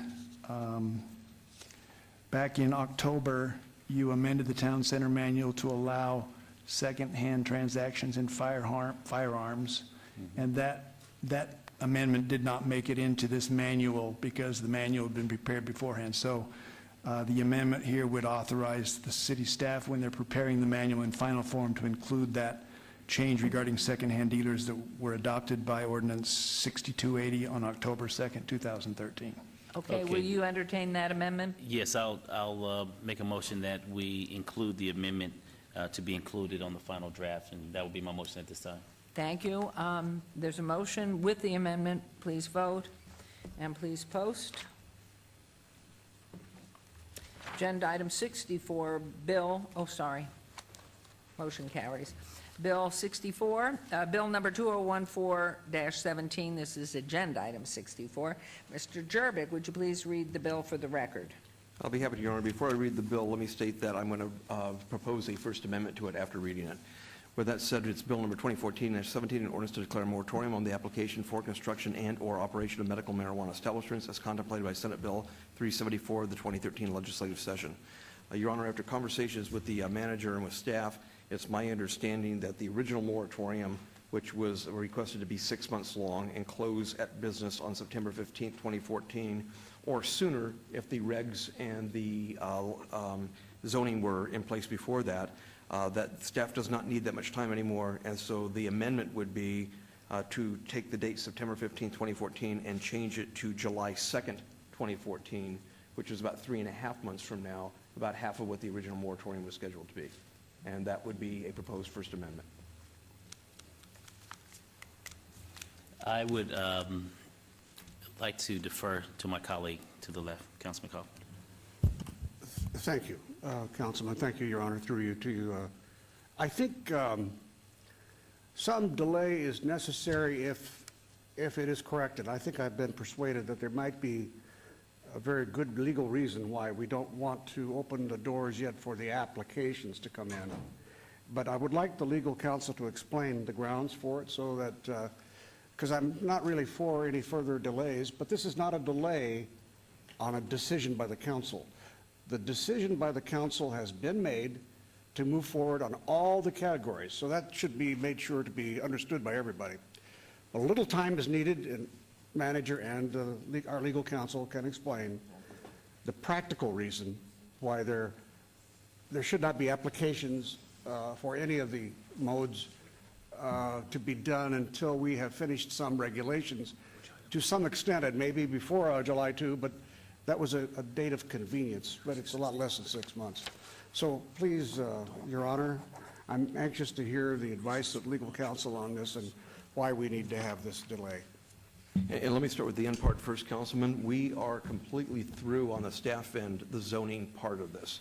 That's going to be before the council, but I understand it'll go before these citizen committees first. The licensing regulation part of it, I will be done with by close of business tomorrow. And both of those will be posted on a city website so people can be educated as to what staff has come up with prior to those two public meetings or any other number of meetings. So, in my personal opinion, this will not take until July 2nd, but I don't know what's going to come out of these citizen meetings. In the meantime, you heard at least one person testify today that an attorney in another county believes that the state can inflict these even if a city or a county doesn't want them. With due respect, I disagree with that, but there are people that may try and come in and say, the state authorized this. They say you should have dispensaries. You haven't created a category for a dispensary, so I'm going to pick the one in your zoning code that comes closest to a dispensary. And that may be a CVS pharmacy or a Walgreens or something like that. And so without people trying to, everybody in the world wants one of these. We all know it. This is the hottest thing, it's a sliced bread. And the fact is that in order to keep everybody at bay until the regulations in place, not create a false expectation that you can come under any existing code, because right now we believe you can't, this will at least keep the bar where it is right now until you all vote. And then when you vote, it'll be a level playing field. And that's the reason. Thank you, counsel. Your Honor, I think as I've looked at the draft regulations, I've seen a lot of changes that I think need to be made. It's just inevitable because they are in draft and they haven't had the benefit of our discussions. And so there are going to have to be some changes made. Maybe there are some things that weren't even taken up in the regulations in draft, and there are some things that were taken up that probably did not need to be taken up. So all in all, it's got to have some changes. And if, in essence, what our legal counsel is saying that if we don't do this, someone might be able to claim legal standing to operate if they start now in a place that ends up not being in an area that we have zoned. I mean, in their opinion, it might be a nice area, but in our final opinion, based upon the work we do, it may not be. And so for that reason, I think we want to avoid giving anybody any legal standing on that. I know that some people have acquired properties. That's their risk. Right, without question. That's their risk, and if they're not in an area that becomes eligible for one of these uses, then that's tough luck. But they're not smart people, and they probably didn't overpay for something that they're in. Thank you. So in light of this, do you want to make a motion? Right. There's still discussion, I guess. Yeah, the question that I have is remind me when the workshop is taking place? 26th and 1st. March 26th, and April 1st. March And we will 26th. be trying to work on getting this town hall set up to sometime subsequent to that. Early April for your Okay. town hall. So is the request for 6 months or 3 months? We can live with the June 2nd date. That's what we... I'm sorry, July 2nd date. Thank you for the clarification. One of the things that does is it gets us actually on a council cycle Okay. versus just picking a month-to-month extension kind of thing. Right. So it stays around 3 months, which we anticipate would give us time to get through these hearings, these special workshops. Also afford you the time to have your public hearings associated with adopting any ordinance regarding your regulations. So, and then that way, it also should be close to the timing that we anticipate the state would begin to take action on accepting permits and those kinds of things. So we're trying to line all that timing up based on what we've been told to date and what it takes us to get through our own regulatory process for the city to consider these proposed regulations. Okay, then my motion would be that we move this item out, Bill number 2014-7 to the July 2nd City Council? Actually, it would You would accept the First Amendment. It would be a motion to adopt this as First Amendment. Okay, then my motion would be to adopt this as First Amendment, establishing the July 2nd City Council hearing. Thank you. On the motion? Oh, yes, On the motion? please. Yes, Your Honor, and I think it should be clear that it is not to take till July 2, but that is the outside limit, that in fact, the motion of passage on item 55 was to immediately begin to draft. There's no question, should not be interpreted in any other comments, that there will be any further delays. Okay, there was a motion. I will support this. And please vote and please post.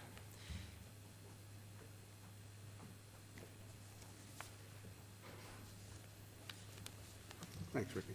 And, hold on, don't go, Mr. Jerbick. That motion posts and carries.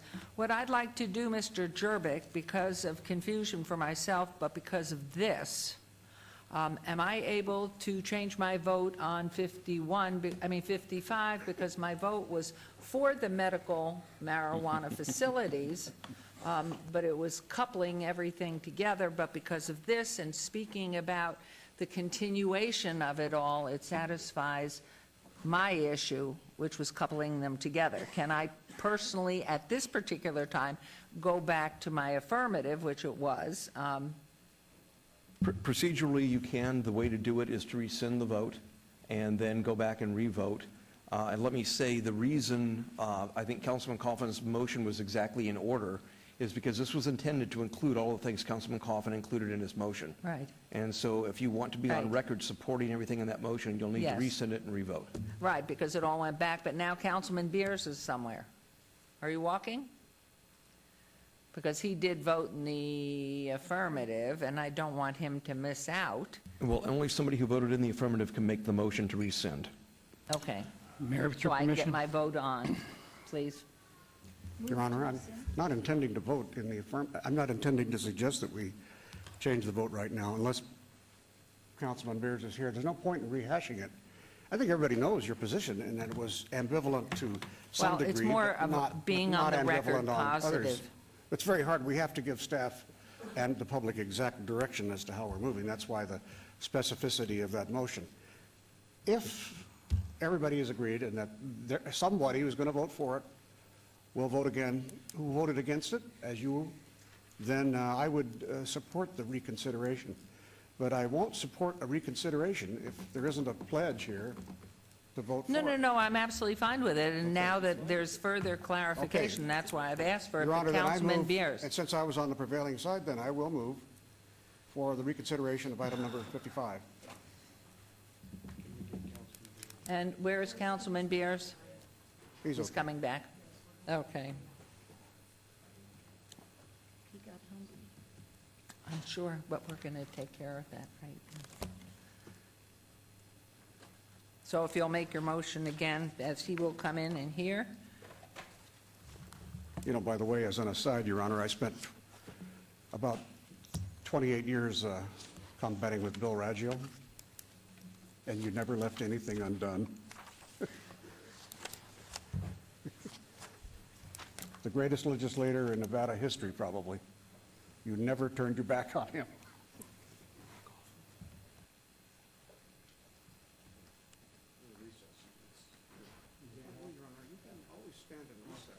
What? All this marijuana talk's given to a podium. I'm getting high. Oh, my, okay. So can we, no, we're going to recess in a minute, but please, Councilman Barlow, don't leave yet while we make the motion again. Okay, the motion's on the floor. Nope. No, we already voted, that's posted.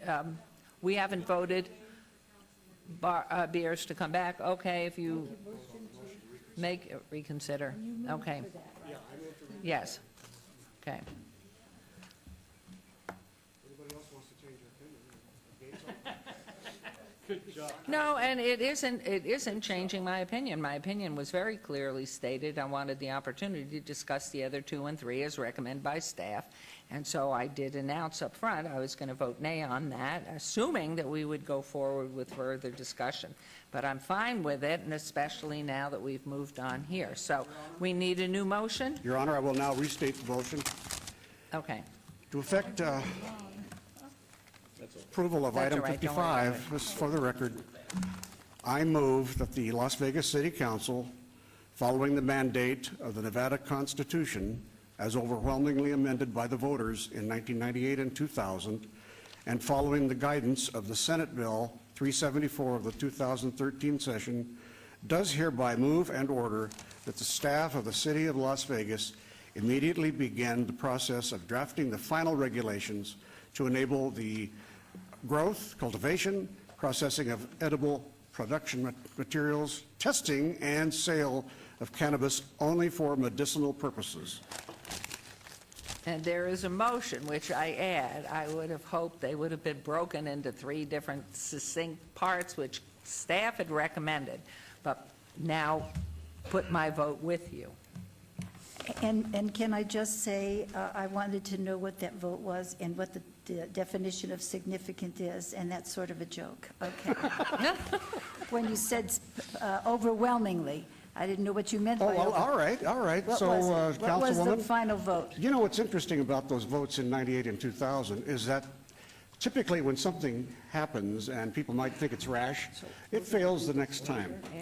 So 1998 passed with 65% in Clark County. In the year 2000, it passed with 70%. Okay. I'm not surprised at that because it's a medical need. You would be. But I mean, No, I'm well, not surprised, no. Well, with all the stories about marijuana, you would think it would have failed or gone down farther. No, I think people want to help medically. Post, please post. Thank you very much, and it carries again. Agenda item 65. Items 65 through 67, bills 2014-16, 2014-8, 2014-19 will be heard at a later meeting. We are going to recess at this time for a half hour. We will reconvene at 2 o'clock. So is lunch upstairs or downstairs?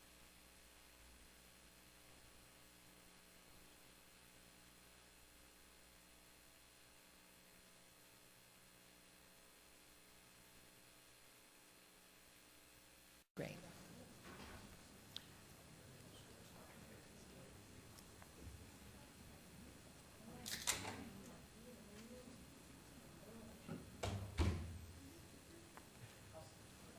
You can do your Legos from this morning.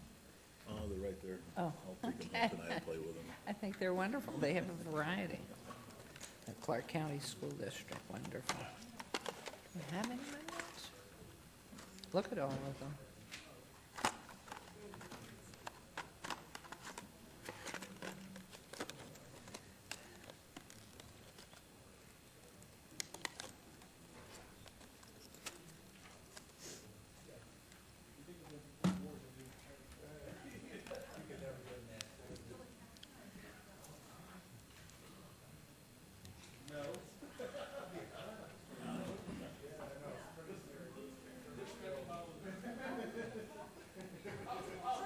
Okay, everyone, we have 4. We're ready to roll. We are reconvened, and we are moving on, I believe, to agenda item 68. Is that correct? Correct.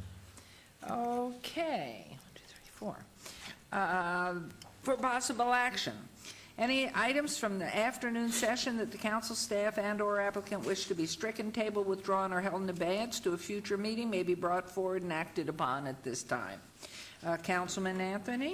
Thank you, Mayor. I have 4 items. Item number 72, report of expenses to recover costs for abatement of nuisance located at 1820 Cedar Avenue. Staff has asked that be stricken.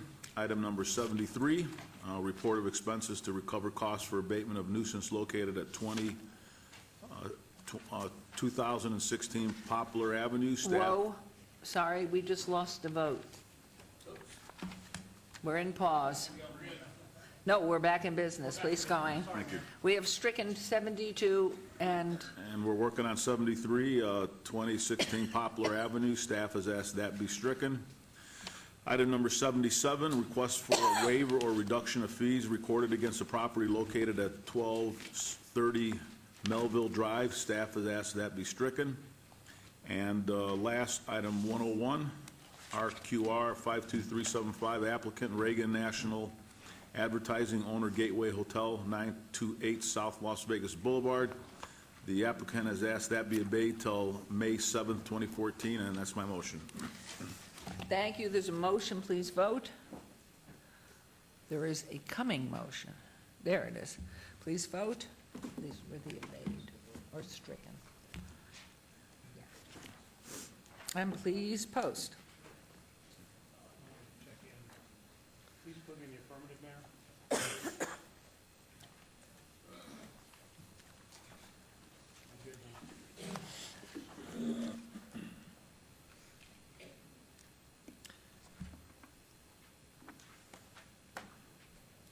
Motion carries. Thank you, Luann. We will now move on to agenda item 69. This is Bayan's item, public hearing for possible action to consider the report of expenses to recover costs for abatement of nuisance vacant lot located west of 204 West Van Buren Avenue, APN 139-27-111-024 for fees in the amount of $2,152.80. Property owner Barry Wheatley et al. This is Ward 5, Councilman Barlow. This is a public hearing which I declare open. Mrs. Zuna. Good afternoon. Good afternoon. Council, and my name is Vicky Ozuna, Code Enforcement Supervisor. The item before you today is a public hearing to approve the report of expenses for a nuisance abatement performed at vacant parcel 139-27-111-024, located in zip code 89106 at Major Cross Streets B and Van Buren. A code enforcement case was opened on September 24th, 2013, and code enforcement issued a notice and order to abate the property within 72 hours to the property owner on September 24th, 2013.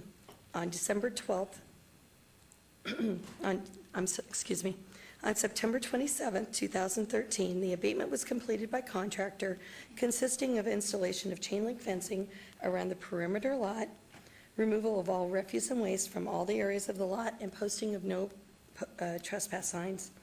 The property is valued on Zillow.com at $9,000. Staff recommends that council approve the expense report and assess the outstanding out-of-pocket cost of $2,152.80 as a lien against the property. Okay, I believe you were before us, and Councilman Barlow said to please come back. No, Is that correct? Councilman Beard asked for the confirmation on how did they send the bid out. and received the bid for the Oh, right, the fencing. on the house. And thank you, Councilman, for even asking for that. I've got the. Would you state your name, sir? I'm sorry. My name is Theo Jefferson. I'm the deceased grandson. I'm the executive of the property and the will of my grandmother. And I got the amount. I have been making payments on this already. It wasn't a question about the fine and everything that you guys put on it. The question is the way it was processed to me. Correct. And the amount it was charged to me according to the amount of fence we had. Correct. You know, my thing is, I never had enough time to take care of this problem myself. Even with the notice, you can see that they sent it out on the 24th, and that which I think was a Wednesday, and I was up in Zion, Utah. I get back on a Friday, and Saturday the fence is put up. So, you know, I didn't have time to even respond. I referred this to one of the code enforcement officer. I talked to him from Utah, and I told him where I was, and that as soon as I get back, I can get down there and handle this. And by the time I do recall the entire conversation, and I thought we were going to go ahead and get the pro-running lineal per Councilman Beer's request to help. How much really was his piece of that fencing? So have we got that broken down? Each property was bid separately. This property ended up with 100 feet of fencing, which works out to $17.22 per foot. Now, the cost of the fencing was $1,700.22. Compared to the other lots, the 204, which was right next door, West Van Buren, there was 340 square feet of lot that was fenced, and the contractor gave a discount on that property because of the amount of fencing that had to be done. So that one broke down to $8.38. Now, we only received one bid for each of these properties, and due to the fact that it was a health and safety issue, we weren't going to go back out to bid and try and get more bids in, so we had to go with the bids that we received. So did we prorate that out and He was give only Mr. billed Jefferson for $8.38? He was only billed for the amount of fencing that was used on his property. The contractor charged a higher amount because it was a smaller job compared to the other lot. Was it done simultaneously? Yes, they were both done at the same day, and they were the same contractor. That does not quite seem fair at all if it was a running job. Like I said, we have to bid these by property. We don't go in and compare. No, I and look understand what and the break down city's the cost. perspective is, Right. but who hired the fencing people to come in and do this? We Did hired the contractor. It's So do we CGI. have a leg to stand on with this inequity? We have never had to go back and relook at anything. You know, when I questioned the contractor as to why there was a difference in cost, he stated it was because of the amount of fencing he had to purchase for the other one, made it cheaper to do that job. They did it at the same time. Councilman Barlow, you did hear that was $8.38 to Yes. 304 feet and $17.22 for 100. Right, it's like the smaller piece received double the amount, which, Correct. and for them to do it the same day, I would think that the 340 feet plus the 100 feet should be in the ballpark of $8.38 per foot, being that he put it up the same day.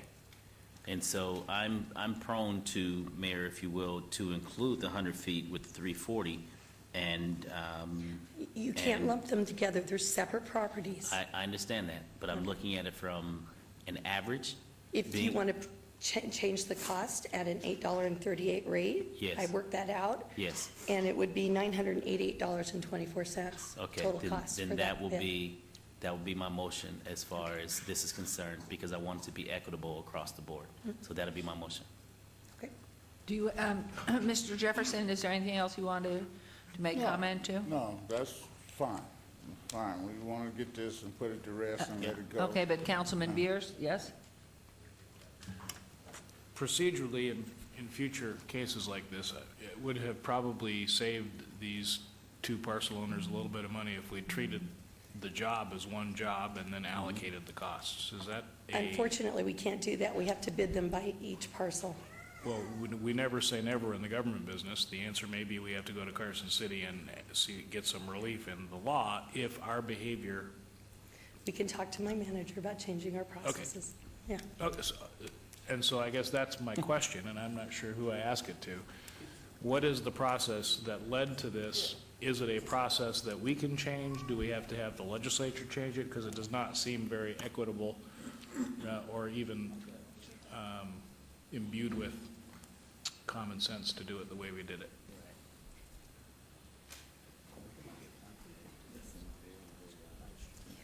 And they did it the same day. Councilman, real quickly, Dan Still from the City Attorney's Office. I don't think there's anything that really precludes getting, legally, anything that precludes what you just said, to get one bid and divvy it up. I'm not sure that we have to get it by parcel per se, but I'll talk to staff about that offline. It's, so that we make sure and, get economy of scale and equitably distribute those costs between the two parcels. I don't think there's any legal impediment. And I suspect that if we asked Vicki to do the research, she'd come back and say, well, it's been 75 years since we've had two parcels that are adjoining that we had to treat with this kind of an, so it was a very unusual situation. It doesn't make it any easier on you to get that sticker shock on that bill. Well, and two, that they were done continuously and simultaneously. It's not like there was fence put up for a small piece of property, and then 3 years later, when the prices have changed, they had to come back with a different truck and more wire. This is all one truck, one tank of gas, go in, one day, get it done. So if we can investigate that and see what we can do on that without having to make this a major legal issue with the state. Mike, just confirm procedurally, yes, we could lump it all in as one bid and then bill it out by the So linear. perhaps putting that in your policy and procedures for the futures, anytime that there is one job being done, whether it's different owners of property. If we run into this again, yes. 2103, Vicki, is when you'll encounter this again.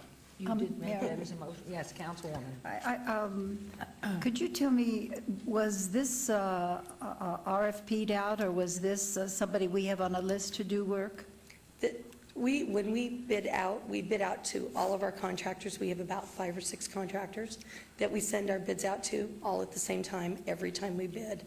And we have our own internal bid processes that have been approved by purchasing. So you have a list of a certain number, and then you send it out to those who are on the list, or do you send it all over? To the contractors who are on our list. I just wanted to know, in fact, I was going to ask Councilman Beers if he could help me with this, but, I've noticed that there are many things that when we order them, it costs more than if somebody else orders them. They feel the city can pay it. Just recently, we were getting porta potties, and another group got them for $350 less than they told us. Each one, $350 less than they told us it would cost. I think maybe we ought to just discuss that, because it seems they feel they can, maybe because they're on the list, charge more. I don't know. Generally, our bids are pretty competitive, and we usually get 3 or 4 responses, so. And you go with low bid, I'm sure. Yes, we have to go with low bid. Well, you didn't do it on the porta potties, I just got to tell you. Okay, was that a motion, Councilman Barlow? Okay, and what was the price again? Your Honor? $938. $938. There were additional costs for the refuse and the signage that were separate from the fencing, so it's $938. Just repeat that once more. The total cost would be $938, separate from the fencing costs. There was also additional costs for refuse removal and the no trespassing sign postage posting the no trespassing signs. So- that's an additional 150, so it's $938 total. Right, so let me belabor the issue. Hmm. The same person cleaned the entire lot, correct? He charged 100 for one lot and 100 for the other lot, so. Okay.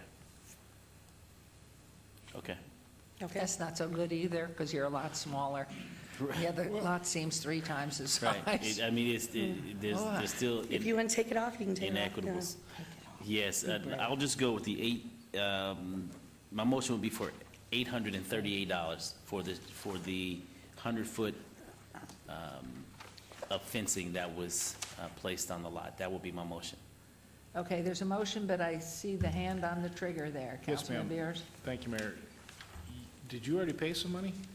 I'm making payments as now. I think when you made, 2 payments already They've on this bill? They've paid $150 on the account. Okay. All right. So he still owes $688? Approximately. Correct. Okay, so there's a motion, please vote, and please post. And I hope we get somebody better on the charges. We need Right. somebody, Sproles is back out there. That motion carries, thank you very much. And thank you. Mr. Zuna, thank you. Okay, now we move on to agenda item 70. And that's an abeyance item, public hearing for possible action to consider the report of expenses to recover costs for abatement. Whoops, hold on one second, sorry. That was a public hearing. Did anybody want to comment on agenda item 69? My apologies. Phew, nobody did. So that public hearing is closed. We'll move on to agenda item 70, abeyance item, public hearing for possible action to consider the report of expenses to recover costs for abatement, nuisance located 204 West Van Buren Avenue for fees in the amount of $3,450. Property owner, trustee, Clark County Treasurer, care of Arlie Anderson, Ward 5, Councilman Barlow. This is a public hearing. I declare it open. Anybody wishing to make comment, please come forward and state your name.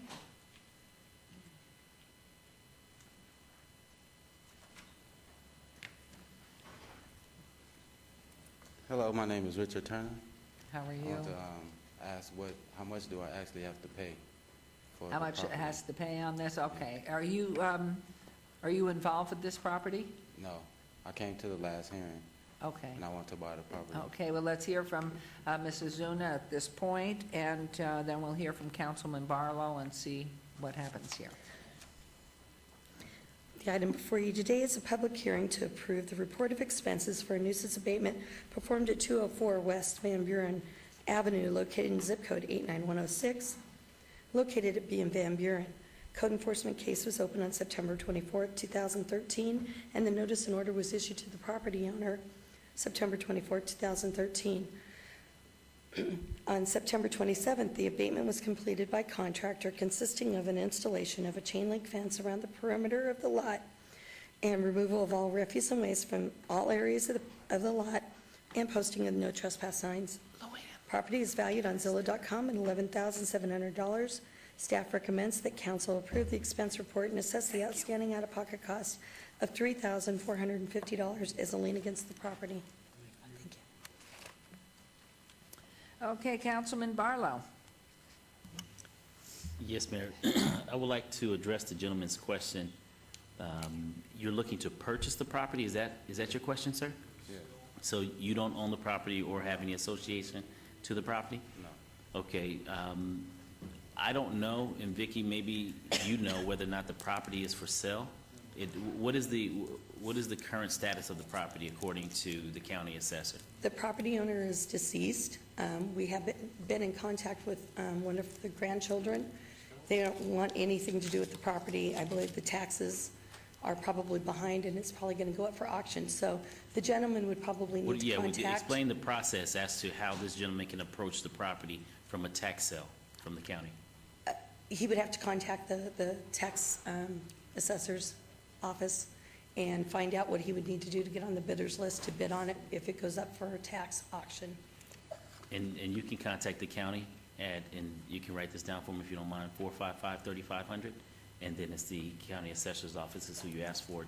And Vicki, maybe you can even assist him by giving him the parcel number to help him expedite the process once he makes contact with the county assessor's office.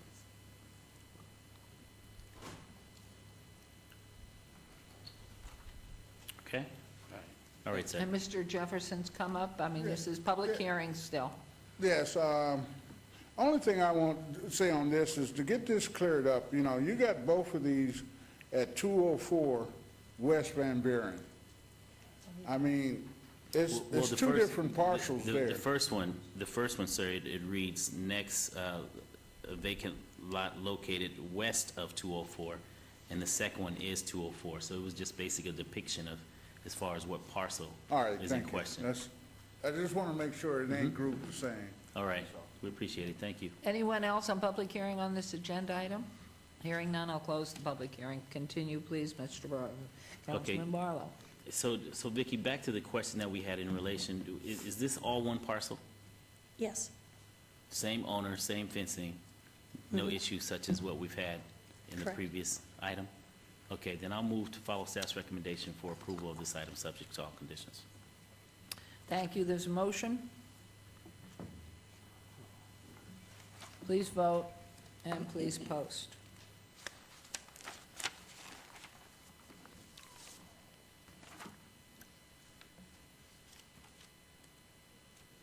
That motion carries. Thank you very much. We'll move on to agenda item 71.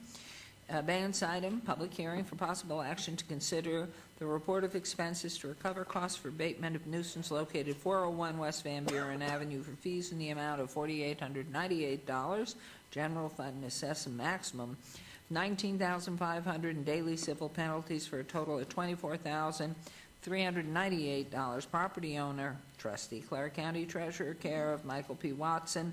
And this is also in Ward 5 with Councilman Barlow. It's a public hearing. I declare it open. And Mrs. Zuna.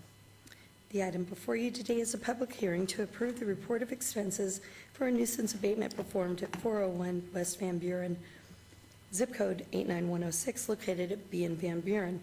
Code enforcement case was opened on October 6, 2013, and code enforcement issued a notice and order to the property owner on October 14, 2013. On December 18, 2013, the abatement was completed by contractor, consisting of installation of a chain link fence around the perimeter of the lot, removal of all refuse and waste from all areas, and posting of no trespass signs. The property is valued on Zillow.com at $9,000. Staff recommends that council approve the expense report and assess the out-of-pocket cost of $4,898 and outstanding daily civil penalties of $19,500 for a total of $24,398 as a lien against the property. Thank you. This is a public hearing which is open. Anyone wish to comment on this property? Hearing none, I'll close the public hearing. Councilman Barlow. Yes, move to follow staff's recommendation for approval, subject to all conditions. There's a motion. Please vote and please post.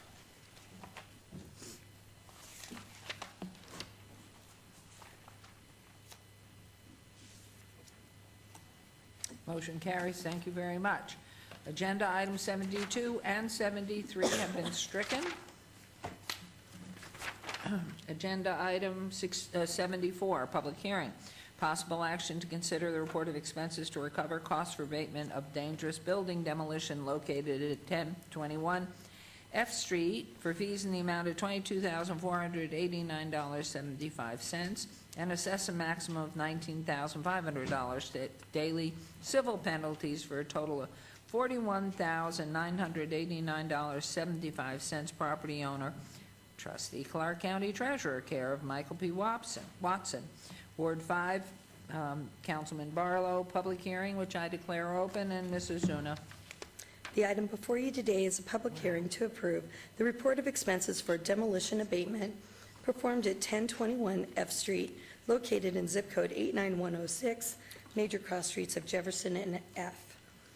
A code enforcement case was initiated on July 10, 2013, and code enforcement issued a notice and order to the property owner on August 28, 2013.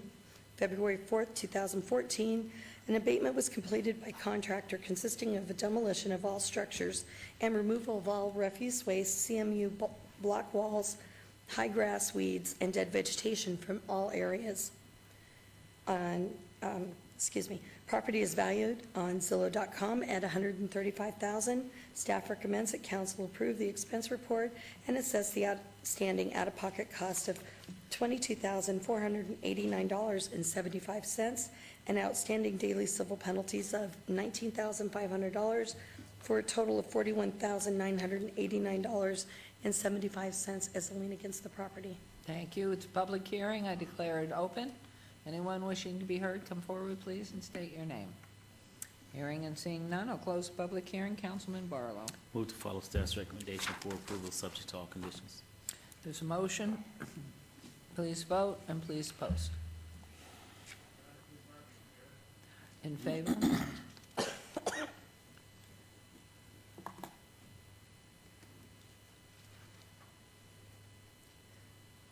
Motion carries. Move on to agenda item 75. Public hearing for possible action to consider the report of expenses to recover costs for abatement of nuisance located 320 North 16th for fees in the amount of $2,018.50 general fund and assess a maximum of $19,050 in daily civil penalties for a total of $21,068.50. Property owner J.P. Morgan Chase Bank, National Association, Ward 5, Councilman Barlow. This is a public hearing which I declare open. Mrs. Zuna. The item before you today is a public hearing to approve the report of expenses for a nuisance abatement performed at 320 North 16th Street, located in zip code 89101, major cross streets of 16th and Marlin.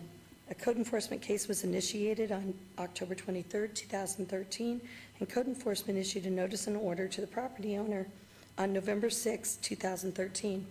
February 4, 2014, an abatement was completed by contractor consisting of securing by boarding all open doors and windows, removal of all refuse waste, high grass and weeds, and dead vegetation from all areas. Property is valued on Zillow.com at $96,000. Staff recommends that council approve the expense report and assess the outstanding out-of-pocket cost of $2,018.50 and outstanding daily civil penalties of $19,050 for a total of $21,068.50 as a lien against the property. Anyone, thank you. Anyone wishing to be heard on this agenda item? Hearing and seeing none, I'll close the public hearing. Councilman Barlow.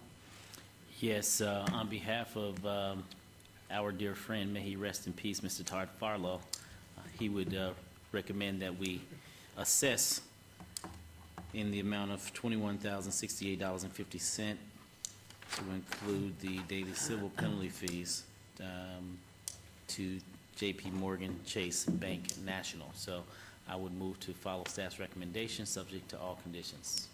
Thank you. This motion. Please vote. Please post.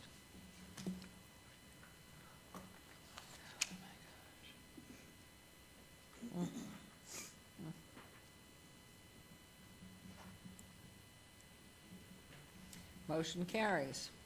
Move on to agenda item 76, public hearing for possible action to consider a request for a waiver and or reduction of fees totaling $2,150.84 in out-of-pocket costs and $5,000 in daily civil penalties for a total of $7,150.84 recorded against the property located at 4217 Evergreen Place. Property owner, trustee, Clark County Treasurer, care of Damon Scott Brown, Ward 1, Councilwoman Tarkanian. It's a public hearing which I declare open, and let's go to Mrs. Zuna first, please. The item before you today is a public hearing to consider a waiver of fees and penalties requested by Josie Peterson. Fees and penalties were assessed and approved by City Council on October 5, 2011. This property is located in the area of Charleston and Decatur in zip code 89107. The abatement was completed on August 31, 2011, and consisted of removal of all high grass and weeds from all the yards. The outstanding costs for out-of-pockets are $2,150.84 and civil penalties of $5,000, totaling $7,150.84. The current valuation of this property on Zillow.com is $75,000. Staff recommends that council deny this waiver request. Excuse me, and would you introduce yourselves, please? And I'm Josie Peterson, mother of Damon Brown. thank you very much. I'm Brad Schultz. I'm a friend of Josie. She asked me to speak for her. Okay, do you want to make any comments on this before it's a public hearing and we can take public comment first, or would you like to make comment? No. Okay, it is public hearing. Anybody wishing to speak on this item? Hearing none, I'll close the public hearing and turn this over to Councilwoman Tarkanian. Could you please express to us why you should have a request for a waiver or reduction in costs? Could you explain that to the council? Sure, if I may. Josie is the mother of Damon. Damon lived there while he went to UNLV and got a job, and he lost his job, and while he was unemployed, he got hurt on a motorcycle rather bad. He was out of work for over a year and a half, and he tried finding work when he was healed enough and could not, so he moved to Alaska, and Josie is trying to get the house back in condition and livable again, and I helped her clean it up so we could at least stop the fines and the fees, and hopefully we can get a waiver on it. She's obviously she's living on Social Security and trying to work with her son who's up in Alaska and working, and they've worked out an agreement where they can pay the taxes, but there isn't much above that besides fixing the house up. The house requires about $10,000 in repairs to get it to a livable condition. Otherwise, it's going to stay boarded up in the neighborhood, which none of us want. If we could get some relief from the fines and the fees and go with the taxes, that's what she's looking for. Are you putting it on the market to sell it? No. She's going to try and make it livable, and her son will move back down. And we'll come back down from Yes. Alaska. Okay, thank you. Anyone wishing to be heard on the property? I think I asked already and closed public hearing, but just to be sure. Yes, and I did turn it over to you. Thank you, Councilwoman.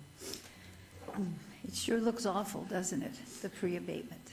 Doesn't look Yes. good at all. Yes.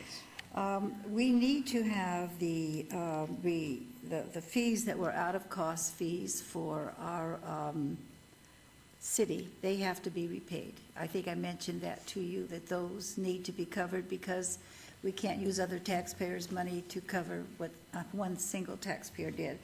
But I will reduce the daily civil penalties to $1,000. So that would be, the civil penalties is $1,000, and the other is the full amount, $2,150. A period of how Taxes. long? Excuse me? Over a period of how long would they have to pay it? I believe the taxes are over $3,000. Excuse me, can you speak a little louder? I'm sorry. I believe the taxes are over $3,000. But we don't do the taxes. I understand. We have no, I can't debate the taxes. What total of penalties are you looking to assess over and above the taxes for the You property? have, we must cover the money that was paid by taxpayers' money, which was $2,150.84. That was out of pocket. And basically, I don't know if we have a right to, in fact, I feel we don't, to take other taxpayers' money to cover it. We can, and I would be willing to knock the daily civil penalties down to, say, $100. So that means that $5,000 almost is totally wiped out, but it does need to be paid on what we paid out of pocket, and I did check into that. And the total assessment, could I get a number on that? Was $24.50.84, correct? If Councilwoman's putting it down to $100 on the, $22.50.84. Correct. oh, $22.50. It would be $22.50.84. That's only $100 instead of $5,000, which saves you a great amount of money. And they are paying, is what he was saying, was the Oh. $3,000, so how long can they have to make this payment? Let me ask you a recommendation on that, even though you didn't recommend my doing this. Well, here's the issue. We've already sent this to tax roll, so it's already at the tax assessors. to be put up for auction, I believe, probably in May. So I would have to probably contact them and pull our amount back, and which then I guess we could do a payment plan for the entire amount. We could do that, but they would still need to pay the outstanding taxes. Yeah, that would to get have it to off be the- done. the, So basically, the auction. payment plan would be, it would only be on the $100. You're saying the out-of-pocket would have to be paid right away? I could probably make arrangements with the tax assessor's office to pull our part off the tax roll of So the that's what she's meaning when she 2150. says taxes. She's talking about what we've put on the tax roll. It's not your regular yearly taxes. I don't know what they have outstanding in taxes, but it probably includes our abatement costs and the $5,000 too. Is she correct? I'm not aware.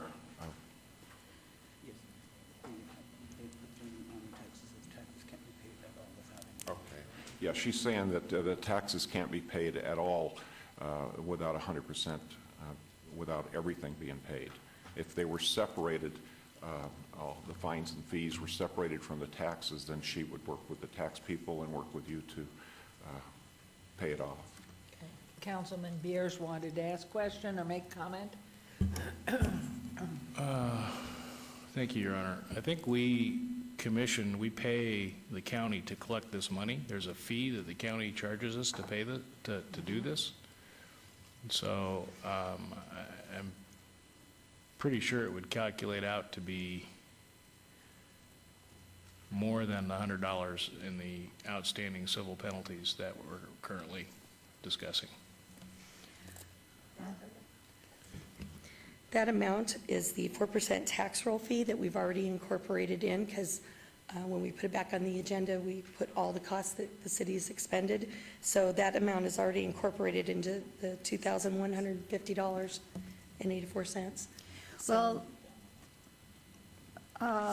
we have to collect that amount, that $2,150.84. And I'd say within 6 months. But we're over at the county treasurer, right? Correct. And I will go ahead and contact the county treasurers and pull it off the tax roll and tell them that they're gonna make a payment plan with us, and I'll send them up to finance, and Mayor? if it's 6 months, I hear somebody. then we can do Right that. here. We pulled up lawyer the, down I there. pulled up the Mr. assessor's Scott. record. I pulled up the assessor records. Currently doing that property from the county assessor is $14,571.51. Our $5,000 civil penalties is on there, as well as our $3,546.84 abatement costs. So the total due currently to the county on that property is $14,571.51. Does it show where the other 7,000 came from? It shows, there's a $2,000 tax penalty, there's a $438 tax principal, there's a bunch of sewer that's owed, mailing fees, artesian basin, there's a bunch of, probably about 20 different things that are owed on the property currently. Well, it does look as if you guys haven't paid anything on the property. If you got the sewer and you got all the others. And anyway, we don't have the authority in the city, as I understand, to handle that other 7,000. And so I would go back and do everything I could to help you and just say, if your son moves back, make sure that a good job is done in keeping up the payments. After speaking with Mr. Bass, what we'd like to do is set up an agreement with the city attorney's office after we've come to an agreement here, and stating that they must pay whatever taxes due after we make whatever adjustments. So, because some of that penalty will come off, but I can't tell you what their final taxes would be until I get with the tax division. And Because that's the stating that they county- get their taxes paid, because if they don't pay the tax, then we have nothing to hang out over the head of the property by removing our lien right now. So we would like to have an agreement set up with the property owner, making sure that they understand what needs to be done. And I can understand that, and I'd still do my motion for only paying our out-of-pocket expenses plus $100, which is Josie, you should smile. You should, because that's a good deal, Josie. But in any case, that would be my motion, with the addition that we would work that out through legal. Am I making sense, Mr. Beers? I'm, thank you, Your Honor, a little confused. Vicki, are we going to withdraw our lien and then put a new one on for a smaller amount? What we do, right now we have, it's kind of complicated. We send over financially a stated amount to them. The lien will still be on the property. I kind of misspoke when I said we removed the lien. But what we do is we send over an adjustment to the tax department telling them that we're adjusting out these costs, and then they'll make the adjustments on their side, so the penalty isn't held against the property owner once we remove our cost. So we'll, if this goes to auction, we'll have full payment. Correct. Okay. If I may ask a question, is the penalties going to be separated from the taxes? I guess not at this point. I don't think it can be. Vicki? We will be removing our penalty, our civil penalties and our abatement cost from the tax lien. So hopefully what you're left with is what you owe in taxes. So you'll have a definitive amount. But is it not true that the taxes on the property are $14,000? No, that includes the cost of our abatement and the $5,000 in civil penalties. So what's left to them on their taxes? I don't know. Mayor, according to the assessor records, they haven't paid taxes since 2011.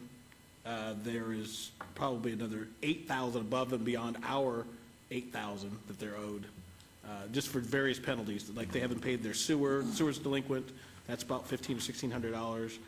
There's an artisanal basin tax they're paying. There's penalties that they have to pay because they didn't pay their property taxes that are on here. So their total, like I said, their total is $14,571.51. So And without our penalties, it's still $8,000. Without ours, it would be about, bad math skills, about $6,500 or so. Still left without our penalties and abatement. Is how much? Yeah, without ours in total is $8,846.84. And then you subtract what they totally owe is $14,571. So it's about $6,000 or so. They still owe above and beyond our penalties and taxes. No, I don't believe, you're going to have a hard time on that, the 8,000. I'll still stay with the motion, giving you a chance, because, you know, I'm believing a mother in this case. And I feel you do want to improve the house, but it's going to be tough on you. But we can't do anything more than basically what we've done, which is a lot. So that's my motion is to move forward with having to pay the out-of-pocket costs, which is necessary for us to get, and just 100 for all the other. Thank you. There's a motion. There's a motion, and please vote. And please post.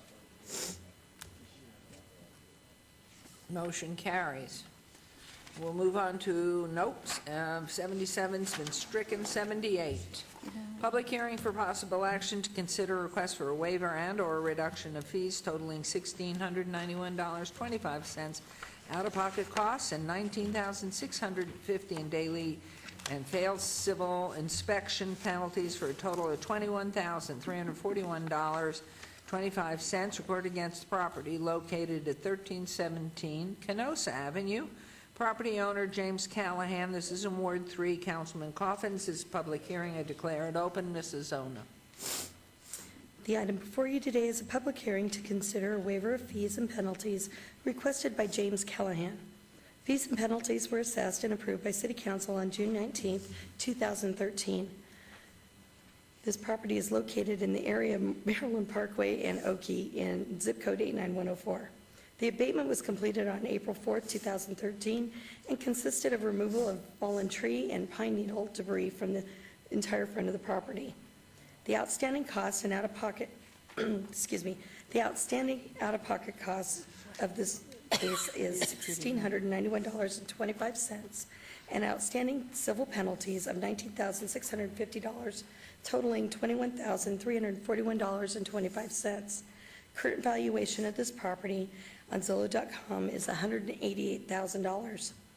Staff recommends that council deny this waiver request. Thank you very much. And you, sir? Michael Costello on behalf of Lynn Marie Homes. Thank you very much. And your relationship to the property? We were the previous owners. We purchased the property through a foreclosure trustee sale back in July 10th. Thank you. It's a public hearing. Anyone wishing to make comment on this property or agenda item? Hearing none, I'll close the public hearing. And Councilman Coffin, this is Ward 3. Thank you, Your Honor. I couldn't quite hear Mr. Costello very well. Mr. Costello, did you say you were the prior owner? Yes, sir. We were the previous owners. We purchased the property through the foreclosure sale on July 10th. We rehabbed it and subsequently resold it. But we bonded for the Okay, so you were not the previous owner? No, well, our company was, Lynn Marie Homes, which I'm a representative Who of. owned it before? I think it was Stanley Vogel or something was the gentleman's name. He died in 2006. Stan Vogel? Yes, sir. Okay. I'm missing almost all my data that I usually have. This is a file that It's okay. I only have 3 pages on, and I know there's got to be a 30 or 40. Tell me, you have a buyer for this house now? It's already sold. We've sold the property. You did? Yes, sir. Okay. The buyer here by any chance? Yes, actually. In fact, Nice individual, ready to move in? they're living there. The current pictures show their cars in the driveway. They're living there already. Oh, good, okay. Then I'm sure it looks even better than when we abated it. Your Honor, I'm sure they calculated in their cost the fees for the out-of-pocket. I would think, Mr. Costello, you told them that they'd have to pay that. Yes, sir. Well, we're paying it. It's coming from us. Okay, so it's in your closing agreement? Yes. Yeah. But Vicki, they're in the daily and civil inspection penalties. There's a daily and failed inspection penalties. There is an element of labor cost, isn't there? Because that's not simply something we levy for willy-nilly. I mean, there is a time spent and visits made and so on and so forth. Isn't that how that piles up? The inspection fees are already captured in the hard cost or the out-of-pocket okay. cost. So on the civil penalties, that's strictly up to your discretion. Okay, all right. Your Honor, I'm going to move in this case because this is a very good neighborhood and the people who have made a transaction so quickly need to be rewarded for that. Thank you for moving back into a house and keeping it nice.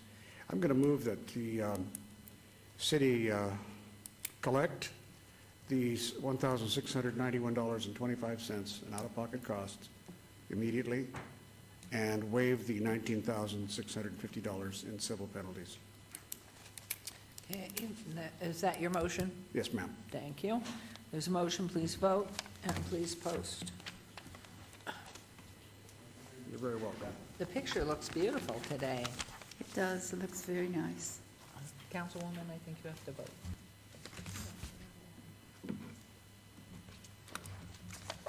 It's beeping, but it's not going off.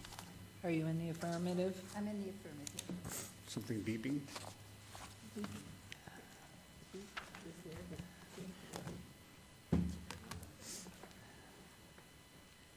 Motion carries. Thank you. We will now move on to agenda item, we're in planning now. Agenda item 79, EOT 52873. Applicant, Wait Montecito Real Estate LLC, owner Wyatt Montecito Real Estate et al. A request for an extension of time of an approved site development plan review SDR 43790 for a proposed parking lot with waivers of the town center landscape buffer and parking lot landscaping standards and waivers of Title 19.08 landscape buffered standards to allow a 0-foot buffer along the north and south sides of a shared property line and a 6-foot buffer along portions of the south and west property lines where 8 feet is required on 8.87 acres at the northwest corner of Grand Montecito Parkway and Clark County 215. TC Town Center Zone, MSTC Main Street Mixed Use Town Center, Special Land Use Designation. This is from Ward 6, and it's Councilman Ross. Staff recommends approval. Is the applicant or representative present? Good afternoon, Honorable Mayor, members of the City Council. Jennifer Roberts, 300 South 4th Street, Lionel Sawyer and Collins, appearing on behalf of the applicant. This is an extension, a first extension of time on a site development review approval for a supplemental parking lot for an office complex. They're waiting for the market to improve to lease out this space, and then they will develop the parking lot that will supplement the existing office complex on the premises. Thank you. Happy to answer any questions. We accept staff's conditions. Okay, and Mr. Vag, please, your comments. The parking lot that is proposed, this is the first request for an extension of time, as the applicant has indicated, and staff is in support of the extension. Thank you very much. Without restriction? With the conditions that we have attached in the place. associated staff report. Thank you. Councilman Ross. Okay, Councilman Beers. Thank you, Your Honor. If I could be marked in favor of item number 75. Thank you. Thank you, so done. And then with that, Mayor, your permission. Please. This is a fabulous office building, just waiting for the right tenant or tenants, plural. So anybody watching this broadcast, this is a great location. In fact, I spoke, I don't know if you knew this or not, Ms. Roberts, I'd actually spoken to the CEO of Allegiant Airlines, and they actually were looking at this building as their possibility for their headquarters. And I chose another location, my colleague's ward. But nonetheless, this is a fabulous facility. I'm going to follow, make a motion to follow staff's recommendation for approval. Thank you. There's a motion. Please vote, and please post. I think it's stuck. I believe that, I can't get it to, oh, it went, okay. What's happening, Councilwoman, is your papers are touching the screen. Oh, you think that might be it? Okay, I'll watch that. See, he's so attuned. Motion carries. Thank you very much. Thank you very much. We are now on to agenda items 80, 81, 82, 83, and 84, because they are together. GPA 52122. A request for a general plan amendment from DR, Desert Rural Density Residential, to L, Low Density Residential. 81 is ZON 52123, on a request for rezoning from R-E Residence Estates to R1 Single Family Residential. And number 82, WVR 52171, a request for a waiver to allow an intersection to be offset 150 feet where the minimum offset required or allowed, is 220 feet. Number 83, VAC 52125, a request for a petition to vacate 10-foot wide roadway easement of the west side of Bradley Road as well as all of Honey Creek Avenue, the northwest corner of Iron Mountain Road and Bradley Road. And number 84, TMP 52127, a request for a tentative map for a proposed 40-lot single-family residential subdivision. The applicant is Richmond America Homes, and the owner is Verlaine LLC on 8.7 acres at the northwest corner of Iron Mountain Road and Bradley Road. The Planning Commission and staff recommend approval on items 80 and 81. The Planning Commission recommends approval and staff recommends denial on items 82, 83, and 84. Items 82 and 84 are RE Residential Estate Zone, proposed R1 Single Family Residential. These are items in Ward 6, Councilman Ross, on our public hearing items, which I declare open. Is the applicant or representative present? Good afternoon, Your Honor, City Council members. My name is Tony Celeste. Address is 8345 West Sunset Road, here on behalf of Richmond American Homes. Also with me in the audience is Brian Walsh of Richmond American. First, I appreciate the Planning Commission and working with staff and getting revised plans in so that staff could fully support this at the Planning Commission hearing. Just point of clarification, at the Planning Commission hearing, we did withdraw the abandonment request of Honey, can't remember the name of the street, but not Honey Creek Avenue? Honey Creek, yes, and with just still the portion of Bradley, and it is reflected in the approval of conditions, and we respectfully request your approval as well. Okay. This is a public hearing. Anyone wishing to be heard on this item? Please come forward and state your name.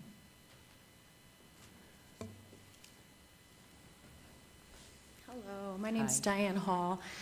I just moved in to the neighborhood a month ago, and I'm really surprised I'm the only one here. And I've never been one to stand in the way of manifest destiny, but it's a very equestrian area, and I think it would just be really sad to increase the traffic to the level where people can't ride their horses, kids can't ride their bikes. There's right down the street at Iron Mountain and Jones, there's a projected equestrian park, and with a new subdivision of 40 houses instead of what looks like the old 8 houses, it's just going to significantly increase the traffic. Thank you very much. Thank you. Mayor, Anyone your else? permission, Ms. Excuse Hall, me, would if you you'll come back, please. Thank you, Mayor. Ms. Hall, thank you. Councilman Ross wanted to ask a question? Okay, because I do want to hear from Mr. Fagg on these items, please. Madam Mayor, when the application first came in, there was a request to vacate Honey Creek Avenue. As the applicant has indicated, they have since changed the plans for the subdivision, and so consequently are using Honey Creek Avenue as part of the access to the project. With the changes to the subdivision, staff can support the tentative map and the vacation applications. It should be noted that relative to the waiver, there is a condition of approval that addresses the concerns of our Public Works Department. If you have any additional questions about the waiver, Mr. Anderson would be happy to address those. Also, please note that the applicant has submitted a revised landscaping plan for the Bradley Road portion of the site. We have a copy of that, and that's to satisfy condition number 2 on the tentative map. And so again, with the changes that have been made, staff can support this request. In its entirety then, correct? Correct. Thank you very much. Okay, Councilman Ross, Thank you, please. Mayor. Anyone, let me just make sure. Anyone else public hearing? After you sit down, then I'm going to close, but do you have questions for Ms. Hall? Sure. Can I have staff pull up the other picture depicting the neighborhood overhead on the neighborhoods, please? No, keep going. The aerial view of the area of the neighborhoods. Ms. Hall, I appreciate you being here and expressing your concern. Can you tell us where you live in that area? I live at 5532 Coyote Falls, which is the 4th house on Coyote Falls Court. I know exactly where you live. My daughter actually lived right on that street and just sold her house, so I'm Can you very point familiar to with the that? street. She can't because it's Not there? it's part of the, Oh, it's just, you see the yellow box, Mayor? And then Yes. right under that is Iron Mountain, and then right below that is Coyote Falls. I see. Ms. Hall, I appreciate you coming down. I ask you that question because this isn't, these neighborhoods that, all these following agenda items match the density of this area. This is the edge of town and will always be the edge of town. North and east of this location is the proposed Tule Springs National Monument. There are thousands of acres available for equestrian uses right here, right off of these roads.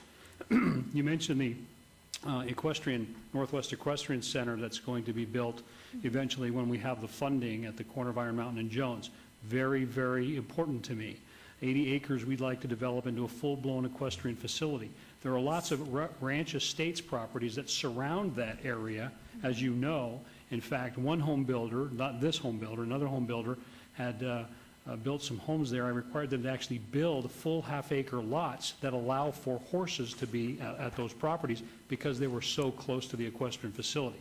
This is still a couple of miles away from the equestrian facility, but I worked very closely with this home builder to make sure that all the densities matched what is surrounding. Your neighborhood is the same, this neighborhood is going to be the same as well. So the densities are the same. I just wanted to clarify that so you understood that. And share my concern about equestrian uses and us running out of them. We're not going to run out of them, I'm going to ensure that. Okay, so thank you for coming down. Thank you, Mayor. Thank you. Thank you. And therefore, do you want to move I on would, Mayor. this? With that, on agenda item 80, I would move to follow Staff and Planning Commission's recommendation for approval. Thank you. There's a motion. Please vote and please post. Your Honor, I have a question of Councilman Ross on that. Maybe it is broken. Bang it. Maybe it's banging.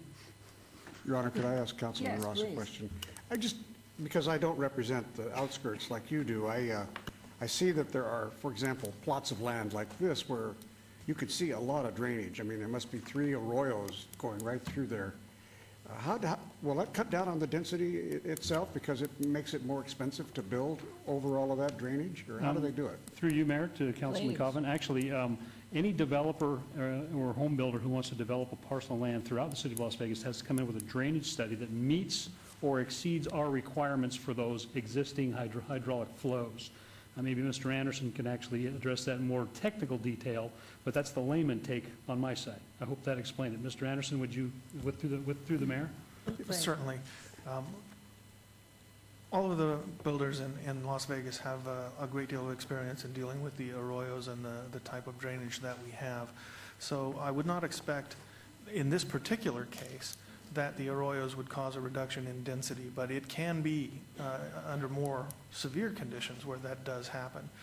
But as Councilman Ross indicated, they'll have to do a drainage study that demonstrates that they will be able to handle all of the drainage with those arroyos being accommodated or other drainage facilities put in place to replace them so that the drainage continues to flow without negatively impacting the neighbors. And we're particularly sensitive to that in these areas. Okay. Thank you. Thank you very much. And I with- think we posted, didn't we? And it passed. Thank you. So congratulations. Well, we have a few more. Yes, we go on now to, Agenda item 81, I would move to follow Planning Commission and staff's recommendation for approval and point out to Councilman Coffin in the previous slide we just looked at, you could see the corner of a detention basin that's existing or that's already there. So they're well protected. That's my motion, Mayor. okay, this is on agenda item 81. Please vote and please post.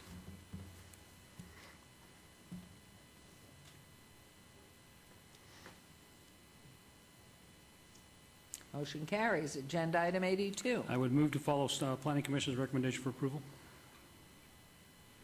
There's a motion that's coming in a second. There it is. Please cast your vote and post.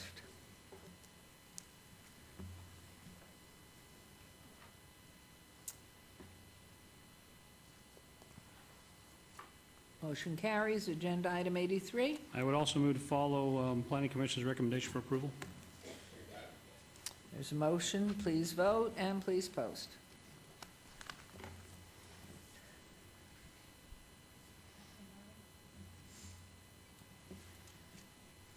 And agenda item,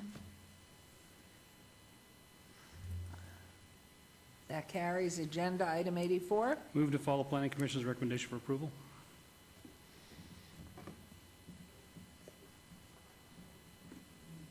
There's a motion. Please vote and please post.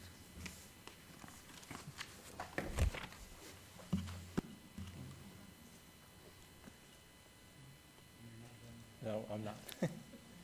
He's got the next ones too? Oh, wonderful. We'll bring you a chair, but you don't need it. Motion carries. So now we'll do items 85, 86, 87, 85.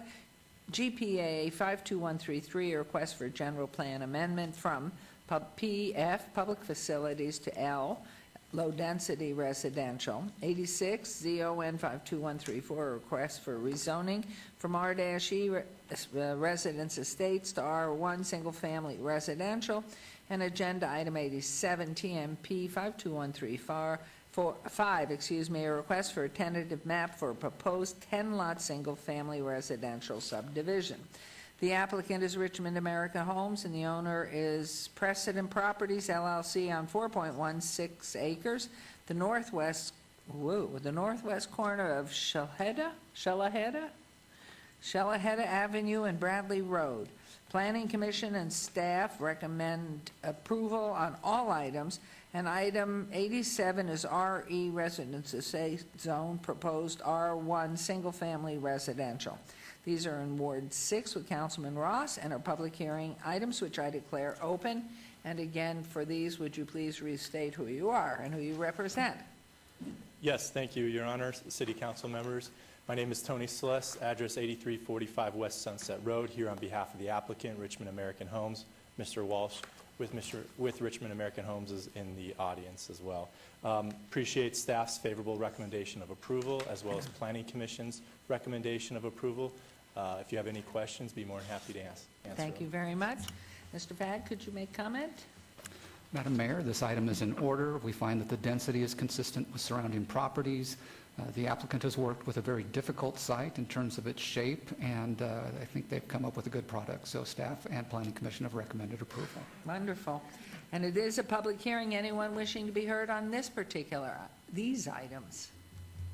Hearing none, close the public hearing. And Councilman Ross, do you have a motion on item 85? I do, Mayor, but first I'd like to address Ms. Hall again that this neighborhood also, another parcel, and we can expect the other parcels to fill in as developers or owners sell land to home builders. And Ms. Hall, you have my commitment to hold them to those densities which you currently enjoy today. This parcel being the funny shape that it is, there are actually larger lots on this parcel that Richmond American is building. First, let me express my appreciation to Mr. Walsh and Richmond American for working so closely with me to address all of the significant issues that are important to me and to my constituents who live in this area. Again, to my council members, this is the edge of town. Should we be successful, and Senator Reed and Congressman Horsford are successful in passing the Tule Springs National Monument, this will be for time and eternity as far as we are concerned, will be the edge of town. So Ms. Hall, you live in a great place. I know you enjoy your views from there. And with that, I would move to follow Planning Commission and staff's recommendation for approval of agenda item 85. Okay, there's a motion. Please vote and please post.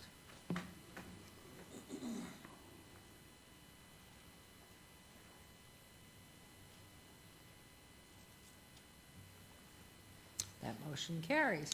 And on agenda item 86, Councilman Ross. Would move to follow Planning Commission and staff's recommendation for approval. Thank you. There's a motion. Please vote. And please post. Just going to break it. Did it work? It worked fine. Okay.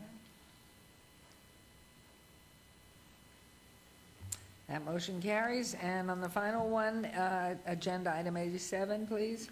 I would move to follow Planning Commission's and staff's recommendation for approval of agenda item 87, and is at Shalahida Avenue. I think there should be an ordinance that we only create street names we can actually pronounce. Yeah. Could be a family name, though. There's a motion. Please vote. And please post. And I have to tell you, I did see Congressman Horsford, who had some good news that they are moving forward on Tule Springs, fixing all the little problems that were there. So it's promising. And that motion carries, so thank you very much. Thank you very much. And we look forward to all of that out there. Exciting. Things are happening. Okay, we move forward now on agenda items, let's see, 88, 89, 90, and 91. And, okay, 88. ZON 51413, a request for rezoning from C-D Design Commercial to O, I guess, Office.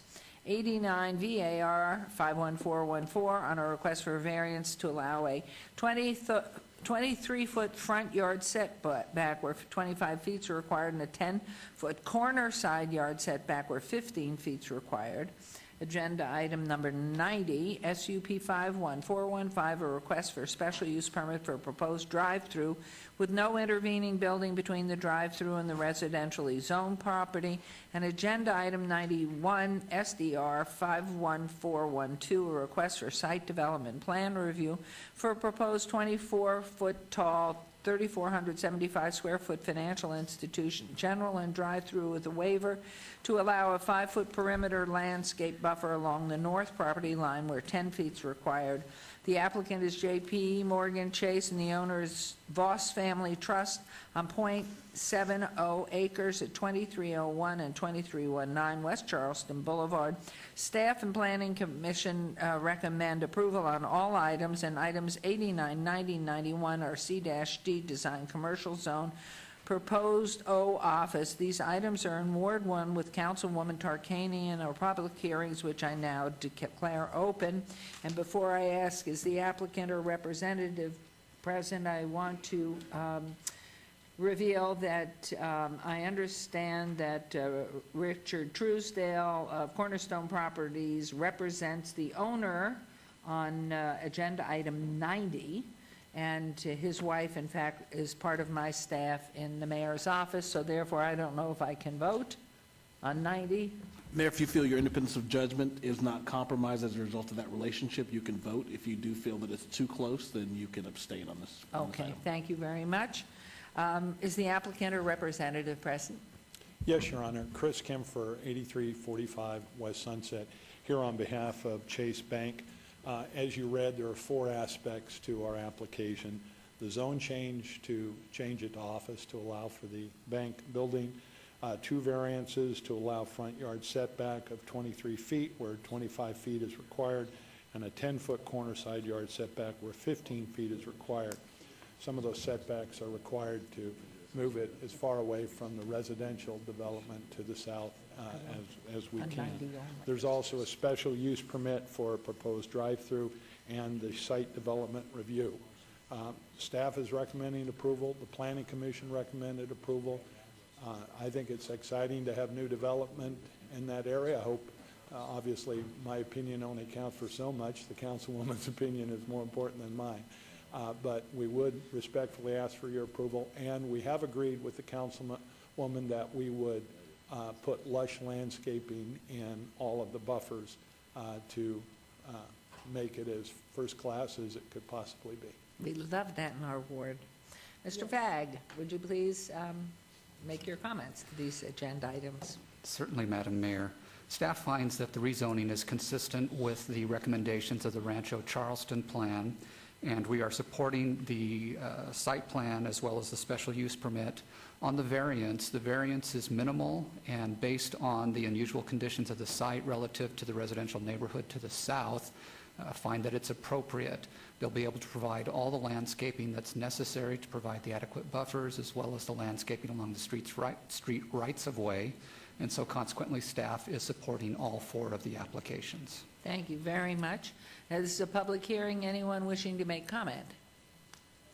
Your Honor, if I may make one additional comment. This would not have been done but for the work of Mr. Fagg and Mr. Anderson in working with us on this site. So I would like to thank them publicly and personally for their efforts in working with us. So thank you. We're very proud of them and know they work hard to make everything wonderful happen. But thank you both and for really making this move along so nicely. Anyone wishing to comment on this? I will tell you, it's been a long time that building's been vacant, and hopefully as they go, or you go ahead to fix this up, it will make not too great an impact on traffic while it's under revision and whatever you're doing, because that is the most congested area all the time, especially in rush hour.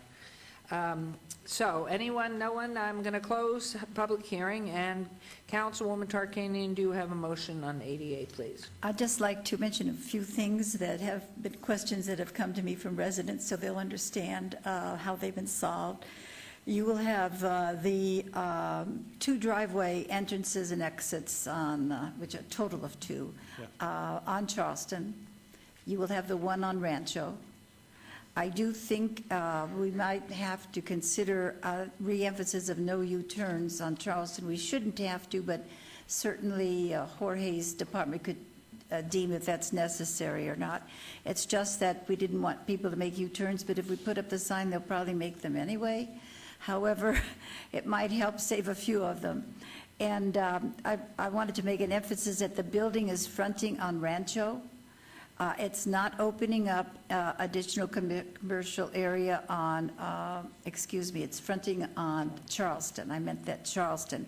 It's not opening up additional commercial possibilities based on precedent that some of the residents asked me about. First of all, we don't go on precedent. We try not to go on precedent and take each case individually, but that is an area very sensitive to that, and I want them to know that you're just going to have another building similar in size to the one we have now, and that it will not be opening up any more commercial on Rancho, that the frontage of it is on Charleston. So that's where the commercial zoning is.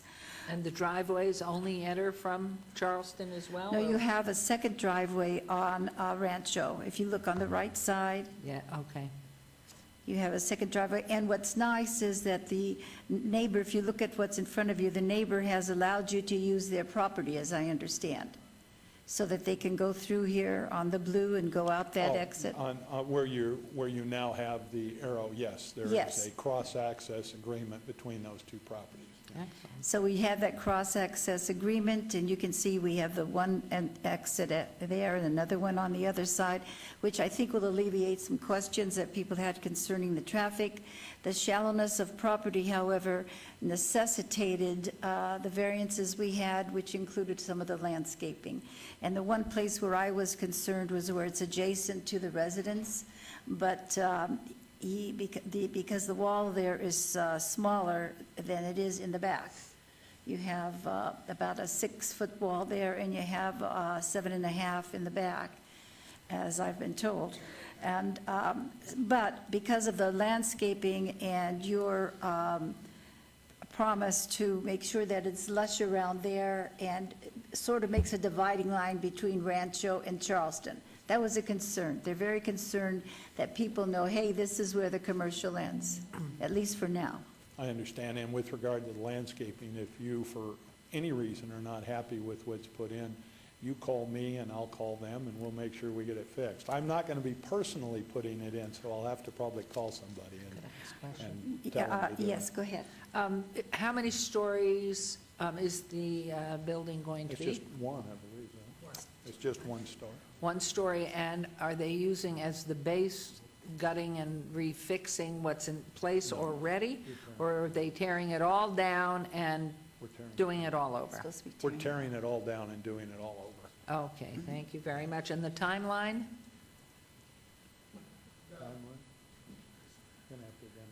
And if you'll say your name, please, for the record. Good afternoon. I'm Mark Michelson. I'm the project architect. And the schedule is to open the branch for business in February 2015. Wonderful. So just a little under a year from now. Wonderful. Wonderful. Okay, thank you. Okay, Councilwoman. Well, it is a wonderful thing because it'll help take care, I think, of the graffiti and the weeds that have grown there, and it has been empty a long time. And the last question residents asked was, would this bring a lot of traffic having a drive-through? And you had 80 trips per day would be added through there, which is not much more than what they had before. How did you get to the 80 is what I was wondering. Mark? He's going to give you 20% of his salary. Okay. Yeah, it's really based on historic information. I mean, the branch, there are, literally hundreds of Chase banks around the country. And, I mean, I don't personally know how they calculate it, but statistically based on, I guess, precedents or past existing facilities is where they gather that information. One of the things that the residents liked was, I believe you're going to have safe deposit boxes there, and we don't have access to that in a bank in the area, and they were very pleased about that. I want to say what a great reputation Chase Bank has.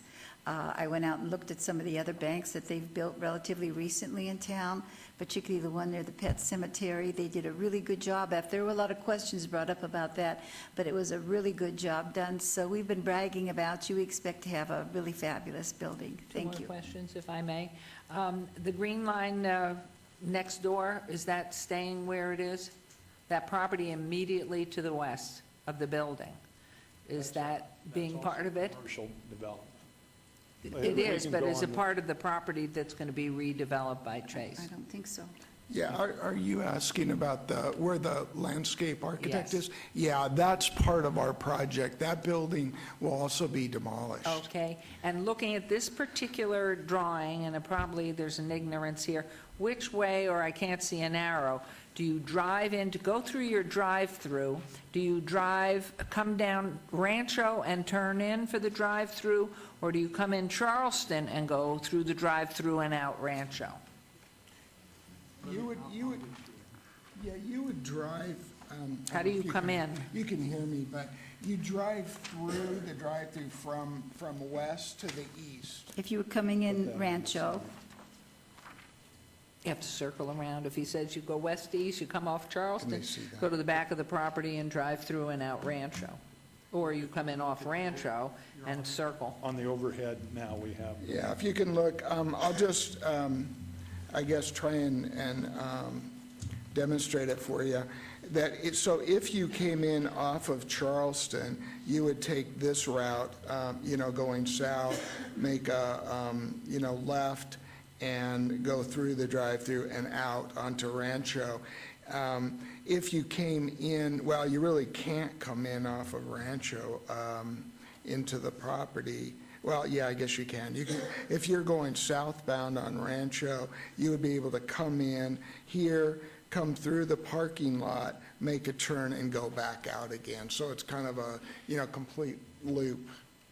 Okay, and for both ways, because if you came off of Charleston, you go south, go through the drive-through, make that same loop through the parking lot and back out on Charleston. Yeah, correct. yeah. Okay. If you came in on Charleston and wanted to go back out on Charleston. Yeah. Right, very good. It is a narrow lot. I think you've done a great job in planning it. I move to approve the item Agenda item 88. with all conditions.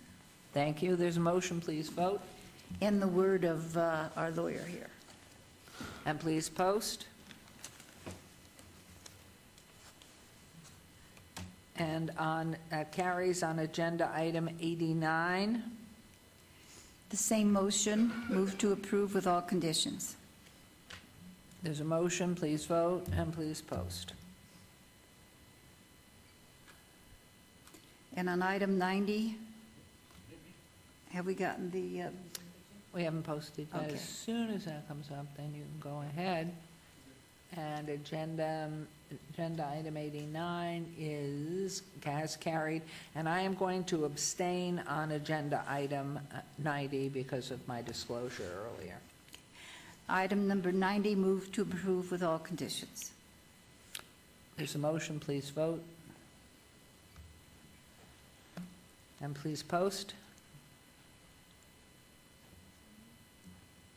You. Excuse me? You have to vote.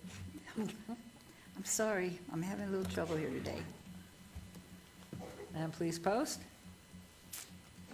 That motion carries. And on agenda item 91. Move to approve with all conditions. Thank you. There's motion. Please vote and please post.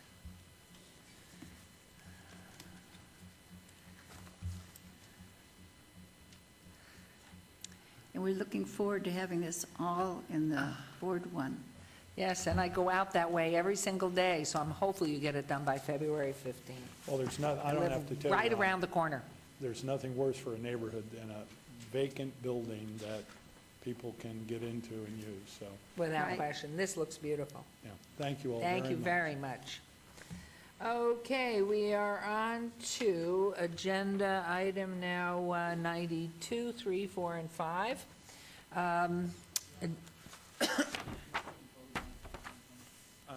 I know this is out of order, but I wanted to tell you that I was saddened by the loss of Mr. Farlow. I always kind of like to see him here, you know?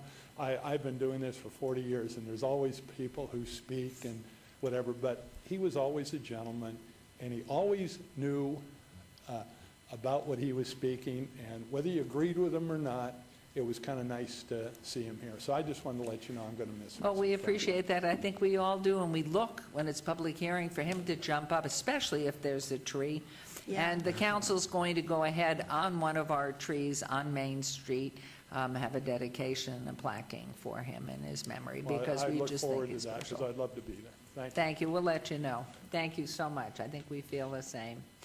Okay, we will move on to agendas items 92, 93, 94, 95. 92, ZON 52112, a request for rezoning from R4 high-density residential to C2 general commercial. Agenda item 93, SUP 52114, a request for a special use permit for proposed mixed-use residential development with a waiver to allow no ground floor retail, which such use is required. Agenda item 94, VAC 52115, petition to vacate a 20-foot wide public alley generally located off west of 11th Street between Fremont and Carson Avenue, and agenda item 95 TMP 52113, a request for a tentative map for a one-lot commercial subdivision. The applicant owner is 126 11th Street LLC et al. On 2.54 acres bounded by Fremont Street, Carson Avenue, 10th Street, and 11th Street. Staff and Planning Commission recommend approval on all items, and item 93 is R4 high-density residential zone, proposed C2 general commercial. Item 95 is C2 general commercial zone, and R4 high-density residential zone, proposed C2 general commercial. These items are in Ward 3 with Councilman Coffin, or public hearing items which I declare open. Is the applicant or representative present? Good morning. Good afternoon. Yes, good afternoon, Madam Mayor, members of council. John Curran, 261 Las Vegas Boulevard North. Here on behalf of the applicant to briefly describe our project here and answer any questions you might have. We've got a commercial subdivision here on... Excuse me one second, please. Mr. Curran, Pardon? if I could. I just wanted you, please give us a global view of all that's happening there. Don't get bogged down in the small details, because you got 4 things to discuss here, but really, this is your time to give a good explanation. And I don't know how many pictures you took of it that you have available, but I'd like to make sure you paint for this is a big project, so I want you to paint the whole picture for the council to show what an addition it's going to be to Fremont Street. Sure. So this block, which Mayor Goodman mentioned, was between 10th and 11th, Fremont and Carson.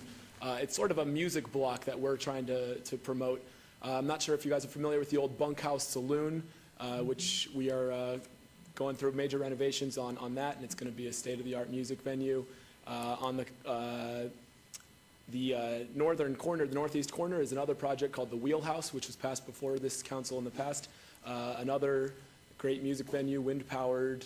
It should be a really cool project, and it's got the old Western Hotel RV lot as well. So we're trying to do a subdivision for this entire block. That subdivision also required an alley vacation and the rezoning of a couple R4 parcels, which we are proposing to move to C2. That triggered a special use permit for a waiver of for the mixed use. It's going to require, I'm sorry, it's a little bit tricky to articulate. Perhaps Director Fagg would be able to more clearly articulate it, but it's a waiver of no ground floor residential in a mixed use project. So we want the whole block to be C2 so we can do the whole subdivision. No ground floor retail. Well, it's currently a residential use, which will remain. It could be used sort of for crash pads or maybe like green rooms for touring bands and artists. So the waiver would be to allow residential on the ground floor of a mixed use. But no longer commercial use then? You're giving up the commercial use? We're rezoning to from an R4 to C2. Okay. Mr. Fagg, do you want to make comment since he so articulately asked for your help in more Certainly, clarity? I would be happy to. As the applicant has already explained, these applications will help provide consistent zoning across all of the parcels on the block which they own, and will also vacate the alley in between so that they can have a coordinated development plan for the entire block. As he's already indicated, there are some residential units there on the block. Typically, for a mixed-use development, you would have ground floor retail and residential above. Because these are existing units, they have submitted the request for a waiver from that requirement. And based on the fact that these are existing units, staff supports that request for a waiver.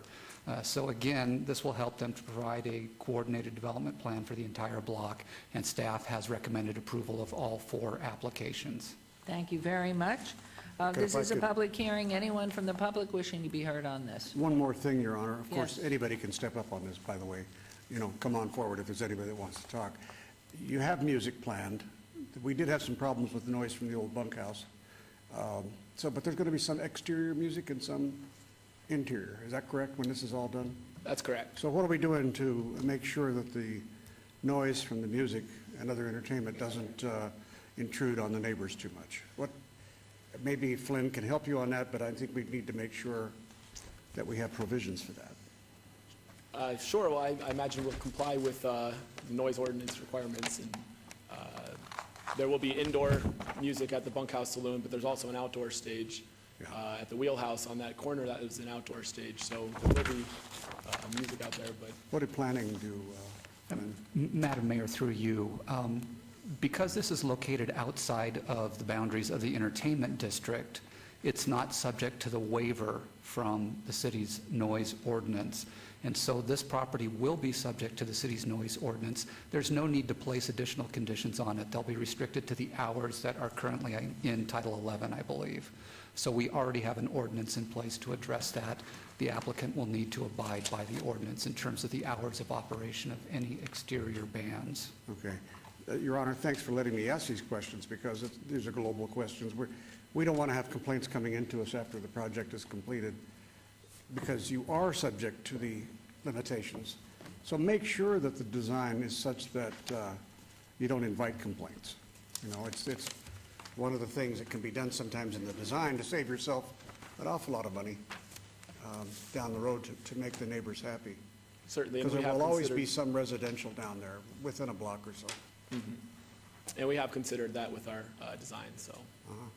All right, thanks for letting me Thank you. interrupt you. Go ahead. Okay, anyone else wishing to be heard on this?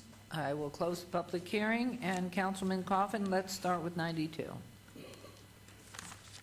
Your Honor, I move for approval of item 92. Thank you. There's a motion. Please vote and please post.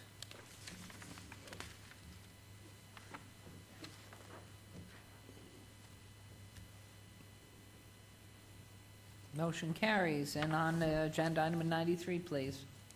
Move for approval, Your Honor. There's a motion. Please vote and please post.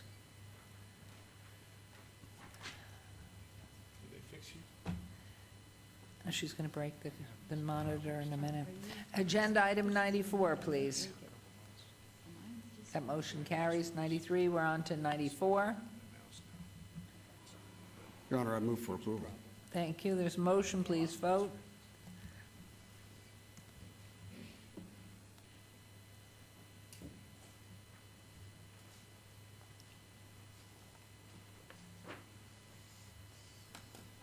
That motion carries. And on the last item, agenda item 95. Your Honor, before I move for approval, I want to chide the applicants for not providing the usual good color pictures to show what a good deal it is. They're starting to get lazy. You need to promote these things. It gets the appetite going around town. Another good reason to come into the downtown area and for Councilman Ross to hang out in my ward more. I move for approval, Your Honor, of item 95. He is there a lot. There's a motion, please vote, and that is true. I've been to many of those openings or reopenings, and he's there. And tweet. He does tweet.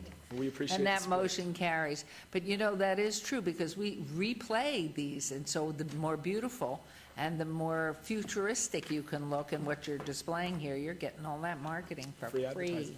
Well, thank you. Thank you very much, Have a good John. one. Okay, and on agenda items 96, 97, and 98, Councilman Barlow, do you wish to make that comment, please? Yes.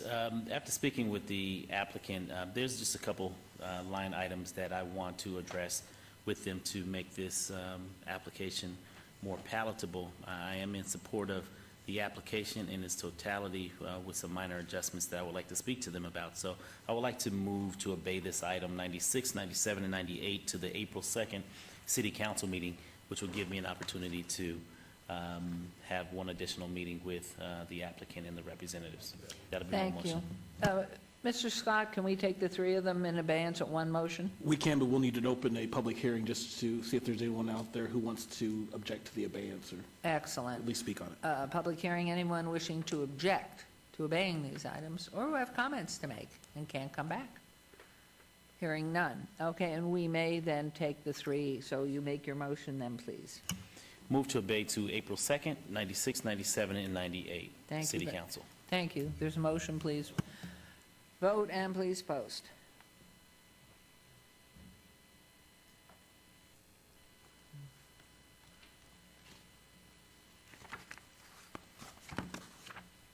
That motion carries, and we move on to agenda item 99. VAR 52451, public hearing, applicant William and Kelly Oakley, owner, Shady Lady Trust, for possible action on a request for a variance to allow a 5-foot side yard setback where 10 feet is the minimum required for proposed expansion of a single-family dwelling on .0.52 acres at 3201 Skipworth Drive, RE Residence Estate Zone, Ward 1, Councilwoman Tarkanian. The Planning Commission voted 7-0 and staff recommend denial.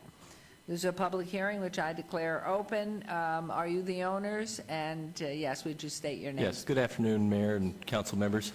William Oakley, my wife Kelly. We're trustees of the Shady Lady Trust, owner of 3201 Skipworth Drive, our residence. Wonderful. And do you want to make comment to this, what your plan is, looking at this diagram? Just this older neighborhood, the house was built in the 60s. Some of the houses in the neighborhood have added garages. That's what we're proposing to do. And there's one in particular in the neighborhood that was very nicely done. We've hired this exact same draftsperson to draft ours. It requires the outside wall to go 2 feet over the side variance, and the eave would then hang over another 3 feet. So that's why it's a 5-foot variance request, and appreciate Planning Commission's approval. And we met with Councilwoman Tarkanian at the site and appreciate her approval as well. Thank you. Mr. Vag, do you want to make comment on this? And did Planning Commission voted approval and staff denied, or you're both denied? Sorry. Planning Commission did recommend approval of the request. Staff had recommended denial because, again, the garage is encroaching into the side yard setback. Please note, however, that it does not encroach into the front yard setback. It's only the side yard setback. Thank you. And on the side yard, your neighbors are aware of this and are smiling and happy with you? Yes, we've got neighbors on both sides and across the street to sign their recommendation approval. There was fog the day you took the picture. Oh, yeah. Foggy Wow. dew. It is a public hearing. Anyone wishing to make comment here before I turn this over to Councilwoman Tarkanian? Close the public hearing. Councilwoman. I was able to visit the property and what they told me, and I also, when they were going to do and how I could compare it with another house in the area, I went and visited that house also. And there's just a whole lot of support for you from the neighborhood, all your neighbors, and so I move to approve. Thank you. There's a motion. Please vote and please post.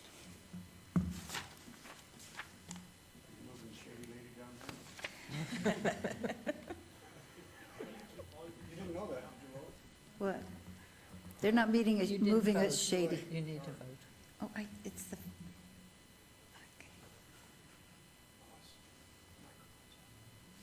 It's a great street. I like Skipworth. So it's a beautiful home.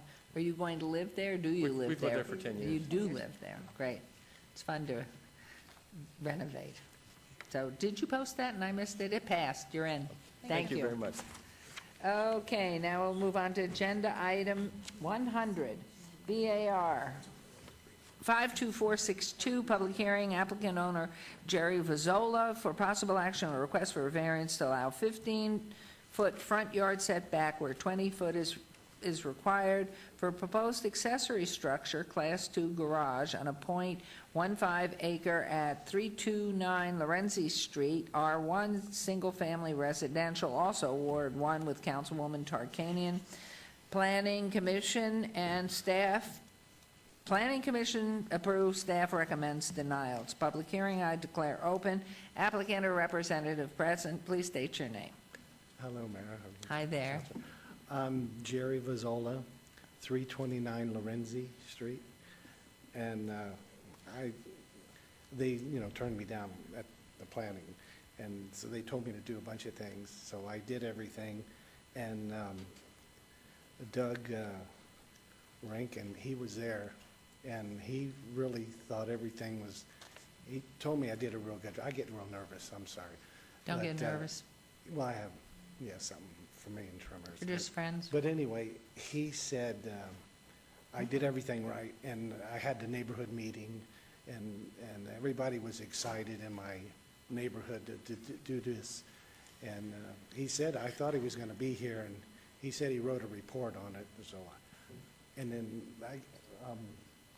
I had somebody that was going to come up and say something. Okay, it is a public hearing, which I declare open. Oh, I'm And so if sorry. you will come and state your name, and while you're doing that, I'm going to ask Mr. Fagg for commentary, please. Thank you, Madam Mayor. Just to clarify, both staff and the Planning Commission had recommended denial of the request, as this would encroach into the front yard setback area. The applicant is correct in saying that Planning Commission did direct him to hold a neighborhood meeting, which he did after the Planning Commission decision and prior to our consideration here today. We do have a summary of the notes from that neighborhood meeting. 11 members of the public attended that meeting, and they were generally supportive of the request. Thank you. And our dear friend, please state your name, and for the record, and you have to push the button on. So there it is. They did it for you. Wonderful. And if you'll state your name and then your comments, please.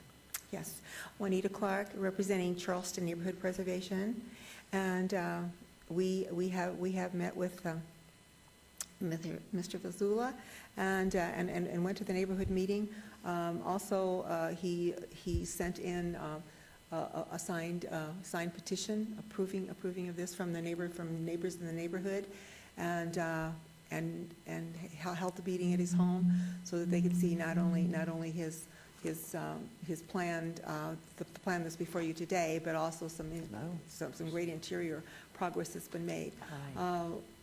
As a neighborhood, we're very happy to see improvements happening to our neighborhood, as we are all over the city. Anytime we see an improvement, that's always something good. And we know that, and this is a private owner, not.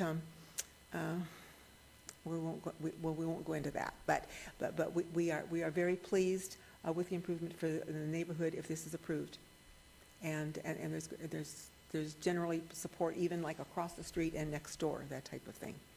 Thank you. Mayor, if I may. I'm going to support the councilwoman's recommendation, whatever that may be, but just for a point of clarification, you're looking to build an additional garage where the tree is located? Yes, yes. Okay, and is there any other structure on the street that will be compatible to the structure in which you're building, because you're actually requesting to build a structure Yeah, it's detached. on a street that more than likely there's no other structure that will look like yours on the entire street, correct? Well, not really, but yes and no. Okay, explain the yes and no. Our neighborhood, there'll be no more driveway. You pull in and, you know. Oh, yeah, I see the site plan. I see that. okay. I see the site plan. But what I'm saying is, you're looking to build, is it a two-car or one-car bay? Well, I'm only gonna have a one-car garage. And the other Okay. part's just like, you know, when you pull in, it'd be one car, and then.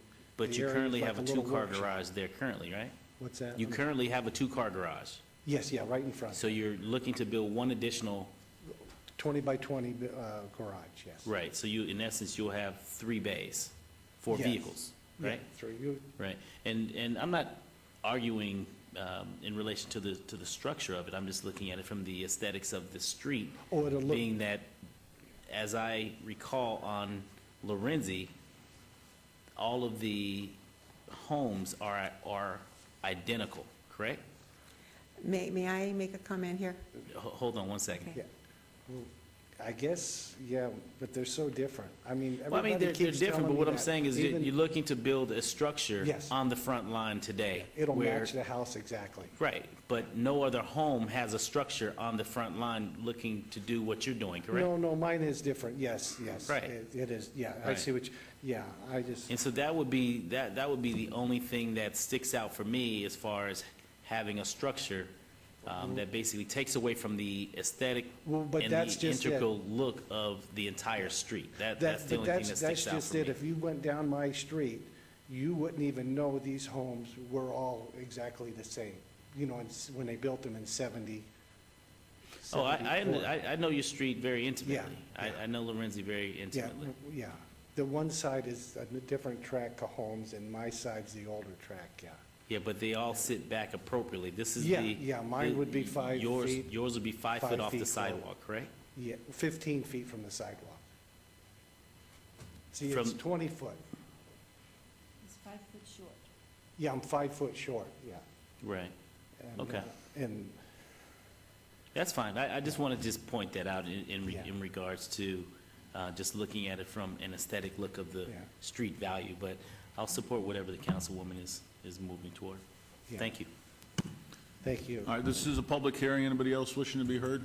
Right here, I have a question. Yes. Well, let me just do the public hearing. Anybody else from the public wishing to be heard? May I make She's already. one comment? Go ahead. Yes. There are two homes that are significantly different. One has a second story built on it. That's about 3 houses from his, 3 or 4 houses from his. Another home has a huge block wall, which has been done for probably about maybe 20-some years ago. But and this block wall is right against the sidewalk. And in fact, when years ago, and the whole front yard was full of trees, you could hardly see the home. So it was very significant that home was very, very different. And then, of course, then after that, then there's a second story on a home on that, in the, very, very, very, very close to his as well. Okay, thank you. I'll go ahead and close public hearing. Councilman Coffin. Thank you, Mayor Pro Tem. Well, I'm always a little uncomfortable to see a tree torn out and a building put in there, and you can say your lucky prayers because, one of our inveterate members just passed away.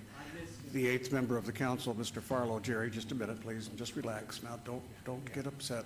No. Don't let your nerves get to you. I just wanted to say this, that I think it's a good design. I mean, but they're going to invite other people to come in closer to the road when we approve this. I suspect we will. I was just going to make a suggestion that, and that's up to the councilwoman, but some vegetation planned immediately, around that so that softens the appearance and takes out some of the square appearance of that building there to your neighbor's side and to the front would do a lot toward changing that. The tree came down because it had boars in it. The 2 neighbors on both sides of me, they cut theirs down and didn't even take the stumps. They have a lifespan, yeah. Those mulberries only last so long. Yeah, I miss that tree. But my point is, you could soften the appearance of that. Oh, I will. By It's going to putting have a some planter in vegetation front. around it. It's going to have a planter in front with palm trees on both sides. Well, that's up to you and the councilwoman. Yeah. I'm sure. Yeah. Just thinking, I can understand where it gets a little bit dicey. Councilman Tarkanian. Okay, Councilwoman Tarkanian, it's all yours. Mr. Flagg, I just wanted to ask, I know this neighborhood well. I know the neighborhood association that's backing you, and they're very particular about what goes in the neighborhood and what's happening there. So you have all that backing. That's really good. But I just wondered on that part, and I like the way you're doing the patio area. I think it's going to be really nice in there. You'll have a patio with the gate going in, I'm assuming, from the driveway. However, I just wondered if, I was thinking along the same lines as Councilman Coffin, if we could put some vegetation in front of there, and could we make the window a little larger, just so it looks like maybe like a bedroom addition and not another garage? Oh, yeah. What size? I don't care. Yeah. Could we do that? Yeah. Certainly, we can work with the applicant in doing that. Okay. Oh, I'm sorry. Go ahead. If you want to place a condition requiring, 2 trees in the front yard setback area, front of the garage, you can go ahead and do that as part of this action that you're taking today, if you would prefer to do that, or else we can work with the applicant. If we could do that, and maybe, I was thinking of bushes along, I don't know what you were thinking of, Councilman Coffin, but I was thinking of bushes along the bottom of the building itself. That way, if someone looks at it, they're not looking at... It's a planter in front with... Oh, there's a planter in front. Well, that's what I was thinking of. Yeah, okay, that's exactly... so you already have the planter, and I didn't have a copy sorry. of that. No, that's okay. That's all right. And the window can be as big as you want it. I don't... And, all right, then, he's already, that's in your, I'm assuming in your plan, your site plan? The planter? I didn't have it in my packet, I No, think. this was something different. This was the second time I did it. Oh, okay, so maybe he could include that planter. Yeah, I'll give it to him. And then if we could enlarge the window, then or put 2 windows, whatever, make sure it looks more like a bedroom addition rather than another garage. I'll put it the same size as the other two bedrooms. Well, whatever. Yeah, It yeah. looks better. Yeah. From the front, it looks better. And Oh, yeah. Okay, well, I move to approve with those conditions. Okay, we have a motion, please vote. The only thing that was missing was a dog and a cat in the drawings. Those are pretty good. And go ahead and post. And do-it-yourself drawings. And I wanted to say something to Juanita, if I could. Juanita, I hope you're going to be there when that swimming pool opens, because you have been on me since the day I was elected practically, and finally we have it done. So it'll be pretty soon. Very excited to get your letter. Good. Thank you. Motion carries. Thank you. Good luck. Thank you, Mayor Pro Tem. Good luck with it. Thank you. And- Thank you so much. Good luck. On agenda item 101, that's been obeyed to May 7th. And so we'll move on to agenda item 102. RQR 52381, public hearing, applicant Clear Channel Outdoor, Inc., owner 1701 Western Properties LLC, a required review of an approved special use permit SUP 3285 for a 40-foot tall, 14-foot by 48-foot off-premise sign at 1703 Western, M Industrial Zone, Ward 3, Councilman Coffin. Staff recommends approval. This is a public hearing which I declare open. Applicant or representative present, please state your name. Good afternoon, Mayor. Rod Carter on behalf of Clear Channel Outdoor, 7370 Dean Martin Drive. We concur with staff's conditions. We respectfully ask for your approval moving forward. Thank you. Thank you. This is a public hearing. Anyone wishing to be heard on this item? Hearing none, a closed public hearing. Councilman Coffin. There's a motion, please. There was a move for approval. Please vote and please post.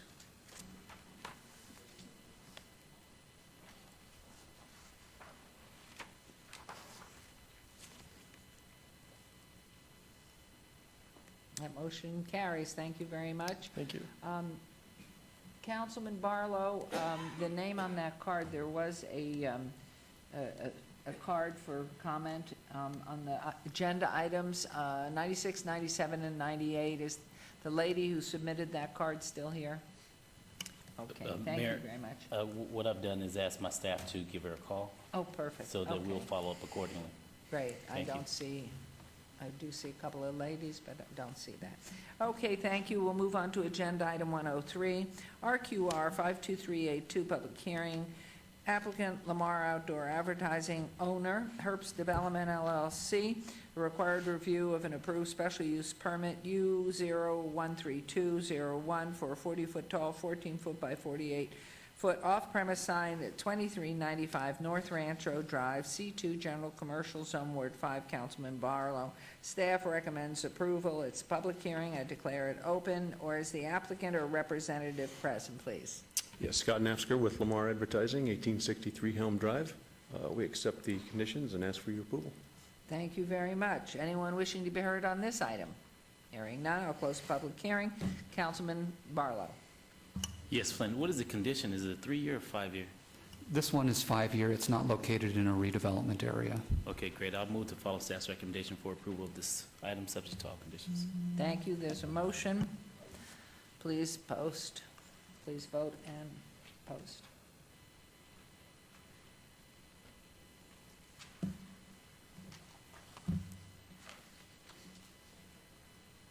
Thank you. The motion carries. On to agenda item 104, RQR 52386, public hearing. Applicant Lamar Central Outdoor LLC, owner D&W Inc., required review of an approved special use permit SUP 39432, permit for a 65-foot tall, 14-foot by 48-foot off-premise sign at 120 North Jones Boulevard, C1 Limited Commercial Zone, Ward 1, Councilwoman Tarkanian. Staff recommends approval. It's a public hearing. I declare it open. As the applicant or representative present, please state your name. Yes, Scott Nafsker with Lamar Outdoor Advertising, 1863 Helm Drive. We accept staff's conditions and ask for your approval. Thank you very much. Anyone wishing to be heard on this agenda item?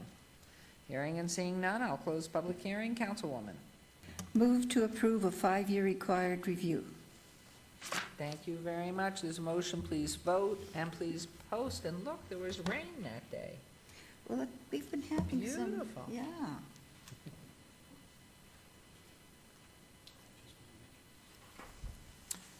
That motion carries. Thank you very much. Thank you. And we'll move on to agenda item, where are we? It's 105. Special SUP 52101, public hearing, applicant owner Eastern 95 LLC, a request for special use permit for retail establishment with accessory packaged liquor off sale use within an existing 4,184 square foot convenience store with a waiver to allow a 242-foot distance separation from a church house of worship where 400 feet is required at 400 Northeastern C1 Limited Commercial Zone. This is in Ward 3 with Councilman Coffin. Staff recommends denial. The Planning Commission recommends approval. It's a public hearing. I declare it open. Is the applicant present or representative, please? Yes, Your Honor. Lucy Stewart, 2500 West Sahara, representing the property owner. Excuse me. And what the property owner would like to do, he's the owner and operator, is have just a small shelf behind the counter and have like one representative bottle of liquor. And so if he sells like the bottle of rum, then he goes back into the storage. He's not going to have a big display, and it says 20 square feet, but it won't even be that big. It's really just one shelf behind, and people can't just come in and grab it. It's intended just for the person behind the counter is actually going to have to hand it to you and sell it to you and check your ID and all that.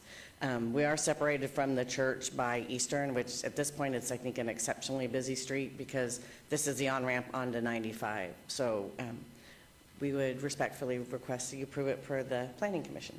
Thank you very much. This is a public hearing. Anyone wishing to comment on this agenda item? Hearing and seeing none, I'm going to ask Mr. Pegg for comments, please.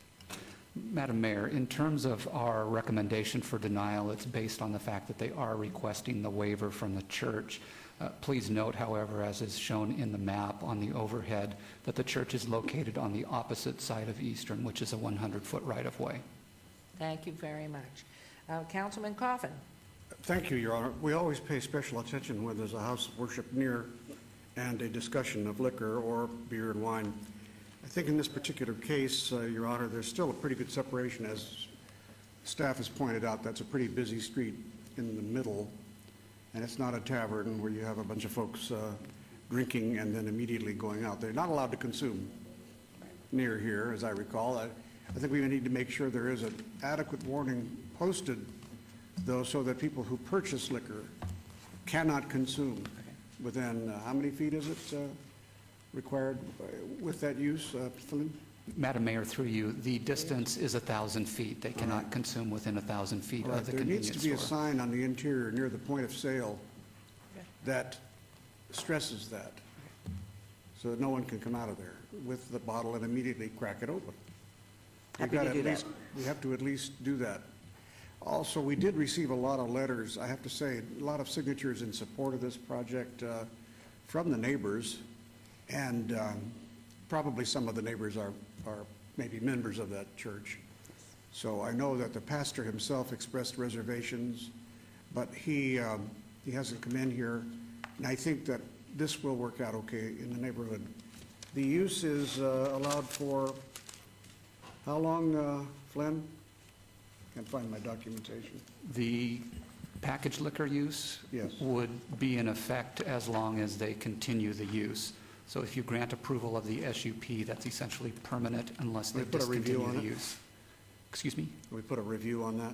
If you would like to, yes. I'd like to have a one-year review. And would you like that to be at a public hearing or an administrative review? Public hearing. Okay.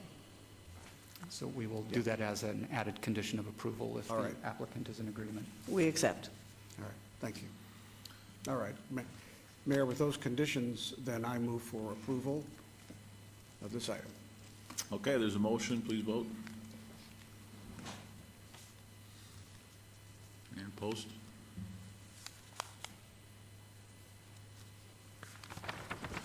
Motion carries. Thank you very much. Item number 106, is that right? 106, SUP 52442, special use permits, public hearing, applicant Ride Now LLC, owner Cam Mack, for possible action on a request for a special use permit for a proposed 4,795 square foot motorcycle, motor scooter sales use with a waiver to allow minimum gross floor area under 7,000 square feet at 990 North Buffalo, C1, Ward 1, Councilwoman Tarkanian, Planning Commission, and staff both recommend approval. Is the applicant here? Yes, sir. Yeah, go ahead and state your name. Brian Hauser, 3658 North Rancho, on behalf of the applicant. We appreciate the commission's approval and staff's recommendation for approval and accept the conditions that the commission put on the approval. Thank you. It's a public hearing. Anybody wish to speak on this item? Seeing none, I'll turn it over to Councilwoman Tarkanian. I discussed this some with our planning director, and evidently the amount of area that you have under 7,000 square feet matches what you're selling, and so that's good. I would just ask that your path that you've set where you'll be doing testing does not go into residential. I know that you said that that wouldn't occur, but sometimes the people who are, not you, who are out there just selling every day, they do divert, and we get many complaints on that from the car agency, so I request you really pay attention to that. And saying that, I move for approval with all conditions. Thank you. There's a motion. Please vote. And post.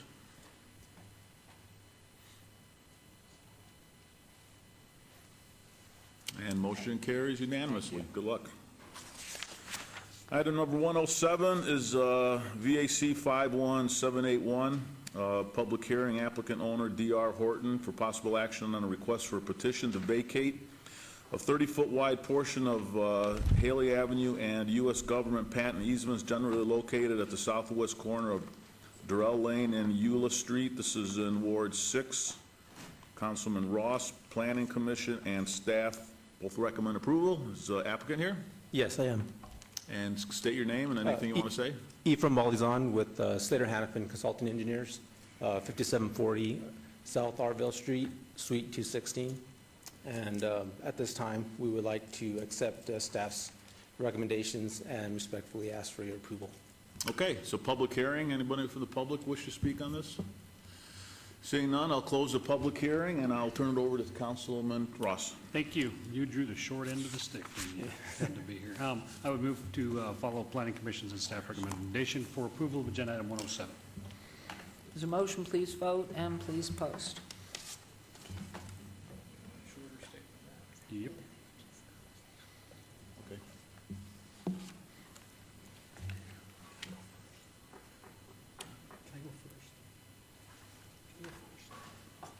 Yes. Motion carries. Thank you very much. Good luck. Agenda item 108, ROC 52915, public hearing, applicant Bonefish Grill LLC, owner Michael 6:8 Holding Limited Partnership. A review of condition of previously approved site development plan review Z-0071-00(1) to delete condition number 5, which states, quote, restaurant hours shall be 4 p.m. to 10 p.m. Sunday through Thursday, 3:30 p.m. to 11 p.m. Friday through Saturday, and open for 6 Sunday holiday luncheons only at the southeast corner of Charleston Boulevard and Odette Lane, C1, Limited Commercial Zone, Ward 2, Councilman Beers, and the staff recommends approval. It's a public hearing. I declare it open. Is the applicant or representative present? Please state your name. Hi, my name is Ben Volmer. I'm here on behalf of the applicant, Bonefish Grill LLC, 400 South Rampart Boulevard, Suite 400, Las Vegas, Nevada. Respectfully request approval of the City Council on this matter. Just so you know, this is a parcel with a Bonefish Grill LLC proposed. There used to be a Roy's there, and there's also a Carrabba's and a Fleming's. And this condition restricted them from serving lunch. And it's old. I think it's 14 years old, and there's now a building that separates the neighborhood from these businesses, and so I don't think it's an issue anymore. Okay, and this is the old Roy's? Yes, the Roy's is now out of business. Oh, wonderful. Bonefish Grill and Roy's and Carrabba's and Outback and Fleming's are all owned by the same people. Oh, wonderful. So this is just a change of concept from Roy's to Bonefish. Excellent. I mean, I shouldn't say that till we hear from Councilman Beers. That is a public hearing. Anyone wishing to make comment here? No one's here, so the public hearing's closed.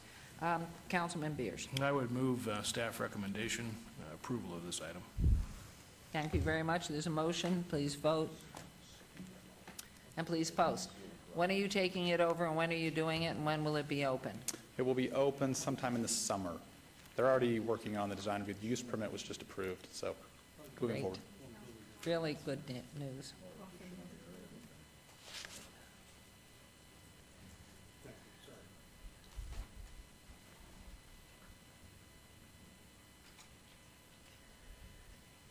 Thank you. The motion you. carries. We're excited for you. Good luck. Agenda item 109, I would instruct the city clerk to set the public hearing dates and appeals, city planning commission meetings, and dangerous buildings for nuisance litter abatements. Agenda item 110, citizen participation. Public comment during this portion of the agenda must be limited to matters within the jurisdiction of the city council. No subject may be acted upon by the city council unless that subject is on the agenda and is scheduled for action. If you wish to be heard, come to the podium, give your name for the record. The amount of discussion on any single subject, as well as the amount of time any single speaker is allowed, will be limited. Are there any members of the public who wish to speak under this portion of the agenda? Yes, ma'am. Good afternoon, Mayor Goodman, City Council. Dorothy Barnes. I have a mailing address of P.O. Box 466, Las Vegas, Nevada, 89125. For the record, Barnes, B-A-R-N-E-S. I'm here today because I'm continually living in distress, and I don't know if I'll make it to see June 27, my birthday, and turn 57. I'm here because my ex-husband has been allowed in this city on this military base, and I know the police said we don't have any jurisdiction on what's going on Nellis Air Force Base. I wish the Ku Klux Klan, the ones that's hiring my ex-husband and other blacks to come in churches and create a discrepancy and the disharmony in the Las Vegas area, as well as the Shreveport area, would come and act like adults and talk to me. I don't have a PhD in psychiatry, but I can tell them something that will help them. And they would leave my business alone. They wouldn't keep on hiring people out. Just today, Mr. Hodges, who's been coming in here, he come over there and approached me on something. And it didn't dawn on me, they probably putting him in your business. You need to get him out right now. So I told him to meet me outside, and he didn't come out, but I had to go to lunch, and I come back. I need to get all the foreigners and blacks that they are hiring to lie on me in churches on Sunday. Trinity Assembly of God is one church I know they're sending people in, and ICLV, International Church of Las Vegas. They have actually sent people in these church congregations to lie and create a disharmony and discrepancy in the church on Sunday. I called the police from Trinity one Sunday a while ago. I won't call the people names. They know who they hiring out on me. I'm not here to get even with anyone. I like to live in peace and harmony with everyone.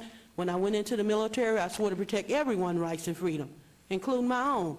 They have hired my ex-husband to put my children and grandchildren on the program with drug dealers and drug addicts. I'm dealing with people who are desperate for money and drugs. It's not my job to uphold the law and order, but when I'm victimized continually, I have to do something. If the people won't deal with me honestly, I have to call on people that can help get some control over this thing before it gets any further out of control. I believe an ounce of prevention is worth a pound of cure, and a stitch in time saves 9. I'm trying to save some people from getting beat all up. I've seen some people get hurt.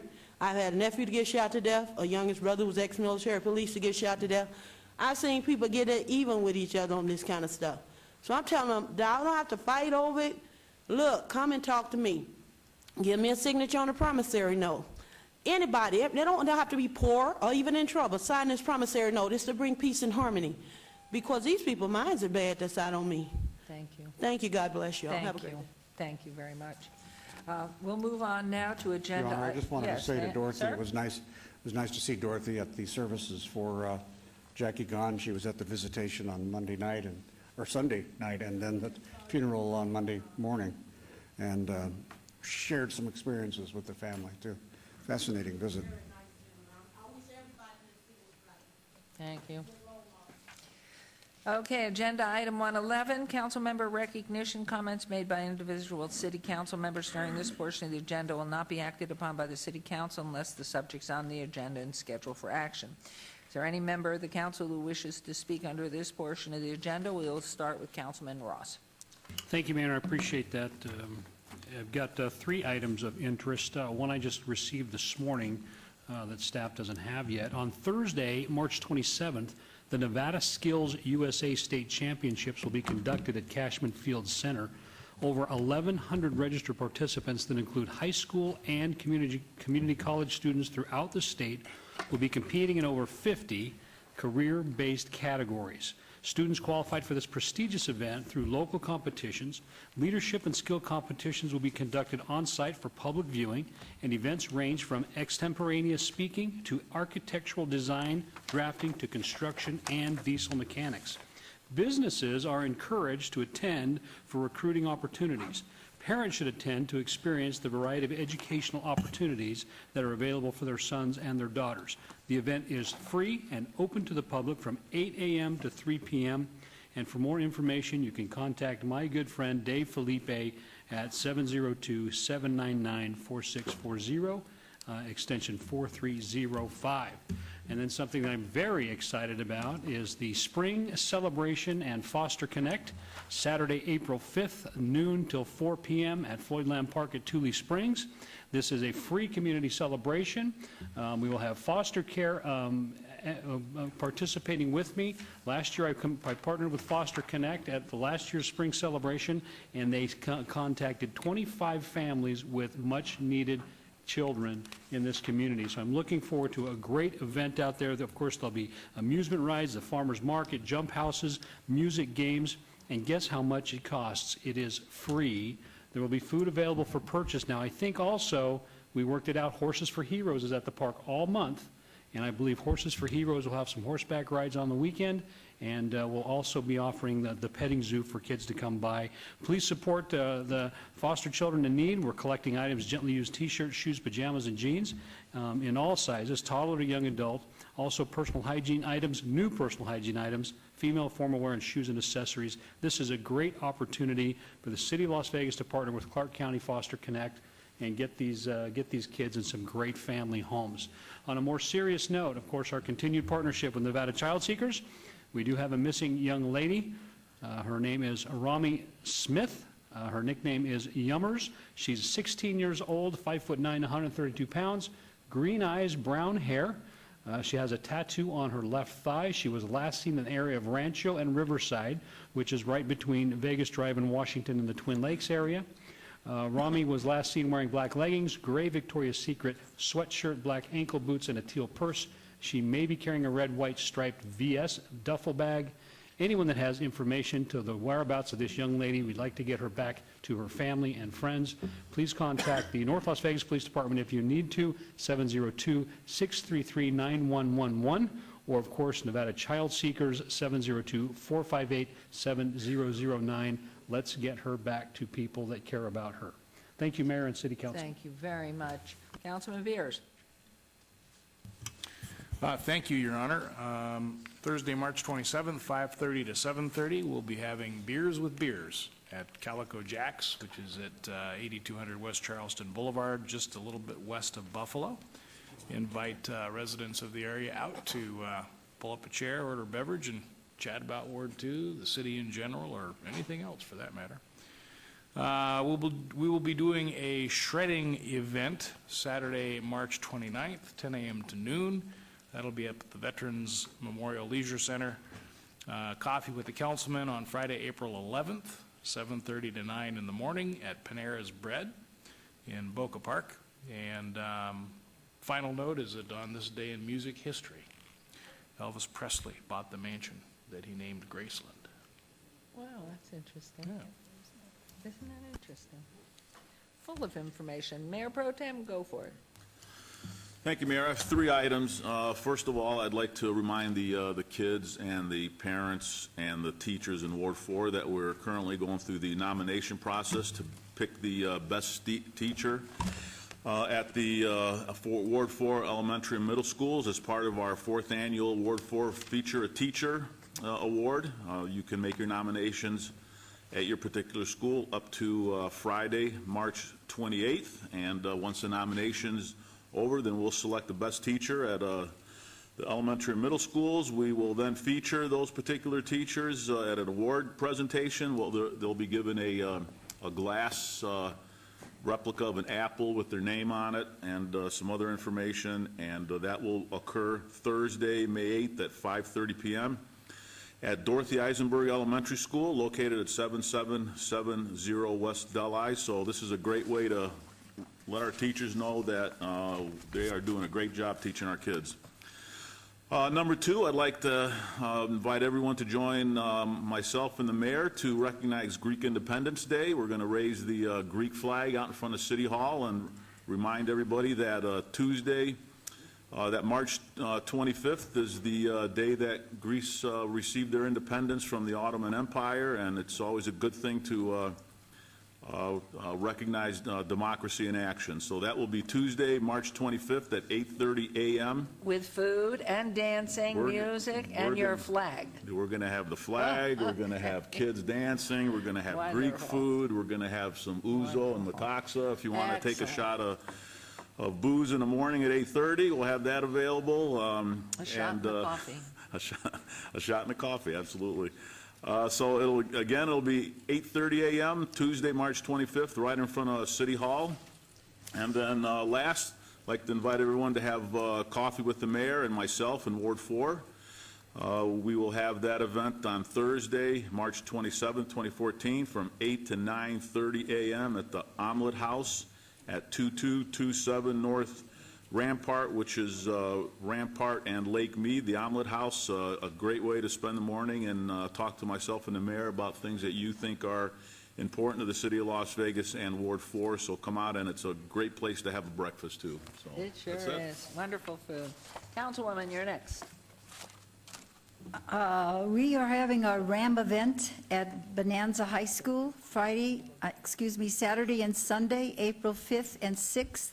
And you may remember that I mentioned this before. It's an incredible opportunity for individuals to come and get free dental, free vision, free general medical prevention and educational services to anyone who is uninsured and or underinsured, from children to seniors, without a need for referrals, nor a need for an ID, or a need for money. This is something that has attracted thousands of individuals when they've held it in different states. We expect to have a large number of people coming. The parking lots will be at Bonanza High School and across the street at the community college and at our fire station. Numbers will be given out at 12 midnight. That would be Friday evening, 12 midnight. You're going to have a number because people are taken as they come. Whoever comes first, they're taken first, and so forth. Services are provided on a first-come, first-served basis. I want to emphasize, if you have your teeth needing fixing, for example, they find that you need a root canal, they will, on that day, give you the root canal work. They'll have it all set up in a sanitized atmosphere with volunteer doctors, not only from Las Vegas, but also from out of state. If you have a child who's having difficulty reading and they suspect a vision problem, and maybe you need more than just the usual vision testing at the schools, then and you can't afford to take them to a specialist, you can have them tested there by a specialist. And if they need glasses, they will grind the glasses and have them ready by the time the child leaves that day. And they've given out 500 on an average of glasses specifically made for individuals in other places they've been. We fought to have this here. I just certainly hope that people take advantage of it that have difficulty in getting medical services. And then on April 9th at 10 o'clock, we will have a ribbon cutting for the Bonanza Trail Phase 3. We're going to celebrate the trail improvements, which include a large shade ramada with picnic tables, a trail extension with landscaping, and the new restroom building with a bike rack. And I'm glad we're getting that restroom. I had people tell me, oh, you don't need that there, and all the problems we would have with the homeless. And I said, we can't worry about the homeless when you have a 5-year-old who has to go to the bathroom. You can't go 4 blocks down to the service station. So that ought to be a fun thing, too. Ward 1 will also have a free Easter extravaganza Thursday, March 17th, 10 o'clock to 2 p.m. It will be held at the Las Vegas Indoor Sports Center, 3055 South Valley View Boulevard. And you can join your neighbors for free egg hunts for ages 3 to 12, pictures with the Easter Bunny, face painting, jump houses, soccer demonstrations, interactive soccer courses, a DJ, community vendors, games, and more. The egg hunts are scheduled for 10:30 and 11:30, 12:30, and 1:30. If you need additional information, please call 229-6405. On Saturday, May 3rd, 10 o'clock to noon, we will have, I thought we were having a joint freeze shedding party with Councilman Beers Ward at All-American Park, 1551 South Buffalo Drive in the south parking lot.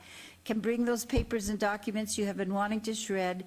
They say a limit of 5 boxes per customers, but we've been sneaking in a couple more boxes where needed. And finally, the Puppy Love event that was canceled due to rain will be held, it was postponed to May 3rd, 10 a.m. to noon, and that Puppy Love event is free and open to the public. It also will be held at All-American Park, 1551 South Buffalo Drive. There's a dog park on the north side of that park, and you can bring your 4-legged friends and your family for a doggy costume parade with prizes, with adoptions, vendors, food truck, a spay and neuter clinic information booth, raffle prizes, and more. And we hope you will all come there. I just want to say one last thing. It's not in the city, but it is something of importance. They're having a senior safety fair Wednesday, May 14th. And the fire department and Attorney General's office are helping out at that. So I hope that you'd be able to go and attend. I think that there will be some good things for the seniors. Thank you. Thank you. Councilman Barlow. Thank you, Mayor. Please join me for coffee with the councilman on April 3rd from 9 a.m. until 10 a.m. for coffee and conversation at Starbucks, which is located at 751 Rancho and Bonanza. A lot of constituents and business owners have confused the location in which I'm located. They tend to go to the Charleston and Rancho location, but please be reminded the Starbucks located at Bonanza in Rancho is where I host the annual, or I should say the monthly Coffee with the Councilman, and that address is 751 Rancho Road. And I really want to thank Starbucks and their entire management for supporting my efforts and allowing their doors to be open for me to host my open meetings at Starbucks. And it's a joyous occasion for all to come in without an appointment and sit down with me and share their thoughts or ideas. Secondly, the Bluegrass in the Park continues to take place the first Sunday of every month, and the next Bluegrass concert series will be held on Sunday, April 6th from 1 p.m. until 3 p.m. Come out and enjoy the music of local bluegrass bands playing traditional American music with banjos, fiddles, guitars, and mandolins. This is a free program and event which the entire family will enjoy. Please visit my website for the full schedule, and you may do that by logging on to www.lasvegasnevada.gov/Ward 5. The next event taking place in Ward 5 inside of Lorenzi Park is the Pirate Fest. And if you were paying attention and watching earlier, I was in my full costume of my pirate outfit. And we, of course, invite the entire council to participate as well as the entire community to come out. Residents and schools are invited to join me during the upcoming second annual Pirate Fest taking place on April 25th through the 27th at Lorenzi Park. This will be an interactive retreat of a new culture that you will not want to miss. This is a family-oriented pirate, steampunk, and fantasy festival, which will feature live entertainment, food, vendors, competitions, the Kids Treasure Map Challenge, rope making, hot air balloon rides, and more. More information at www.piratefestlv.com. Once Is it again, free? that's www.piratefestlv.com. And this is not free, but it is a small fee for entrance. And so it is very economical. And we had a great time last year. It was a wonderful turnout. We expect for the attendance to double this year. So please enjoy the Pirate Fest April 25th through the 27th. And finally, the Ward 5 social media. You can always follow me and stay informed with events and matters happening in Ward 5 by logging on to Twitter, following me on Twitter as well as Facebook. And if you would like to receive the Ward 5 newsletter, please visit my website once again at www.lasvegasnevada, and that's Las Vegas, Nevada spelled out, lasvegasnevada.gov/Ward 5, and send me your email to be included in the weekly Ward 5E newsletter. Thank you so very much, Mayor. Thank you. And Councilman Coffin. Thank you, Mayor. Last meeting, I got ahead of myself on some of these announcements and made it tough for the people in the studio there to put up the right flyer for what I was about to speak. And so I'm going to let them put up one, and then I will immediately speak to that one, so I don't do that to them again. I'd like to thank you very much. Thank you, staff. The Latino Network of Southern Nevada is having its very first summit this week, this Friday morning. 175 people have signed up, registered, and it is now closed, except for the fact that perhaps people could be on a wait list if some people do not make it. This is a big deal, and Felipe in our office, as well as Maria Castillo-Couch in the city offices, have done a wonderful job of getting people together. This is for networking, advocacy, and engagement. It's a real sharing of abilities on how to approach government and how to approach building the community through daily activities. It's really a big deal, and it's going to be at our favorite meeting house, the preeminent meeting house of Las Vegas, the East Las Vegas Community Center at Eastern and Stewart. Then following that, next week, actually on Saturday the 29th, we have a neighborhood cleanup. And that's going to be on the area, let's say the east part of this ward, actually not too far east, but it's straddling Eastern Boulevard. So between Franklin on the north and Oakey on the south, the neighborhoods there for 4 or 5 blocks in each direction from, say, Atlantic on up almost to 17th, can bring the big stuff. That's the heavy stuff you can't get picked up by anybody. So that's refrigerators, stoves, washers, dryers, big stuff. But make sure stuff is bundled. If it's not, like tree limbs and so on, make sure it's no more than 50 pounds in any one bundle, and it'll be off your hands. And after the wind we had the last few days, there should be a lot of limbs. But that's on the 29th. So folks, you have a week to get ready and get this stuff on the curb, put it out the night before. So put it out the night of the 28th. On April 4th, at the City Hall right here, we're going to have our second annual De Mujer a Mujer event from women to women. And it's a casual, but it's an important gathering for women to help each other. This is on kind of non-traditional kind of gathering, Your Honor. We can have health screenings, and this is right in our City Hall. Health screenings, we'll have some meditation strategies. We'll be assisting people with makeup, hair, and facials. I was thinking about that myself.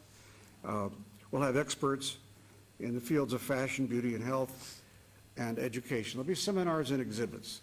This is a lot of fun. Now that we have to thank Consul Lemus, Consul Adem Lemus, who's the consul of Mexico, who's here and has his office downtown.